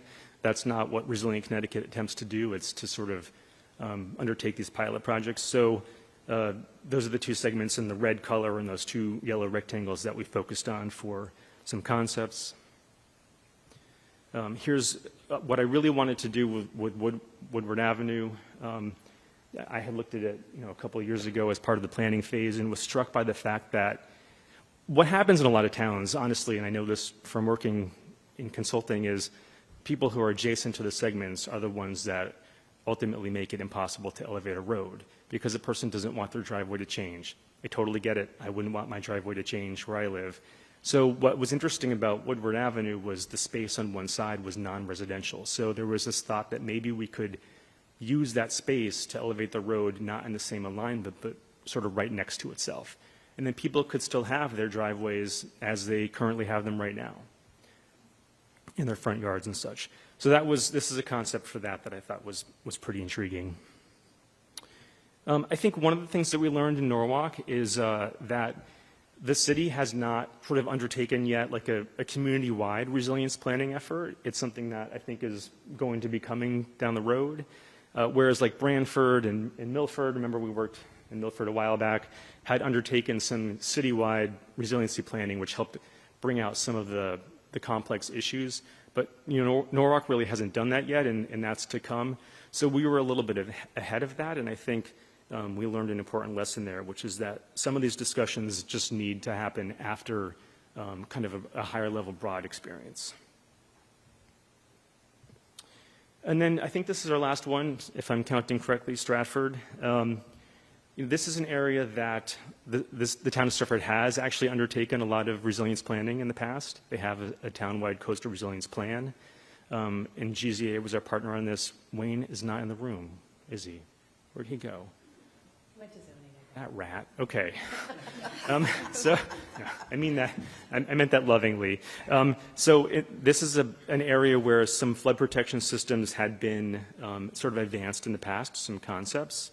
And what we wanted to do was kind of brush those off and figure out what was the barrier. Why was the town not kind of moving ahead with these individual levee systems? I love this graphic. This comes from GZA. So this shows the flood pathways in from the Sound and from the Housatonic River, which of course is tidal. And then the left-hand side is kind of 4 hours of a storm surge event. And the right-hand side is kind of a couple hours later. You can see the extent of floodwaters kind of moving inland into the south end. And so we really wanted to figure out what the people in the south end wanted, what their concerns were. If it wasn't storm surge, what was it? In this case, a lot of them have stormwater concerns. But then also which flood protection system segments were the most important ones to kind of address this flooding. And one thing that we kind of pushed for was looking at a different alternate alignment. So Lordship Boulevard, which is kind of like a causeway. If you've ever driven out to Lordship, you feel like you're going through the salt marsh for a long time, right? So if that's not elevated, what's a different road that could be? And we looked at this road called Access Road, which is sort of a little bit further landward, and we wanted to see a concept for what that would look like as flood protection system while continuing to be a road. And I think the big lesson from Stratford was that it can be difficult in Connecticut to sort of step towards long-term solutions while there's large uncertainties. In this case, it's the airport, right? So there's different opinions about what should happen with Sikorsky Airport in Stratford and about the former Army engine plant. And there's kind of a lot of waiting to see what will happen. And I think it's human nature to sort of get caught up in, well, we can't do this until we know about this. But I'm hoping what we're learning from all these projects is that sometimes we have to sort of untether ourselves from those questions and figure out something that works no matter what's happening at an airport. So I'm hoping we get there with Stratford. We'll see what happens. Before I put you guys on the spotlight here, what I did, and this is a new slide, John, that you haven't seen, so I hope these views represent CIRCA's views. I took a sentence out of each of those blue boxes, right? and I threw them onto this page. I took out the non-technical sentences, right, the ones that weren't about engineering. And I threw them on a page, and I looked at them, and I thought, they really all kind of say the same two things. They're really all talking about time and balancing choices, right? So does it not seem to always come down to the same thing? These 7 projects are completely different from one another. But a lot of these summary sentences here, I'll just pick some of the words, may appear without warning, sustained efforts, long delayed, right? You can do this on your own reading the words. I'm sort of implying the same challenge in each one of these, is it just takes time. We always are surprised at how much time things take. And I'll go to my house and say to my kid, what do you mean you still haven't done this? Things just take time. And so it's true of these towns also. And so these sentences were written months ago without this thought about how they each are about time and about balancing choices, but they really are kind of all doing the same thing. So this will be something that goes into our roadmap when it's written soon. And hopefully these will be lessons that we can kind of use going forward. And if you attend the session after this one, you can think about that, how these might be part of the next 4 phase 3 projects. So I think with that, I've spoken for long enough. We've got the time, so I'd love to hear from both of you your thoughts now that the projects are kind of ending. If they were helpful, if they weren't, tell us, right? Free money is fun, but sometimes free money is just free money. So Emmeline, go ahead and introduce yourself and what you do. Hi, I'm Emmeline Harrigan. I'm the Assistant Planning Director in the town of Fairfield. And I think when this project came about, we really had to kind of talk about what some of the ongoing problems were in Fairfield. And time again, these very low-lying underpasses come up. What we found through this process is, discussing these problems is a very interdisciplinary conversation. I think even, as we kind of begun the conversation, our thinking about it changed over time quite a bit. I think it's helpful to have many voices in the room when you're looking at these projects, because once you're done thinking about these projects, designing potential solutions, then you have to figure out how to fund them, right? So for us, what's kind of been an interesting conversation is how do we tie in potential maybe transportation dollars for this?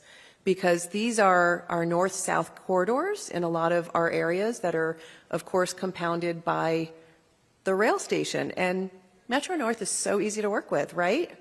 So, we have to kind of figure out how do we tap into partners that are available and willing to talk to us about really kind of creating some of this change, both reducing, hopefully, some of the flood hazard, but also really kind of eliminating these choke points in our community where these are, I know that a lot of, because we all, I think, along the rail station suffer from this problem. The trucks that try to go underneath and get sliced off the top, your emergency vehicles that can't always get underneath these. So there are all these compounded issues that, based upon the initial kind of resiliency lens, came to light through our conversations that then kind of opened up other opportunities for potentially thinking about, well, how do we really fix this problem, which has been here for so long? So I think for us, where we're really going to try to approach making some of these solutions a reality is, again, really approaching maybe DOT, to really kind of figure out, well, as you're looking at providing more pedestrian access, multimodal opportunities, like DOT, as you're looking at, maybe even doing I-95 efficiency planning, can you maybe look at our underpasses as well? So I think you just have to be creative, and where I think a project comes into play and where you think it's going to be able to be funded, you'd have to just really be flexible because you just don't know.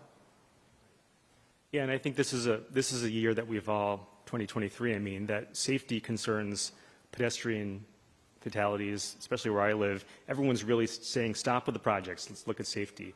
And you had some good ideas about how to also incorporate safety into these underpasses. So it's just good timing from that regard. Yeah. Okay, and Michelle, did you want to say a few words about the Norwalk project? Sure. So I think from the city perspective for Norwalk, although we haven't had a lot of big conversations about resiliency in Norwalk, I thought that this was like a good starter for us.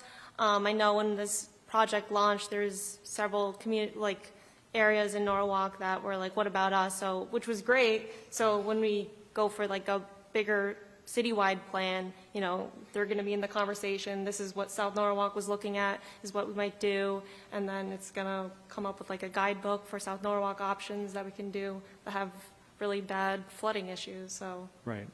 And I think if I hadn't said it, I want to thank Norwalk and Fairfield for letting us sort of come in and all 7 towns. If anyone else is here, you know, thank you for letting us come in and sort of run through these projects. I think we're going to take questions for sure, but there's other pathways to resilience. There's the DCRF. The Sea Grant's got some project funding type tracks 1 and 2 right now.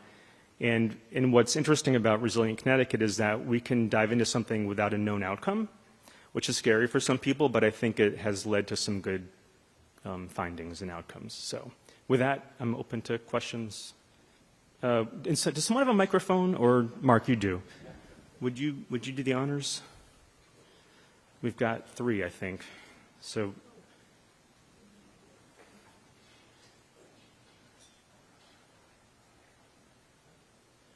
Hi, thank you, Michelle. My question's directed to you. We know CIRCA came to Norwalk, and Norwalk wasn't expecting CIRCA. Right in the middle of the first time in 100 years, we're going to rezone, redo all our planning and zoning, including our POCD. And first they came in December, then they came in June, and it was until the second meeting that any city leader that was carefully selected was put on this. And I think you remember we got a grant to actually go out and try to get people, our vulnerable citizens, to come, and we were passing out free money, and not one person showed up at the seminar that you guys gave. So I don't know if there's just a complete lack of trust in Norwalk, but you know right now there's a big push, and there has been, because our new zoning regs allow for actually we're using sustainability to a toolbox to increase density for developers. And a lot of people are against that, but the developers don't care. FEMA standards, the buildings will still be there, but public health and safety is what's really concerning.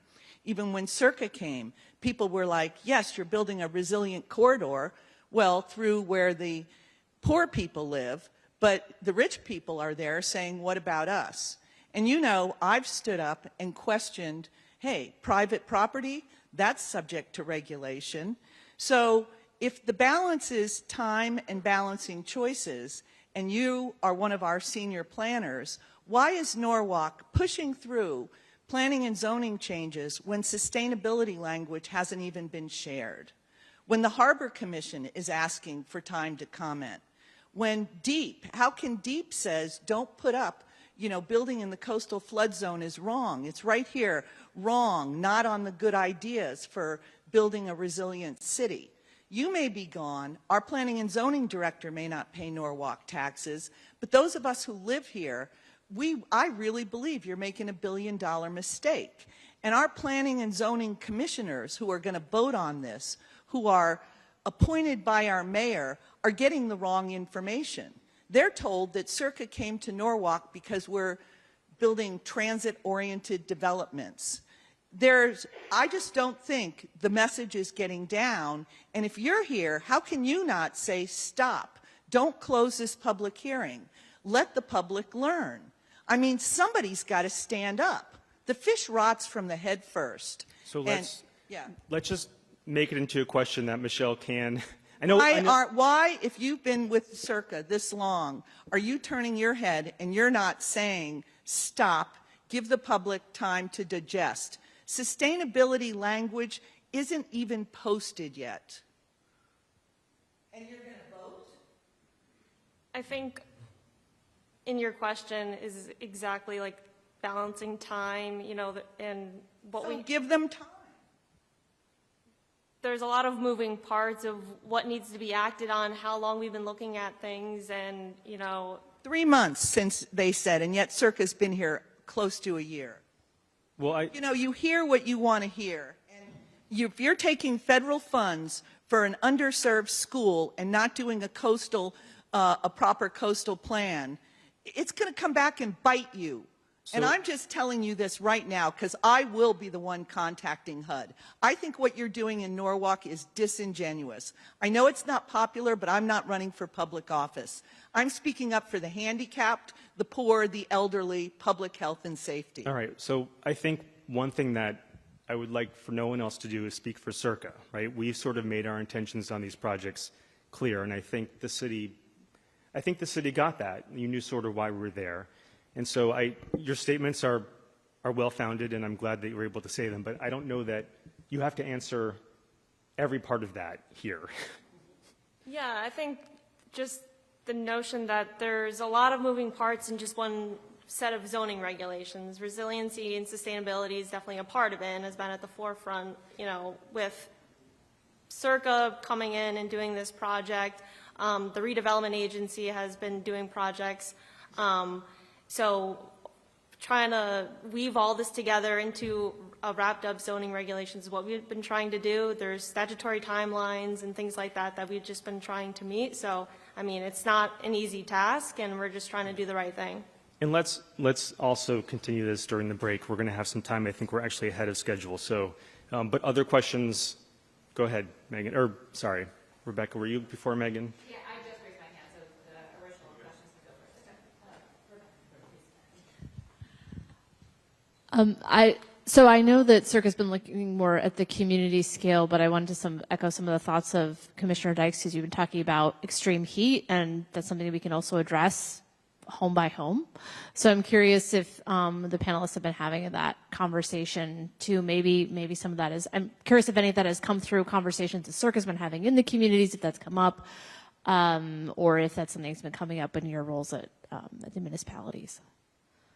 Not so far, not on these. I think we recognize that's a good next step with the extreme heat aspect of this. We just sort of didn't have that wasn't the choice that we used, or that wasn't the tool, I guess. It was the shade and the heat exposure that we tried to tackle first through these. John, do you have any thoughts about going forward? Well, yeah, I mean, I think there's a lot more that needs to be done.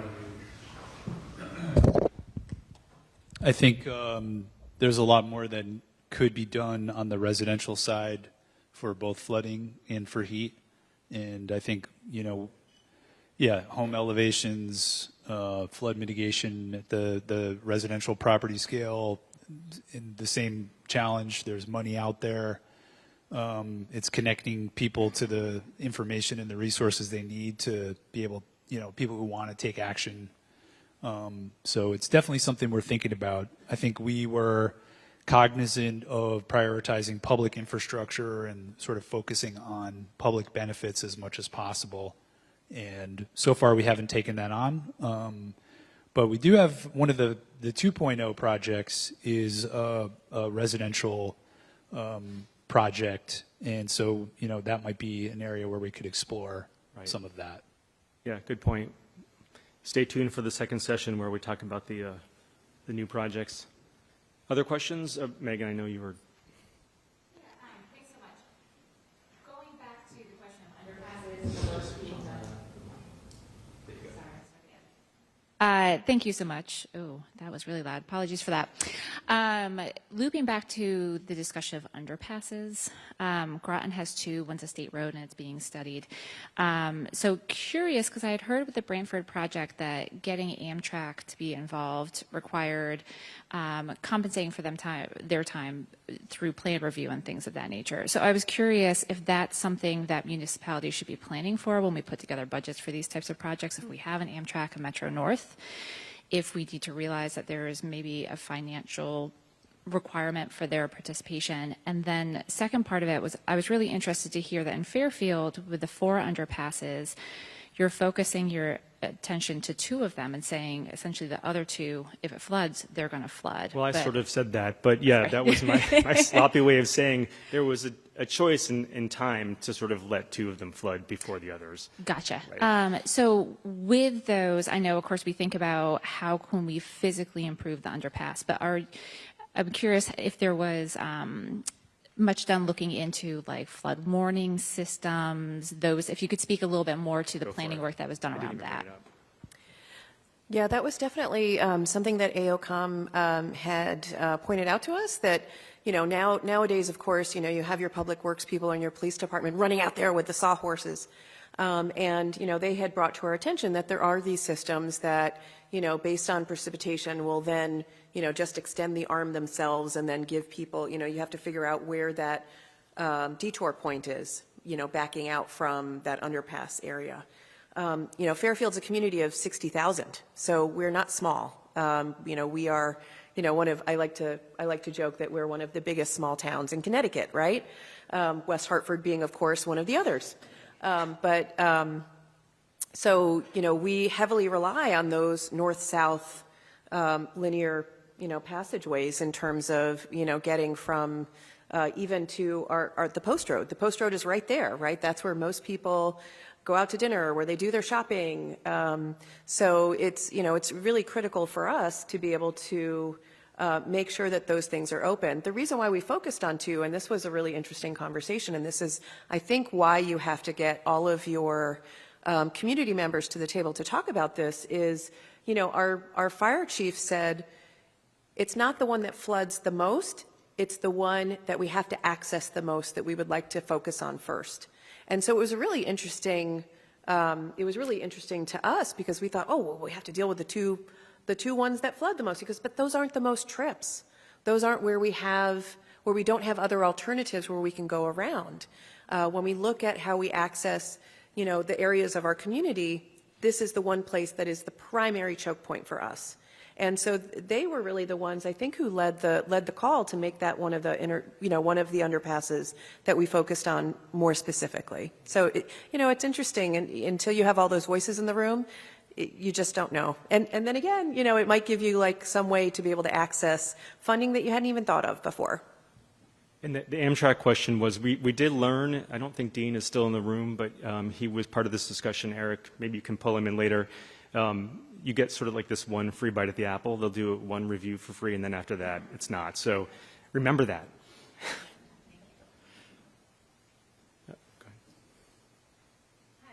I saw that Norwalk was selected for the National Coastal Resilience Fund, so congratulations. And there wasn't just a lot of information available, so I was curious if there was any relation with that project and some of the planning work that you did through CIRCA, and you know, if you were in the discussion, we were talking about how there wasn't like a citywide plan, but I was wondering how those projects were, you know, selected to advance. Yeah, so the goal is to use that money and to do a citywide plan. So this is kind of just like felt like a precursor, and then, you know, eventually I think we'll do like mini town halls. I know Norwalk has very like almost sectionalized that people identify really heavily with. Like, I'm from East Norwalk, we're away in these little pockets that will encompass in this wider resiliency plan that will be similar what CIRCA had done.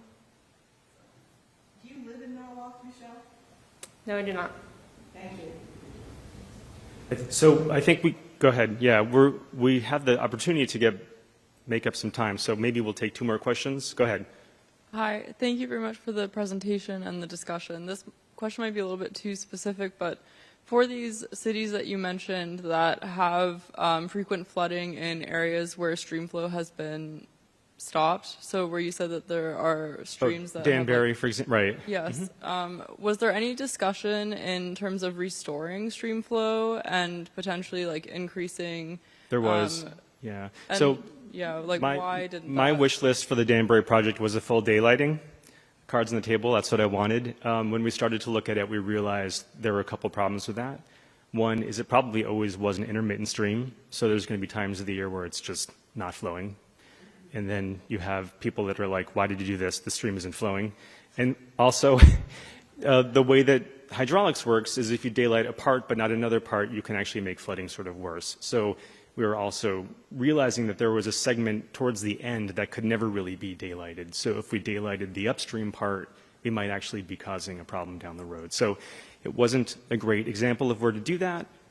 Fortunately, we have places like Meriden who have found a way to do it, and I'm hoping going forward more places will also daylight streams. Thank you. Any more? Because I think maybe we can take a quick break. Or was there another one? Go ahead. So I'm sorry. Here's the mic. So I could identify when you had mentioned the challenge of getting community members to be concerned about resiliency when there are other issues like illegal car repair. I could hear the screech of lug nuts coming off of tires from those air power guns and just the sound of those things. Right. So I guess my question is how, in those circumstances, how do you work with communities knowing that resiliency may be lower on the list for quality of life issues? Do you just accept that we've got to deal with these other issues? How do you come back and do you stand back or do you still try to move forward on resiliency topics? We'll let John take that one. You attended a couple more of those meetings than I did. Yeah, I mean, I think there's certain things that we are probably not positioned to help advance, and then there are some things that we heard that were about, like I said, in Fairhaven, people were concerned with trash. They were concerned with how you just cross over the tracks and you go into East Rock, and then suddenly the whole neighborhood is completely changed. It's cleaner. And also people were really interested in access to the water. So we looked for the places where there was overlap, where the resiliency strategy could incorporate some of those other things that the community wanted to see happen.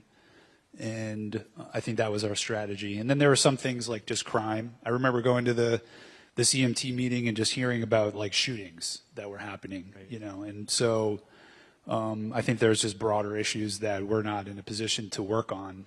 So we just look for the places where we could incorporate some of those things and tried to, build that into what we were doing. Yeah, go for it. Yeah, I just wanted to point out that there's lots of reasons that projects grind to a halt. And sometimes it's because there are groups within the community that are opposed to a particular potential solution. Right. And other times, the political leadership is unwilling to face down the small minority of people who don't want a solution. Right. And so the advantage that we have is that we were trying to advance a whole range of projects simultaneously. And we deliberately selected projects where we thought we could make a difference. And sometimes we got to points where it was going to take a year or two or more for a solution in that community to resolve itself. Hopefully, But my philosophy is that there's two things that are relevant. One philosophy is you shouldn't let the failure to get to be perfect stop you from doing something that's better, right? And I think that's the Danbury case in regard to the daylighting, right? But then there's other things that we want to find things where we can make a difference. There's a lot of things we're not going to be able to do, but we find things where their projects can be jumped forward substantially. That's where we want to go. Go ahead. I laugh because one of the scenarios that David showed in the slides for Fairfield was the overpass. And what David didn't say was that piece has actually been one of the last remaining undeveloped piece on the Post Road in Fairfield. It was an Exide battery site that had been remediated and had been, everybody had been watching it from like a grand list perspective. It's not in the flood zone. It's clean now. Oh my goodness, what is this going to be? Is this going to be mixed use? It's within walking distance of the train station, about a 15-minute walk, like just outside. Great location. And David was like, but I want to design an overpass. We're like, okay, sure, go ahead. But, this is one of our prime development pieces. And then you just don't have a crystal ball as a municipality, right? So at the same time, we've got this very public UI monopole project that's running through town where they're going to have like 100-foot monopoles to, create a more resilient electric infrastructure. Valid, fine. And what was our prime redevelopment property, the property owner ended up getting approached by a Porsche dealership. So now instead of a big mixed-use project, it's going to be a Porsche dealership with a sea of parked cars. So is the overpass idea really that far? I don't know, right? You just don't have a crystal ball. So why not throw a little spaghetti? Aren't they fighting the United Illuminate? Aren't people fighting the utility in that case? Isn't there a lawsuit out? Because I think our city attorney, who works part-time for our municipality and part-time for public people, our corporate counsel would not fight Eversource when they put a high voltage line under a public pier. But now he's fighting the utility being paid for by private people, which I suppose that's the point of being a good lawyer. You can argue both sides, but these utilities have a lot of power in Connecticut. Eversource, United Aluminum, I think there's a lawsuit out. I think regardless of that, the property, it's no longer, for the point that I was making is that it's no longer a mixed-use development site, so you just never know. You know, I think that doesn't have much to do with. All right, why don't we go ahead with, I unplugged it because I'm logging into Mentimeter. Oh, sorry. It's just, I think regardless of that, I think that was maybe a contributing factor to a certain extent for moving away from apartment buildings next to that monopole, which might or might not happen, right? That's not really, I think, the point of it, but the point of it is, you know, you just don't know. Development that you think is going to happen might not happen, and then, you know, the option of doing something like an overpass might be a possibility. So that was the point that I wanted to make, and I don't, you know, who knows what's going to happen with the siting council for that particular project. Thank you, everybody. This has been a great session. We're going to come back in 5 minutes and start the next one. Yeah, because I was logging into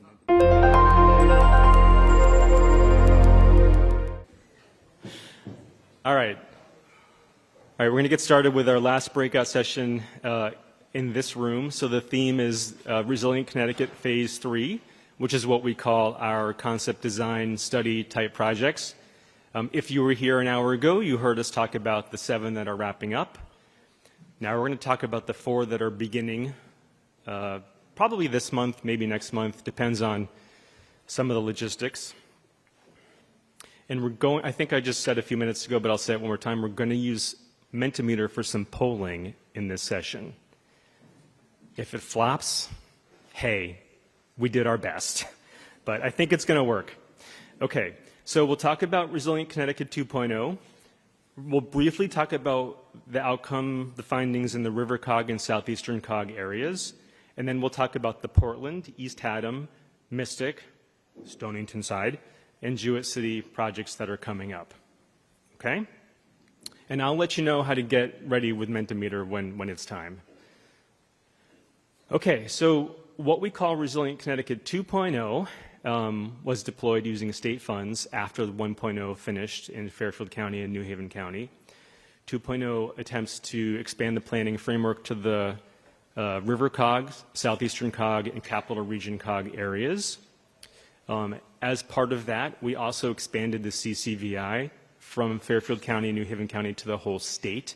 I think there's a map right here that you'll see the HEAT CCVI tool of the view for the whole state.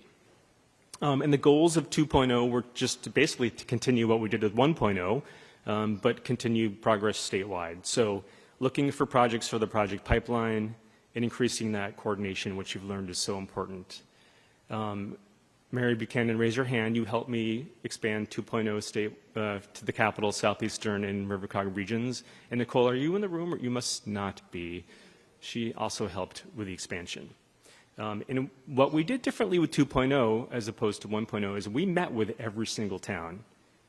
All 17 in River Cog, all 23 plus 2 tribes in Southeastern, and all 38 in the capital region. And I think that's fun, actually. That's my favorite thing, is to meet with the town. So if you're a town in this room, raise your hand. Come on, guys. All right. Let's just jump into it. So what we did when we met with every town is we said, what are your climate-related concerns? We didn't get to ask this question as part of 1.0 because we sort of came at it differently. So here's just a word cloud from Southeastern Cog, some of the things that we heard them say were their top climate-related concerns. And if you see elderly, if you see chickens, if you see children, that's not a mistake, right? These are valid climate-related concerns. We also see water, sewer, flooded roads, etc. So using the things that we heard from the towns and our lessons from 1.0, we put together new recipes for identifying these resilience opportunity areas, these ROARs. We're not going to talk about all the ROARs. There's 40 in Southeastern. No, there's 40 in Southeastern plus River Cog combined, 60 potentially in the capital region. We're not going through 100 of these today.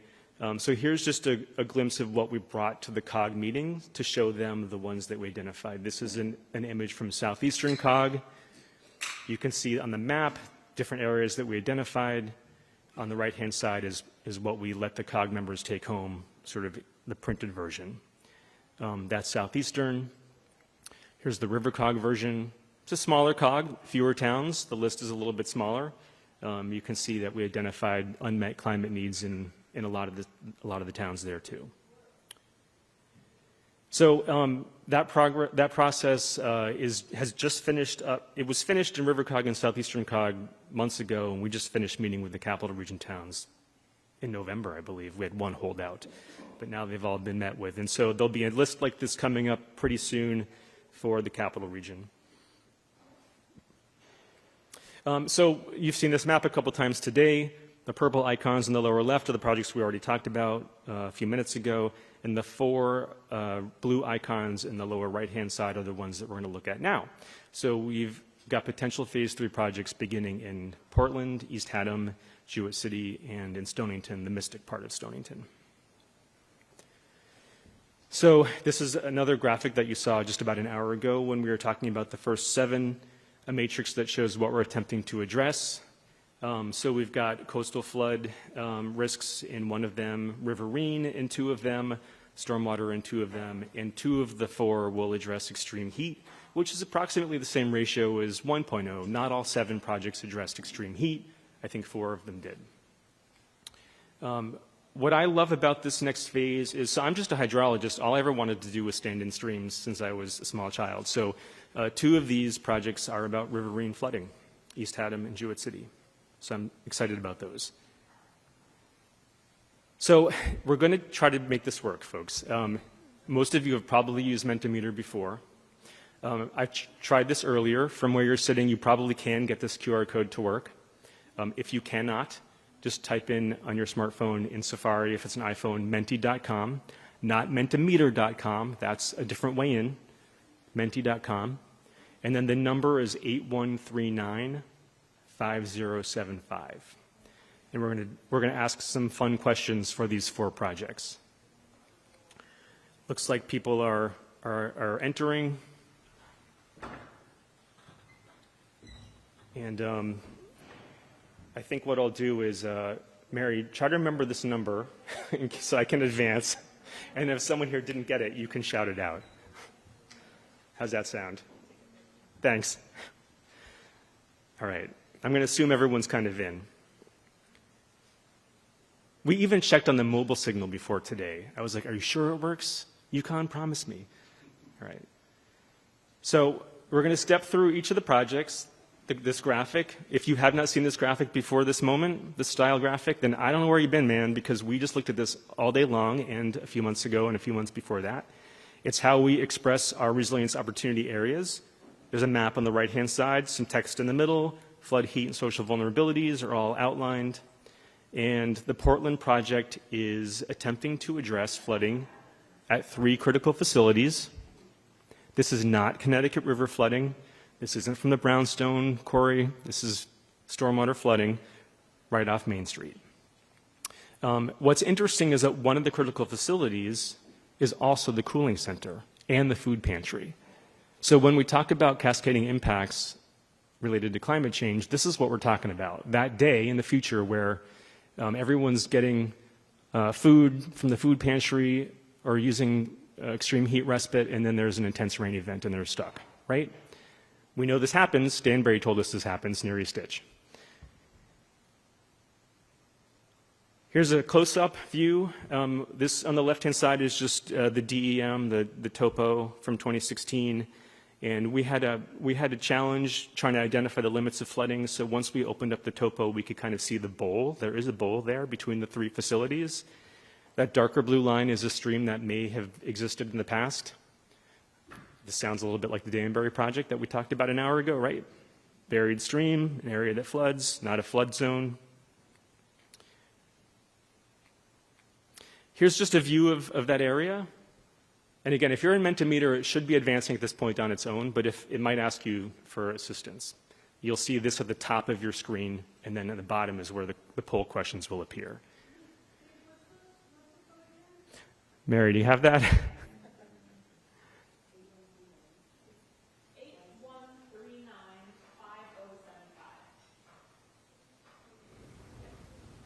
Thanks.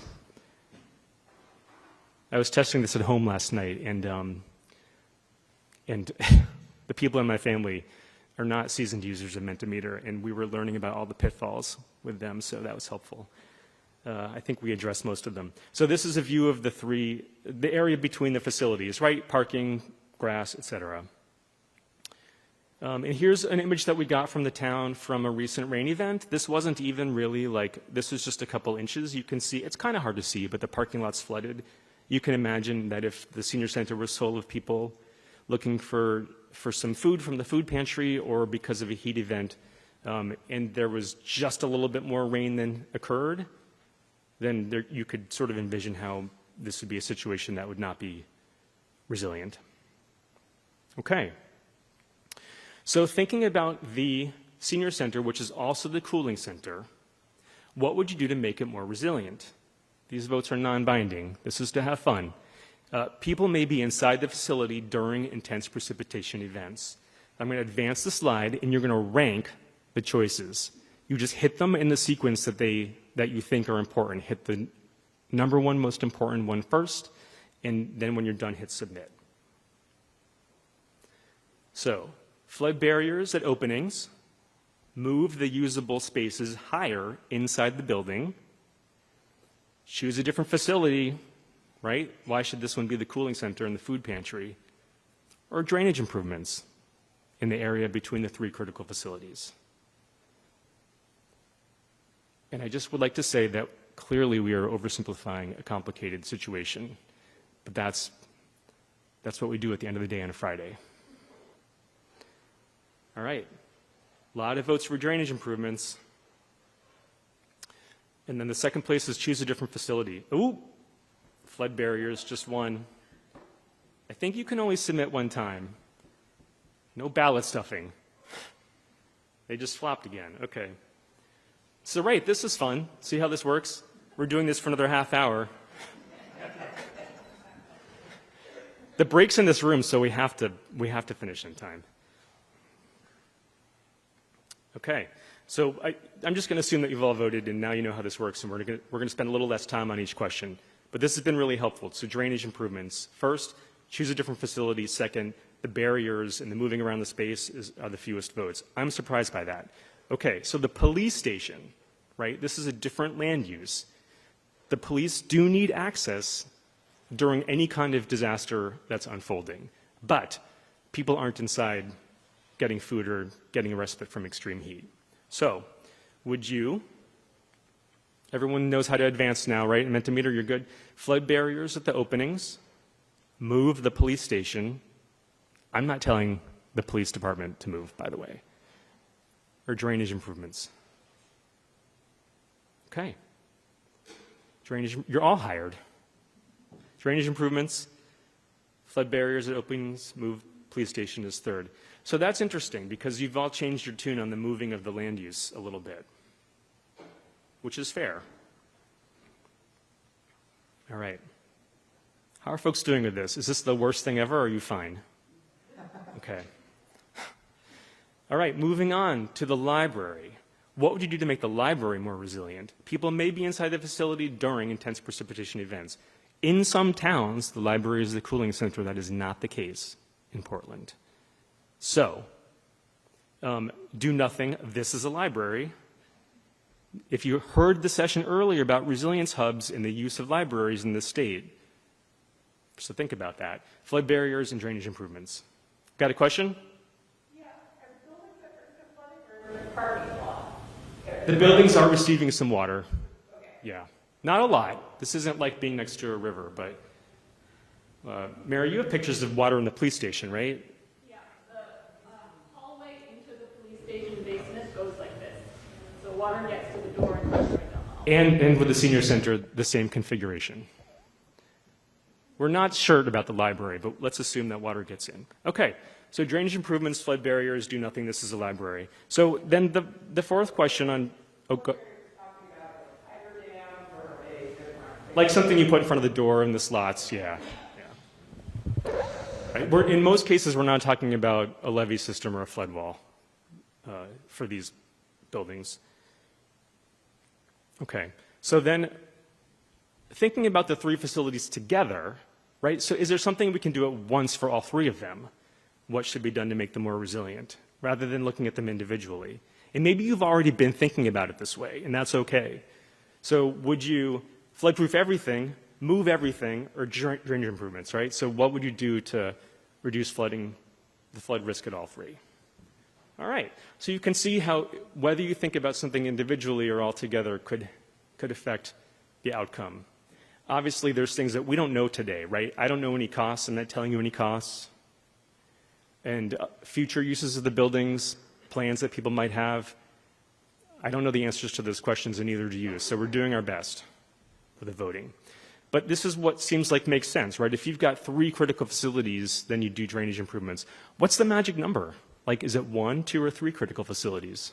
There's not a question for that. I'm just throwing it out there. All right, it's almost 3 o'clock, and we've done one of the 4. So let's zip along to East Haddam. Okay, so Sucker Brook corridor has been very flashy, and I want to be really clear that this project is about, so that you can see the flood, heat, and social vulnerabilities really aren't huge here. But what's in East Haddam? What has the state spent a lot of money on? A regional asset like none other? Goodspeed, right? And what's unusual about Goodspeed, and I'm telling you this, you might not know this, is that without any public transit and no place to park cars, the actors arrive and have to live near the theater and near the rehearsal space. There's no other choice. Everything has to be near each other, and there's some flood risk to a lot of it. So here's kind of a map. Yep. So you can see the Opera House, the actor housing, non-residential buildings, flood zone of Sucker Brook, and then it merges into the Connecticut River flood zone. Here's kind of a closer look, and I'm just repeating what I just said. The actors' unions set these distances between performing spaces, housing, and rehearsal spaces. So there's just not a lot of options in a place that's just, you've all driven through East Haddam, right? Please tell me you have at some point. You've dined at the Gelston House. Is it still there? I don't know. So there's not a lot of spaces at a premium. But this brook is really kind of, intertwined through these properties. And so this is a view of some HEC-RAS modeling that someone at CIRCA did. HEC-RAS is a tool you can use for establishing flood elevations. What's interesting is the left-hand side is the 100-year flood, the right-hand side is the 500-year. So the lateral extent of flooding doesn't change a lot, but the depth kind of is different in the two. And so thinking about the rehearsal hall and the office space and the housing, which are all sort of along this dark blue, you can kind of see how flooding has been a pain in the neck for Goodspeed. And what they've told us is that Sucker Brook sort of jumps over an old dam and slams into the side of the rehearsal space. That's what that yellow arrow is. It's water slamming into a wall. It's the best I could do with PowerPoint. So that's the challenge. And then it jumps the street, goes across the street, slams into the office building. All of Route 82 becomes a river. And then here's our first question. So what would you do to make the rehearsal hall more resilient, or make rehearsing itself more resilient? What am I sort of saying, right? Rehearse somewhere else, maybe? So the actors cannot walk further than their union contract allows. So the choices are flood-proof the building. It's on top of a stream. The building is on top of Sucker Brook. Acquire and demolish the building find a new rehearsal space, or if you're like me and don't know any songs from any musicals, you might not be too worried.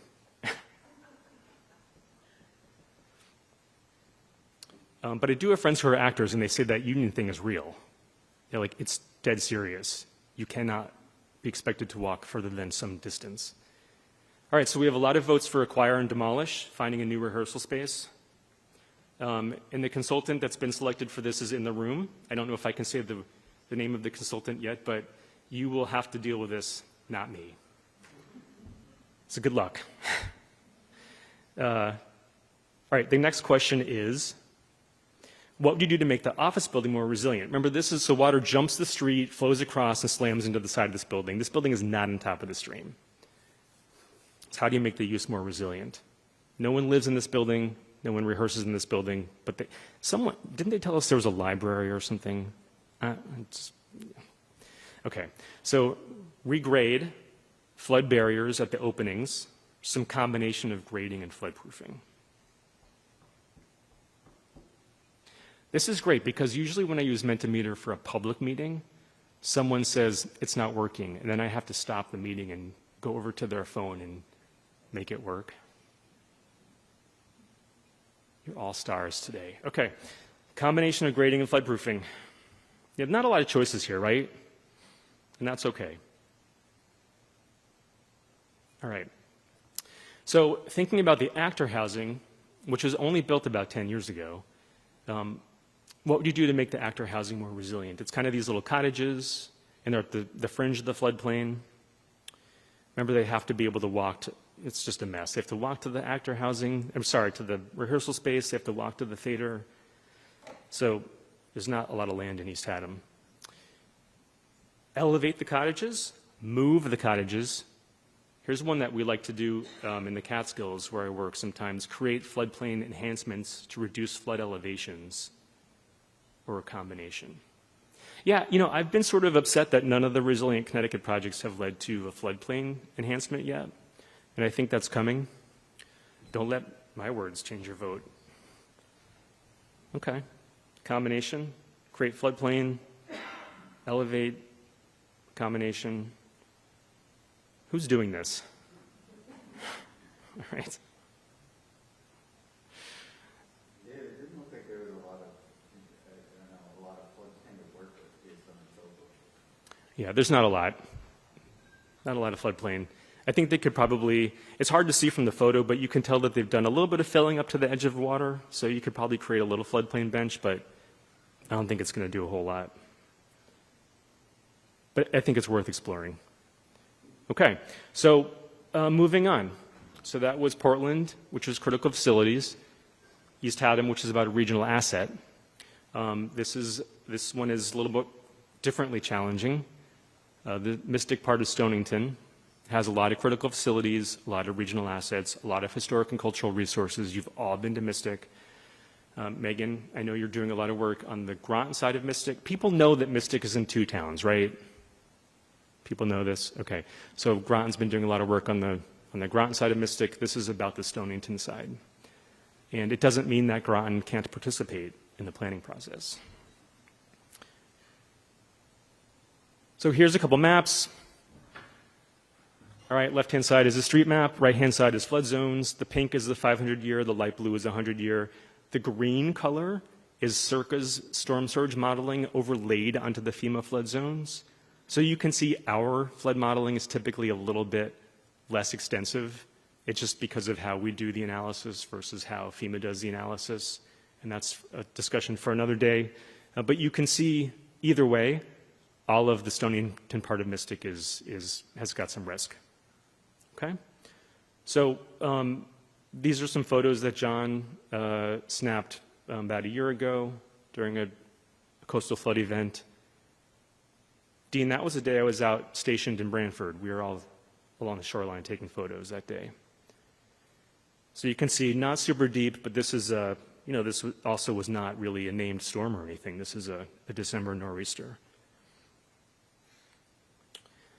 And people are starting to do things on their own with privately owned buildings in Mystic. Here's an example on the left-hand side of a new construction, elevated.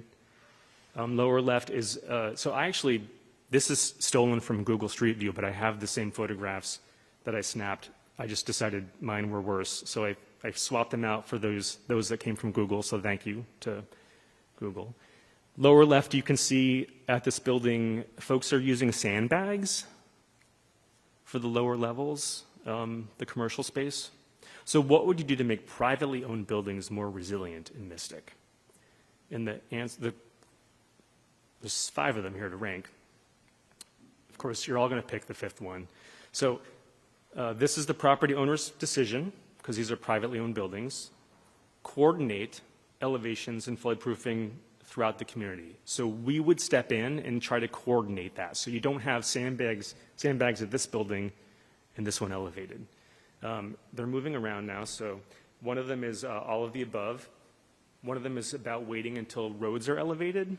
One of them, I think, says sandbags are pretty cool. So clearly, in this case, these are not, some of these can be done in combination and letting you pick all of the above. But I think it's interesting that the first place here is coordinate elevations and floodproofing in the community. This is not what I thought would win today. But number 2 is this is the property owner's decision. So I find this very interesting. Hope you all do too. Think everyone's done with this one? All right. So this is Mystic Fire Company. And I only have some special information because I did an evaluation of this 7 years ago for the COG, for floodproofing. So when this building was constructed, it was constructed to a previous FEMA map. So it was compliant, and now it's ever so slightly below the 100-year flood elevation. So the risk is low, but the first floor is below the current 100-year flood elevation.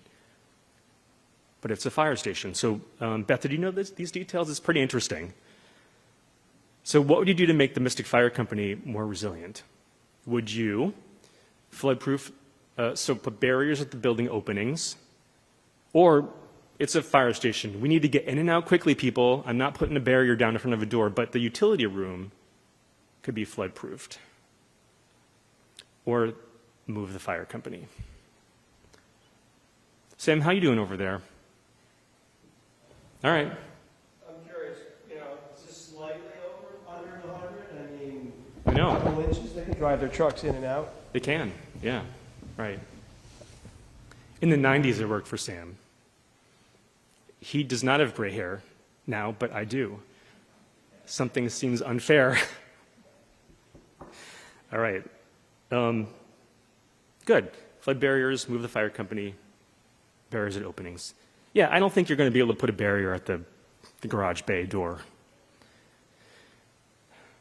All right. So this is, Beth, what is this? Right. Historic and Cultural Resources. This is Mystic Seaport Museum. These photos are from them. They were kind enough to provide these a year ago? 2 years ago? Okay. So this is something that another contract I worked on a couple years ago with Hurricane Sandy funds, which Hurricane Sandy was like an employment thing for me for a while. So thank you to those of you who shared in getting funding for Connecticut. It's been a long day. All right, so what would you do with Mystic Seaport Museum? Rearrange the buildings to take advantage of differences in grade. Combinations of elevation and floodproofing. Tolerate flooding, right? No one lives here. Presumably they can shut down for a day or two. Is that what we want to do with our historic and cultural resources in Connecticut? Is let them flood? I think in some cases the answer is yes, in some cases it's no. We've got an all of the above here. All right. Beth, you look like you're super surprised.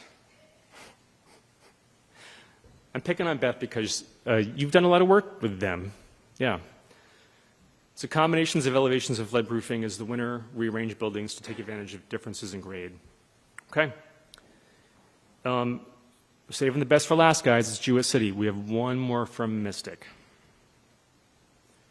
So this is the wastewater treatment plant in the Mystic part of Stonington. Stonington has 3 sewage treatment plants, the Borough, Pawcatuck, and Mystic, right? I'm not off by one. There's 3? There's 3. Okay. So what would you do? Would you so Fairfield has a flood barrier around its wastewater treatment plant. So that's one kind of place where we can justify a flood barrier. That's first choice. Second choice is flood-proof individual components. Third choice is relocate the facility. And then the other choice I put on here, which is interesting, and I'm not saying that this is feasible, but I've heard people mention maybe the other wastewater treatment plants in town can handle some of the load. Again, I didn't study that and determine that on my own. I've heard that said in the past. All right. But everyone likes the Fairfield approach. Emmeline, are you causing problems back there with this question, telling everyone to vote for a flood protection system around the... Okay, good. All right. Last one, Jewett City. So this is an interesting area that... So the borough of Jewett City is in the town of Griswold, right? It's a unique arrangement in the state of Connecticut that we don't find many of, this dual municipality situation. The flood and heat vulnerabilities and the social vulnerabilities are all, sort of they fit our model pretty well. The riverine flood risks are from 2 rivers. And really interesting here is that the new FEMA mapping that was effective this year increases the base flood elevation. Unless I'm wrong with my math, I've checked it a few times, 5 feet vertical, which you rarely see with new mapping. So there were, 30 condo units in the 100-year flood zone with the old mapping. And then overnight in August of this year with the new mapping, hundreds of condo units were suddenly in the 100-year flood zone. They didn't move. Our mapping changed. A bunch of other words on the slide. Okay, so here's an image. And this is the current new FEMA mapping. The floodway is pink. The 100-year flood zone is the teal sort of thing. The 500-year flood zone is the blue. You can see the critical facilities are fortunately, sort of a little bit higher. And then the sewer pumping station is also, actually the sewer pumping station is now on the floodway. So, that's not ideal. In this image, it's hard to see, but you can kind of see a darker gray color. Those are the condo buildings, so those big rectangles. But I've got a photograph of them coming up. So this is what they look like. There's 3 condo complexes. On the upper left are these condo units that are closest to the river that look like somebody tried to build them elevated, right? So you see garage doors at the bottom and windows above them. And then the lower left is the next condo complex, which is clearly not built that way. The upper right is another condo complex, which is slightly further uphill, which we can't tell what's going on. And then the lower right is the sewer pumping station, which is just hanging out inside a chain link fence. I'm checking the time, 3:15. Okay, so we're doing good. We're going to make it, guys. So I think this is a good example of a challenge that we just don't know what to do in this kind of case, right? We don't have a lot of this in Connecticut, and we think it's always at the shoreline, but I'm telling you, this is what's coming to bite us. It's people, a lot of people living next to a huge river, and we're really good at predicting hurricanes, but we're not that, and we shouldn't be. We're not that great at predicting riverine floods, and this is going to be the kind of thing that we have to learn how to address. So here's a glimpse of those condo units again that look like they were elevated, but the bottom left picture, I was trespassing. Clearly, you could see there's living space at the ground level. And there's HVAC units at the ground level, and there's bicycles and toys at the ground level, and there's a transformer. So what would you do to make these condo units more resilient? Again, it looks like the lower levels were initially designed to flood. Okay. Don't vote yet. So number one is make the lower levels floodable, period. Second one is make the lower levels floodable and give these people back some space. Let them put on an addition, let them go higher, but you can't just take away living space. When they bought it, they didn't know that lower level was at flood risk. Number three, elevate the whole darn thing. Number four, put a levee around the property. Number five is relocation. Right? You can see that I saved the hardest project for the end here. It's one thing for all of us to decide what Mystic Seaport Museum should do, but I think, and I'm kidding, right, Beth? But I think it's really hard to tell 1,000 people what to do.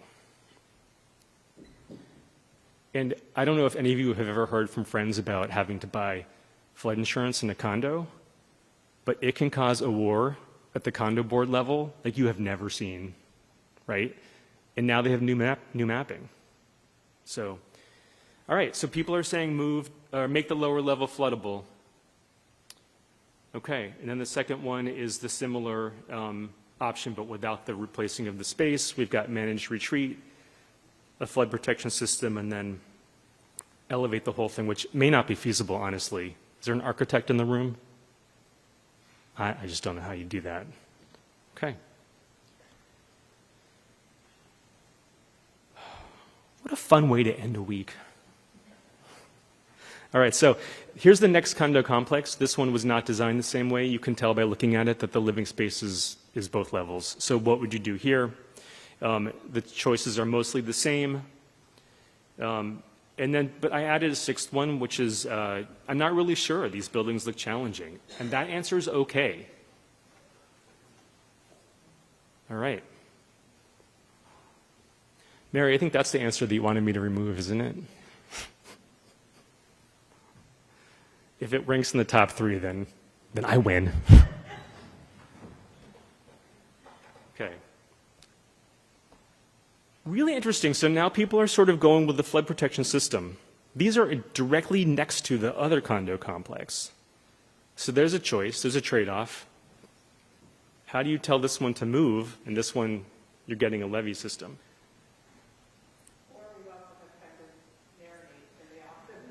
Yeah, right.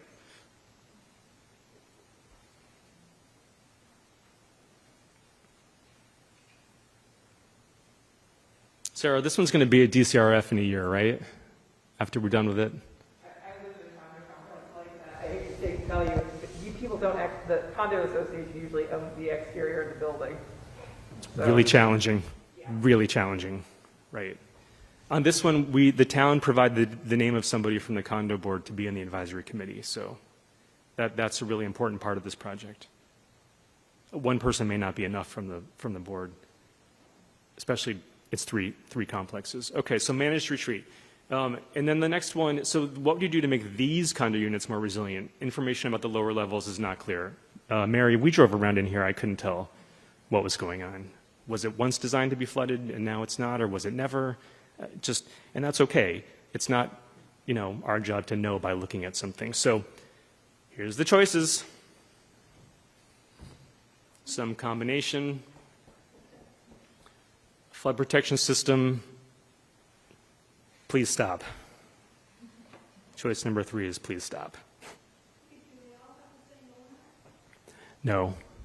Yeah, it seems to be, so it's 3 different complexes and they're probably owned by whatever the condo docs lay out. I'm not up on condo law, but yeah. Okay. So, I think Jewett City is going to be pretty challenging, and I'll also say that the borough warden election was not in November, but the first selectman election was last month, and the first selectman changed. And so we didn't know what was going to happen with this project.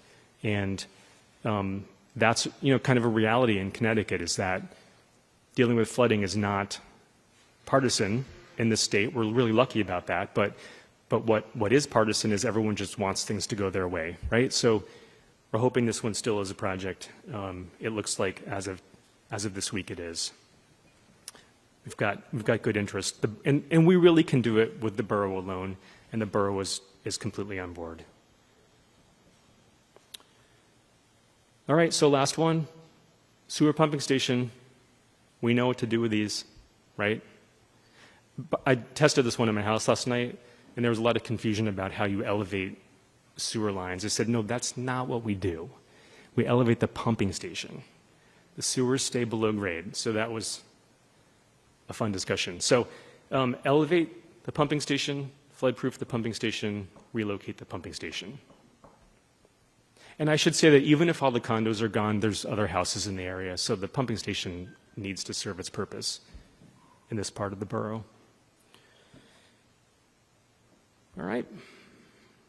Elevate, flood-proof. Yeah, probably both feasible.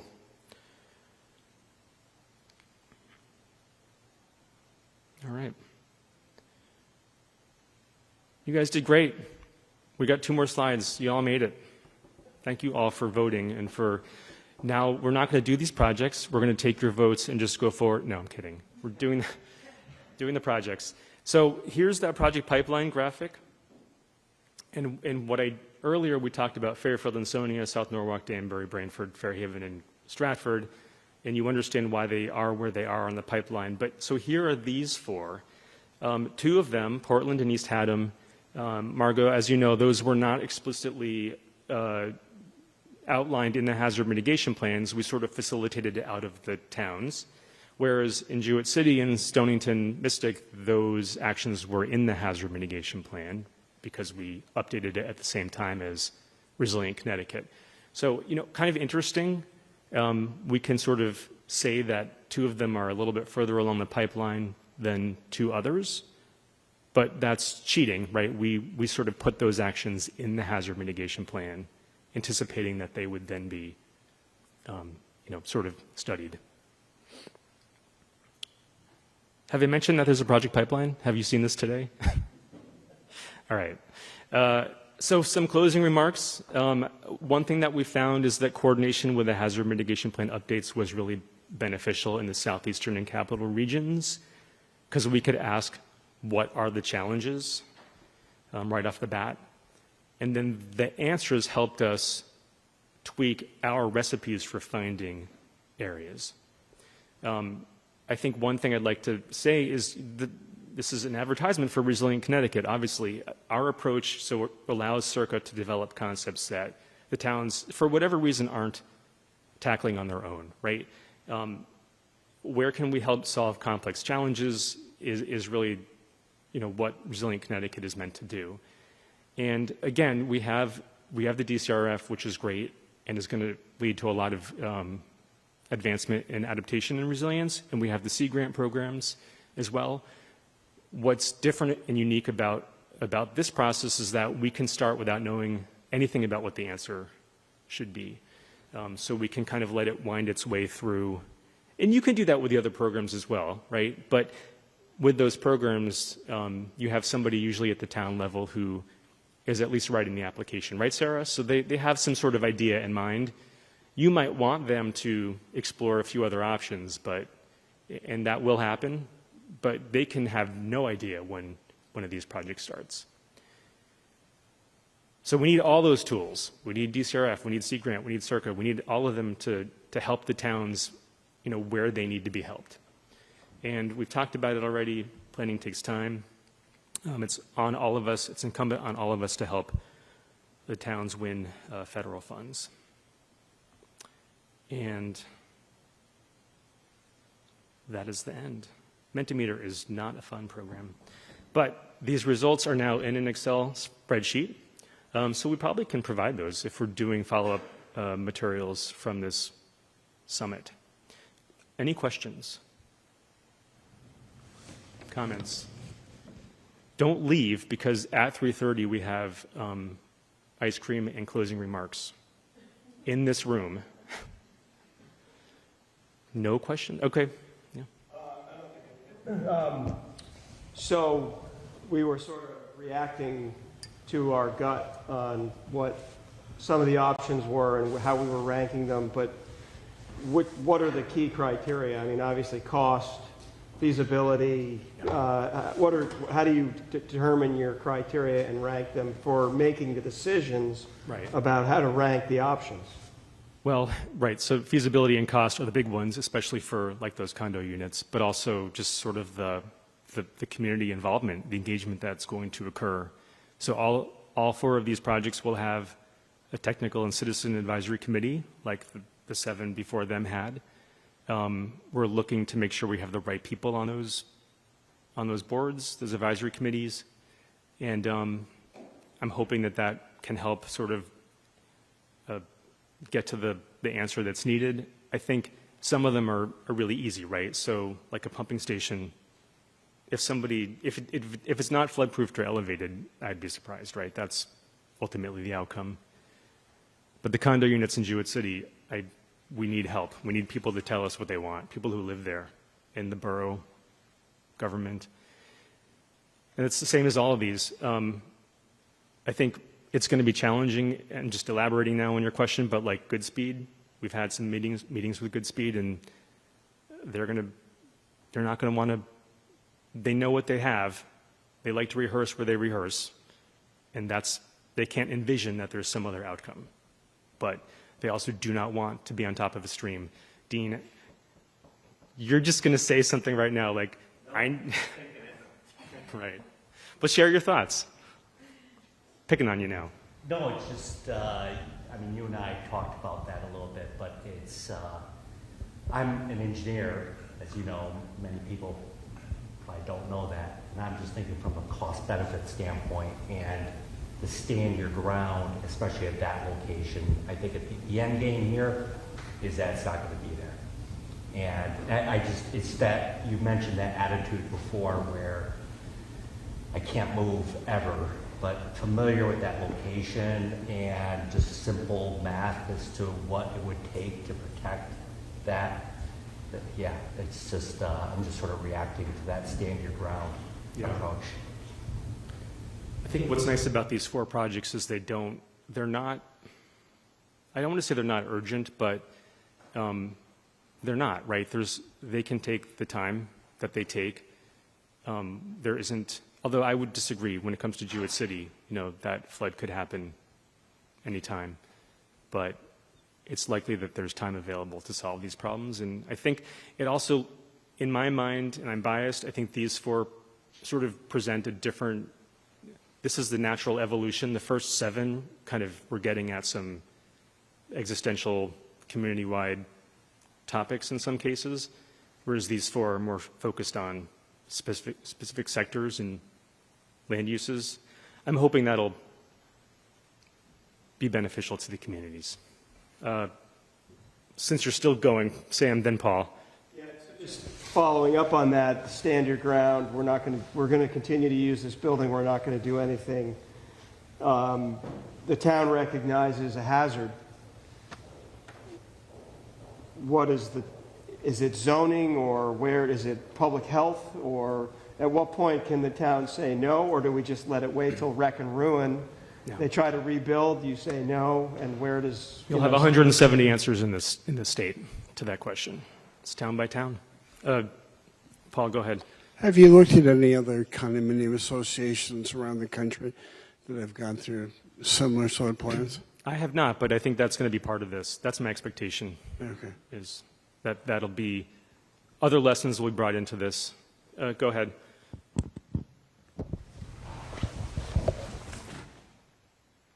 Question I had was, I used to be on a condo board, right? So I understand the complexities of trying to finance, investment. Are you helping come up with financing strategies to kind of educate these boards and allow them to come up with different strategies moving forward over a phased approach?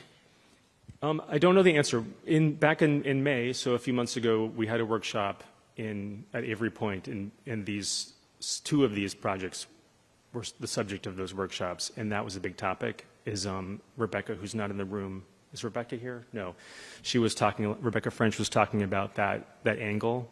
It's sort of on all of us to figure out how to finance these things. So I think there's room for that discussion. I don't know that it's going to get a lot of traction in Jewett City, but I feel like it's important. Other questions? Or you get a break? Everyone will be back in here in 3 or 4 minutes. That's what I heard. It might be here already, so I'll let you go get it, I guess.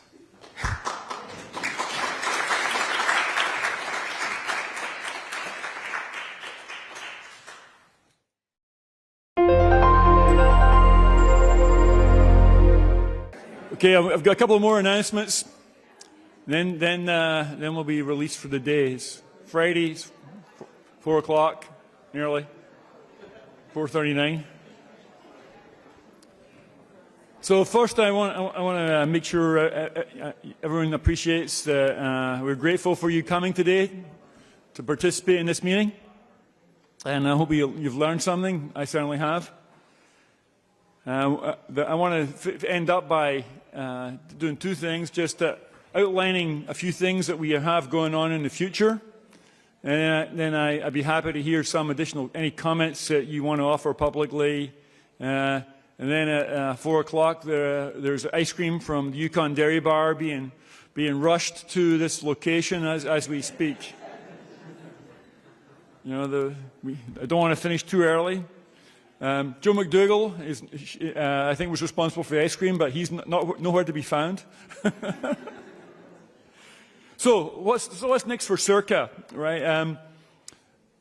Things are different in Connecticut now than they were a decade ago when CIRCA was founded. There are offices in several state agencies now which are have some sort of responsibility for climate change and climate change planning. You know, DEEP didn't even have an office 10 years ago, and I think CIRCA has stepped up to coordinate things on behalf of agencies at that time. But now the DOT's got an office. There's 3 or 4 people there, and Office of Public Policy and Management's got an office. So how is CIRCA going to continue to work with them? That's a puzzle I'm sort of thinking about. And over the next few months, I'm going to try and consult with agency leads and figure out how we can continue to be most effective. So we're going to continue to work on this Resilient Connecticut project. We're expanding it to Eastern Connecticut, and John showed a few of the locations that we're going to be working on. And we have additional funds from FEMA to expand it to the rest of Connecticut. So we're going to be continuing this kind of process for another couple of years, and we hope to, this time next year, have some significant progress to show in the eastern part of the state. But we're not forgetting about the New Haven and Fairfield counties. We're still looking for ways to advance some of the projects that we identified a year ago and didn't include in our in the 7 that we showed you today. So that's like ongoing work. Then we're also going to be continuing to assist and respond to the need for policy advice. And the team at the law school here is going to be writing white papers and responding to questions. And often, as is the case in the classes I teach, like when one student asks a question, it's normally that question's in the mind of a dozen other students. You know? So it's in terms of the same, I've noticed the same thing. When one town wants clarification on flood zone guidelines for pumps and water treatment plants, it's a common problem. So one ambition I have, for next year is to try and help coordinate agencies develop funding for these projects. Many of the projects that we've worked on overlap the jurisdictions of multiple agencies, both within the state and within the federal government. So DOT funds things, DEEP is funding things, but the towns need to do get multiple values from these projects, and so coordinating funding is a thing that I think we could help with. Number 4 on my list of to-dos, right, is to revisit the projections for climate change in Connecticut. And I think it was 2018, we released the expected increase in sea level along the shoreline in Connecticut. 20 inches by 2050 was the little mantra I worked up. But the Governor's Council on Climate Change last year recommended that number, together with the projections for the expected temperature increase and the expected precipitation changes, be revisited every 5 years. And so 5 years from 2018 is this year. So we're going to be working. Now, I don't think that we're going to need as big an exercise as it took the first time. And the process would be that we'll study the updated models, and there are two important reports, the IPCC report and then the National Climate Assessment. They've arisen since 2018, and there's more data. And so we'll form some teams to synthesize what's likely from those reports and local data, what's likely to be the case in Connecticut. So there's obviously a new awareness of the need for people educated to participate in climate change adaptation and resilience planning. We talked earlier in one of the sessions here about what UConn can do. And so I'm hoping that CIRCA can be engaged with other departments who have got a more academic role and responsibility within the institution to help create and provide opportunities for training and people at the more advanced level. I'm thinking at the moment at the graduate level, and how that's going to work, whether it's a certificate or it's some kind of LinkedIn badge. You know, I'm not really sure. I'm thinking that the certificate idea is more up my street. That's for a traditional academic. We want to see people paying tuition and getting degrees, but. So I have two more ambitions. One would be to develop a program that would accelerate the resilience development in homes in Connecticut. You know, and hopefully would do that in conjunction with accelerating the uptake of efficiencies and renewable energy usage, and especially in low and middle income homes. There are programs that have been developed, and they're currently not being very effective, I don't think, in the energy efficiency side, but in the resilience side of the climate change problem, there hasn't really been much action, other than in a few coastal towns people have raised their homes. And there are federal programs that assist with this, but the uptake is low, and the funding route is inefficient. It's not scalable. There's just no way that the federal government can pay for to elevate all the homes that are vulnerable in Connecticut, let alone Florida and North Carolina and Texas. Right? So there has to be a sort of a new way to provide funding, support, and encourage and accelerate this. And I hope we can work on that. So, but one final thing, I think I'm hoping for volunteers, right? That I want to try. CIRCA, since its founding, has been an organ of state agencies and the university, and the decision-making and advisory boards are all professors or state agency senior people in the state agencies. And so, I hope we have to. One of my responsibilities as executive director is to deliver a strategic plan for the university for the next 10 years, right? And so as part of that, I want to try and engage an advisory committee of 4 or 5 people from the private sector. And if anybody's got experience and interest in participating in this, I'd like to hear from you by email sometime soon. So it's easy, O'Donnell@uconn.edu or circa@uconn.edu. And then and I'm hoping for like 2 months from now we'd have some kind of plan for initial meeting to discuss how it's going to go. And then I have to run this idea for a new plan through the university administration, and ultimately the Board of Trustees has to endorse it to create an institute at UConn for another 5 years. And so I want a 10-year plan, but it has to be revised every 5 years. And In fact, and that has to synchronize, I hope, better with other programs at the University of Connecticut and perhaps other institutions. There's another opportunity for us to be more effective in the state. There are other universities here, not just UConn. But the program sort of grew from a small group within UConn, and now I think the capacity that we have has been expanded, and there is complementary operations in other institutions that I'd like to collaborate with.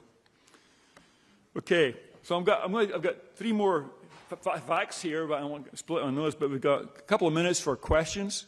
Anyone wants to ask or make a complaint?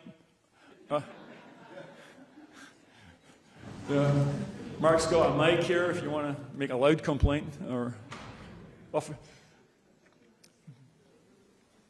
Well, Wayne, good. Quick one, Jim.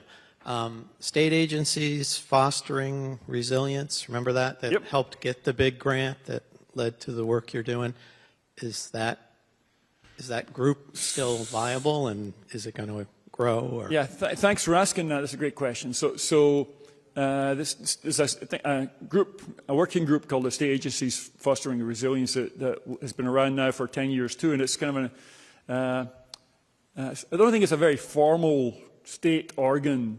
You know, the agencies participate, and we've been discussing whether that's just the most effective way of doing things. There's advantages within the state administrative structure to have consultative groups which are informal and not statutorily required. But there's but those sort of depend upon people in those jobs at the time and what other jobs they have to do. And so we have to consider whether it's time for a more higher level formal kind of consultative body that advises a governor and requires the agencies to cooperate more effectively. And we're thinking about that, but I don't think we're ready to make a recommendation that really needs broader consideration. But in our report for the NDRC project, I think there will be some recommendations like that, because we want to put in place recommendations that would make us vigorous and effective for the next decade or two. One over here.